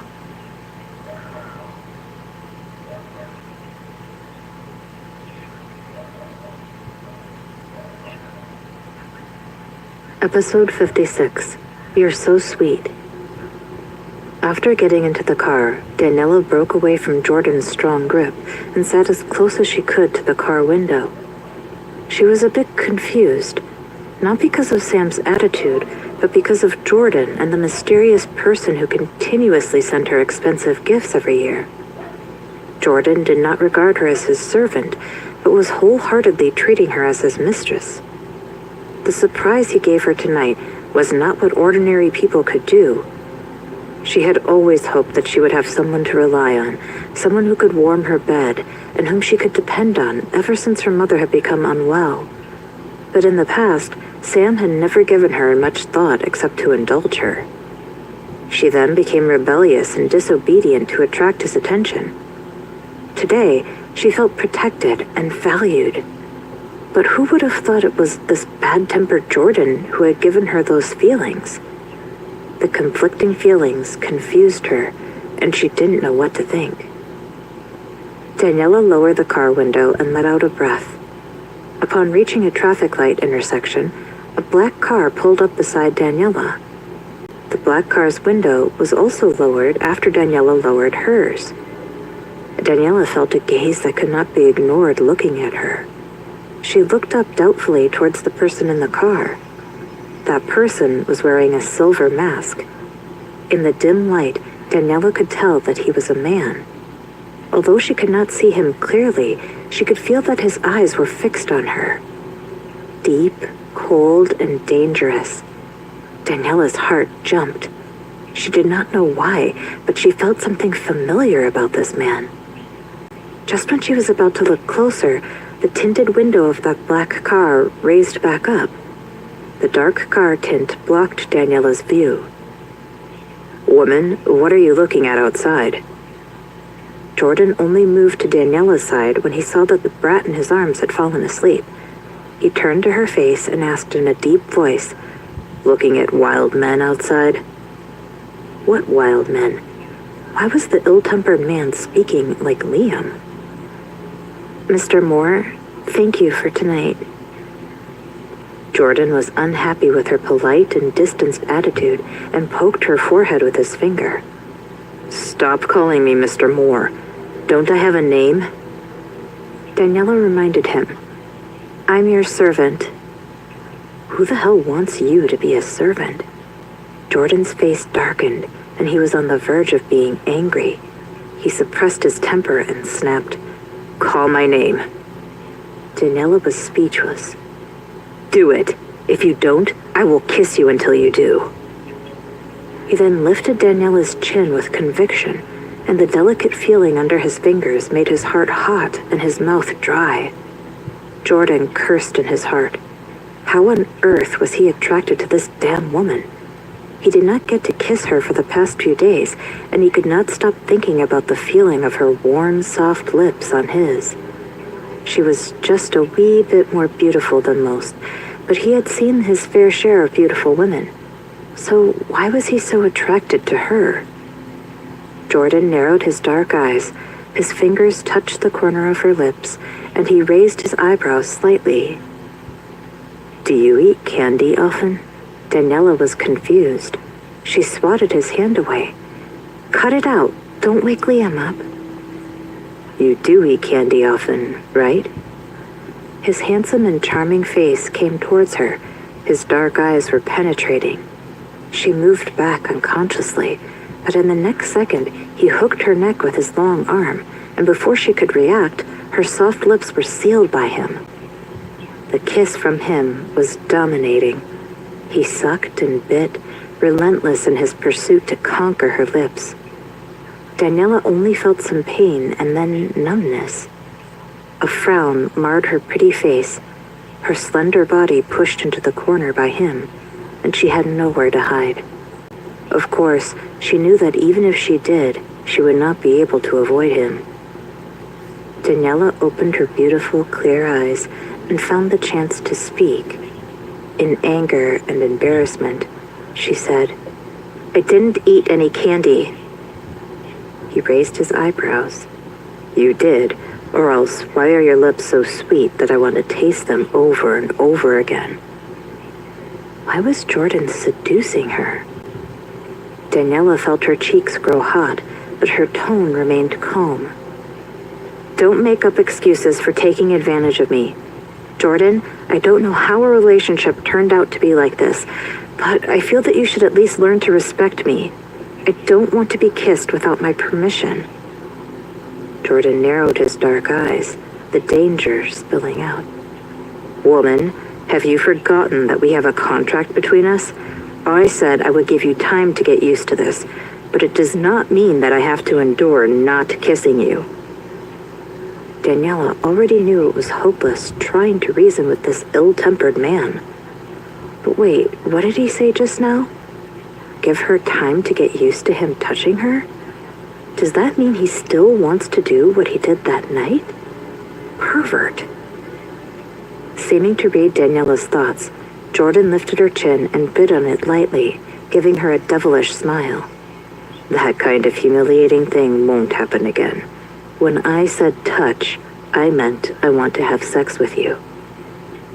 Daniela felt her cheeks flame up, and her eyes darted to Liam, who was in Jordan's arms until he gave him to the chauffeur in the front. Can't this man think before he speaks? Woman, have you forgotten that we have a contract between us? I said I would give you time to get used to this, but it does not mean that I have to endure not kissing you. Right in front of her. Your son is already 3 years old. It's not that you haven't done it before. What are you being shy about? Daniela was speechless. That night, 4 years ago, she was drugged and not fully conscious. She had no idea what was going on. Don't think of sex as a painful thing. As long as the man is skilled, the woman will have a great time. Daniela pushed his hand away, not wanting to talk to him. So shameless. How could he talk about it like he was discussing the weather? And to think sometimes she still thought he was a good guy. Since you're so experienced, go find another woman. Daniela. Jordan interrupted her coldly, his dark eyes full of anger. He seldom called her name. Usually it was woman this, woman that. Are you sure you want to provoke me? Under his gaze, Daniela did not dare to continue. He had held her tight and made her feel special tonight. She did not feel like arguing with him. All right, pretend I didn't say anything. Jordan snorted, his face tense and eyes brooding as he looked at her sharply. I won't look for another woman until I get tired of you. Daniela was speechless. When they reached the manor, Jordan was probably still angry over what she had said. He carried Liam over to the annex building after getting out of the car. Daniela looked at his tall and cold figure and let out a small sigh. There was nothing she could do. That's what I get for provoking such an unreasonable and bad-tempered man. She wanted to act like how she was in her rebellious period, wearing heavy makeup every day, dressing up in a way he hated. But she needed to go to work and still had Liam. She no longer had the freedom to do what she wanted, when she wanted. Daniela stood in the courtyard for some time, feeling the wind blow over her before entering the annex building. Liam was not in the room. Daniela looked around and found Jordan and the boy in the big bathroom next door. They were having a water fight in the bathtub. Jordan was wet all over. His white shirt was stuck tightly to his chest. The water and translucent material molded over his perfectly chiseled chest and taut abdomen muscles. Daniela's long eyelashes fluttered, and she shifted her eyes away and looked at the naked Liam. Before she could say anything, she heard Liam's childish yet indignant voice. Pretty Daniela, you can't peek at a man's pee-pee. Daniela rolled her eyes. Liam, I've realized that you've been giving Mommy the cold shoulder lately. Besides, you're still a little worm. There's nothing good to see. Liam grumbled in apparent displeasure. Then, what about Jordan? Jordan? By instinct, Daniela looked at that area of the man in reflex. The feeling of accidentally touching it the other time appeared in her mind. It was definitely not something she could compare. Realizing what she was thinking about, Daniela's face flamed up and she flushed a bright red. Jordan wiped the water beads off his face and looked at Daniela, who was standing by the bathroom door. Those deep and dark eyes were mysterious under the dense water vapor, like a whirlpool sucking her in. Daniela's heart jumped and she looked away, avoiding his intense gaze. Pretty Danny, why is your face red? Don't tell me you've seen Jordan's pee-pee before. Daniela's mouth twitched, and she looked at the little fellow with a red face. She went into the bathroom and ignored Liam's awkward question. Jordan, you can go out first. I'll help Liam with his bath. She could not let Liam interact with Jordan anymore. He was getting more and more out of hand. Jordan came out of the bathtub and blocked Daniela with his body dripping wet. His eyebrows were slightly raised, looking at her in an unruly and lazy manner. You haven't answered the brat. Have you seen mine? Daniela was angry and embarrassed. She gave him a warning glance. Don't talk nonsense in front of the child. Jordan shook off the water beads from his short black hair, and his perfectly carved and pronounced face came towards Daniela. With his refreshing and manly breath on her hot face, his sexy thin lips opened slightly. So, you didn't see it that night. Daniela wished she could slap this shameless man. He still had the cheek to mention that night when he humiliated her. She had her eyes closed the entire time and did not look at him, so she would not have looked there. Jordan knew that she did not want to think about that night. He stopped, and his fingers touched her hot ears. There was a tinge of huskiness in his deep voice. Go to my bedroom and get some clothes for me. His breath was heavy on Daniela's face and ears. From where she was, she could see him swallowing like he was enduring something. Daniela did not reject his request. She turned around and ran away hurriedly. Looking at her rapidly departing figure, Jordan narrowed his eyes. A dark shadow crossed his features. Was he that scary? But it was a little interesting. When other women saw him, they would try their best to seduce him. Daniela was different. When she saw him, it was like she had seen a dreadful beast and could not wait to escape. Why was she so different? Daniela walked out of the annex building, and the cool wind at night blew over her, cooling her hot face down. Putting aside his unpredictable personality, she had to admit that bad-tempered man had a lot of masculine charm that attracted women. He exuded an irresistible charisma with every gesture he made when he was behaving normally. His arrogance, lazy, and devilish manner was only the surface. Daniela had seen his nasty and cruel side. He was a dangerous and cold man. Although she did not understand why he wanted her to stay by his side and wanted to treat Liam and her well, she could not let him get past her defenses. Daniela went to the manor's main building and found Mark. "Mark, could you get a set of clean clothes for Jordan and me?" Mark looked at Daniela and refused with a smile. "Mr. Moore asked you personally to take it. If I help you, he will punish me." What an old fox. He could clearly figure out what both his boss and her thoughts were. Mark took Daniela to Jordan's closet and gently reminded her, "Mr. Moore's undergarments are in the second drawer of the cabinet in the middle. His loungewear is in the fourth compartment of the cabinet on the right."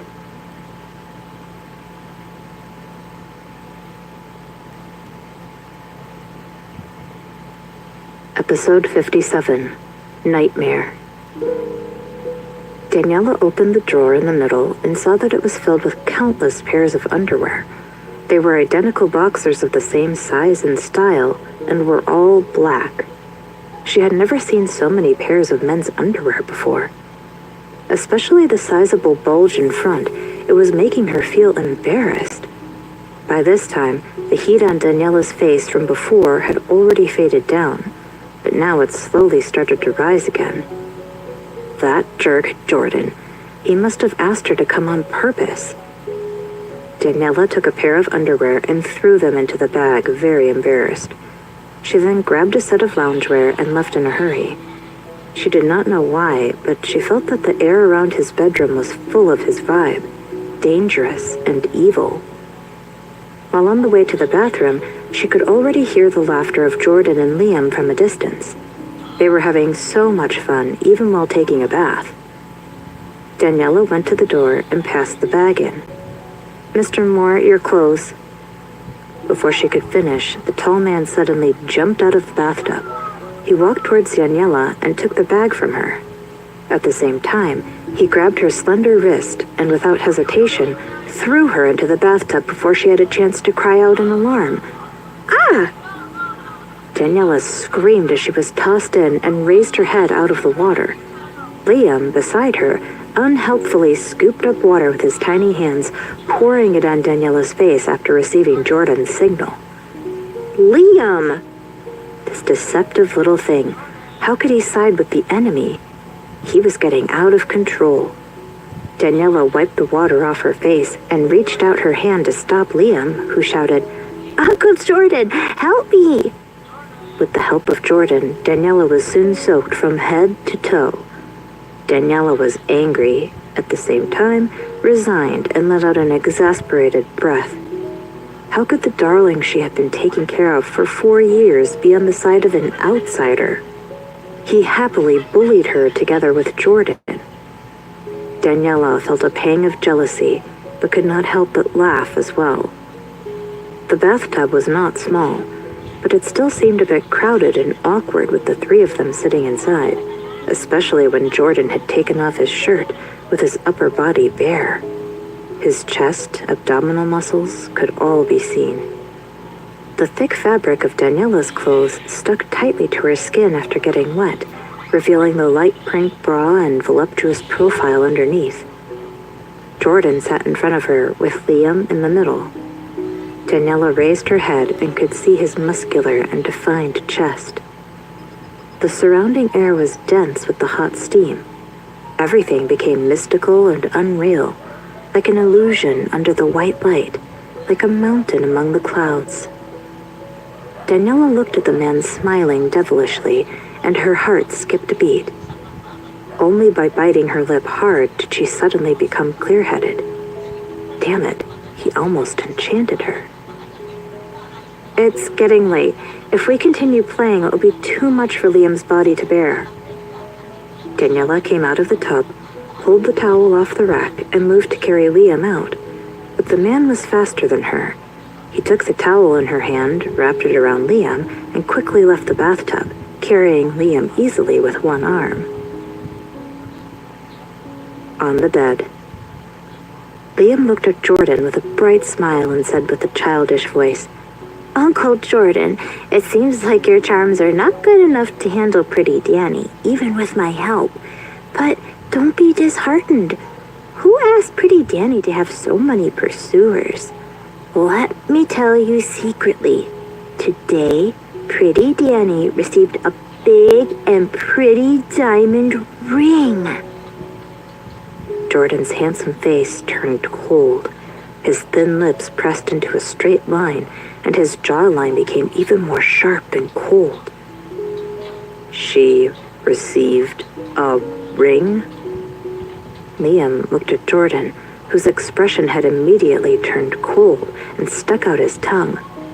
"Uncle Jordan, you have to woo her thoroughly if you want to chase pretty Danny. Pretty Danny is single and so pretty, so she has no shortage of wild men chasing her." Jordan's expression darkened like there was a storm coming. "But I still like you very much, so you have to do your best, or else there won't be much you can do after I get well."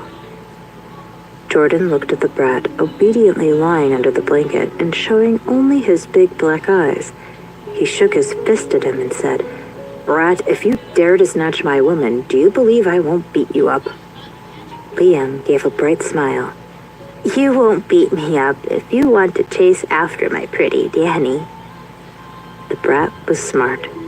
Jordan snorted. "Do you know who gave your mommy a ring?" Liam shook his head. "I don't know." After Liam fell asleep, Daniela came into the room after taking a bath. She had a towel wrapped around her body and her hair was wet. She saw that Jordan was still standing by the bed without a shirt on, his pants soaked, and under the light she could see the distinctive outline of his crotch. Daniela could not help but think of the pair of underwear she had brought for him. The size was indeed... The man standing by the bed suddenly strode towards her. Daniela's hands that were wiping her hair paused slightly. Despite herself, her body stiffened involuntarily. When he was 2 steps away from her, the man stopped and stared at her coldly with his deep dark eyes. Daniela had seldom seen him looking at her with a gaze that held no warmth at all. Her heart tightened and she asked, "What's wrong? Do you have something to tell me?" Daniela did not understand what he meant. Did she have anything she needed to tell him? What did he mean by his loaded question? "No?" Jordan pursed his thin lips and stared at her sharply with his dark eyes. "Somebody gave you a ring tonight?" Daniela had not expected him to ask about this. She nodded. "Yes?" "You accepted it?" Daniela was speechless. This had nothing to do with him, right? Besides, she did not know who had given it to her. Jordan nodded, looking at Daniela with a gloomy and complicated expression. Then, without saying anything, he left with a cold expression all over his face. She felt a chill when he walked past her. Daniela felt somewhat bewildered. The temper of that man was one which she could not figure out. His temper came and went quickly, so it should not take long for him to be in a better mood. But was he... No, he was just possessive. There was no way he could have genuinely fallen for her. The next day. Daniela woke up early. The night was long and she had not slept well at all. Unlike her, Liam was still fast asleep. After staring at him for some time, she got up and went to the kitchen to make breakfast. Usually, she did not go to the main building that much. She only needed to when she made breakfast for her and Liam in the mornings. She entered the kitchen, and a few moments later, a serious and cold voice interrupted her from behind. "Daniela, come out for a while." Daniela turned back and saw Teresa. She frowned in confusion. Didn't Jordan fire Teresa? Teresa saw that Daniela was not moving, and she visibly became a little more impatient and angry. "Why are you staring at me? Mrs. Pamela is here. Come out for a bit." Mrs. Pamela was here? Daniela's heartbeat sped up. She had only met Mrs. Pamela once, but had a good impression of her. She did not want the elder to see her in Jordan's house. Unfortunately, it seemed Daniela would not be able to escape easily. If Mrs. Pamela had arrived at the annex building so early in the morning, she had come especially to look for Daniela. She took off the apron tied around her waist and went out of the kitchen. Mrs. Pamela was sitting on the sofa in the living room. Daniela made a cup of tea and brought it over to the coffee table in front of the old lady.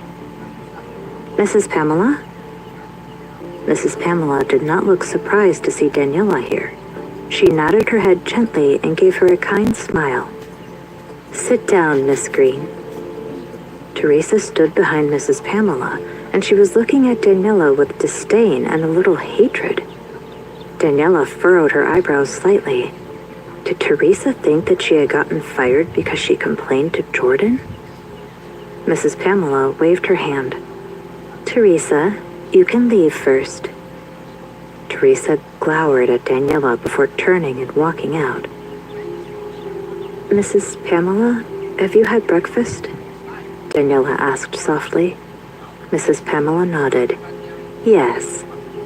She picked up the cup of tea and sipped it, her words and accompanying actions both delicate and refined. "Miss Green, I didn't expect Jordan to bring you here. I only found out after getting a call from Courtney last night. You have a child already?" Daniela replied frankly, "Yes, I have a son." "Single mother." Mrs. Pamela did not show any shame or contempt for Daniela in her eyes. Instead, there was a hint of admiration when she looked at Daniela.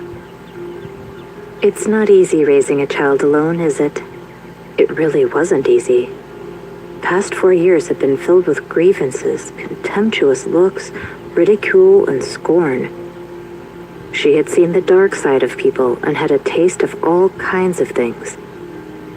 When many people mentioned single mothers, their first impression would be that the woman was indecent. She had accepted their judgment without a word. There was sadness, but Daniela was glad she had given birth to Liam. She had never regretted her decision to keep him. The happiness that Liam had brought to her was one that no one else could. "Miss Green, I could see that Jordan treated you a little differently that day you came to my house to cook." Mrs. Pamela sighed. "To tell you the truth, I can see in you the shadow of a girl who was very important to Jordan and myself." Daniela was not stupid. Although Mrs. Pamela was speaking vaguely, she understood the meaning behind her words. "Mrs. Pamela, you're mistaken. I'm only a servant to Mr. Moore. It's not what you think." Mrs. Pamela nodded thoughtfully and replied in earnest. "I know you are a good girl, and I don't want you to get hurt. I want Jordan and Courtney together to forget about the past and start afresh. He will continue to live in the memories from the past with you. Do you understand?" Daniela's breath caught. She lowered her eyes to hide her emotions. "Yes, I understand." "Then you are willing to leave Jordan and not contact him again?" Jordan drank until the middle of the night and fell asleep only at 5 in the morning, but fell into a nightmare. In a magnificent and dreamy garden, a man was bent on one knee and sliding a shining ring onto the woman's slender finger. Jordan was standing close, smiling and congratulating them. Immediately, the image changed and the man was standing in the Civil Administration Bureau. His mood changed from joy to anxiety. The woman did not appear, prompting Jordan to sit in the car with the man from morning to afternoon. Finally, the man received a phone call. The woman was going abroad with another man. She had only accepted his proposal to quench his passion, only to fall into the bitter depths of disappointment. Driving him to revenge, the man drove to the airport. Unexpectedly, the car was destroyed and lives were lost that day. Jordan! Jordan! Jordan jolted awake from his nightmare, drenched in sweat, his dark eyes bloodshot. Large drops of sweat fell from his forehead down his handsome features. His attractive lips were pressed tightly into a firm line.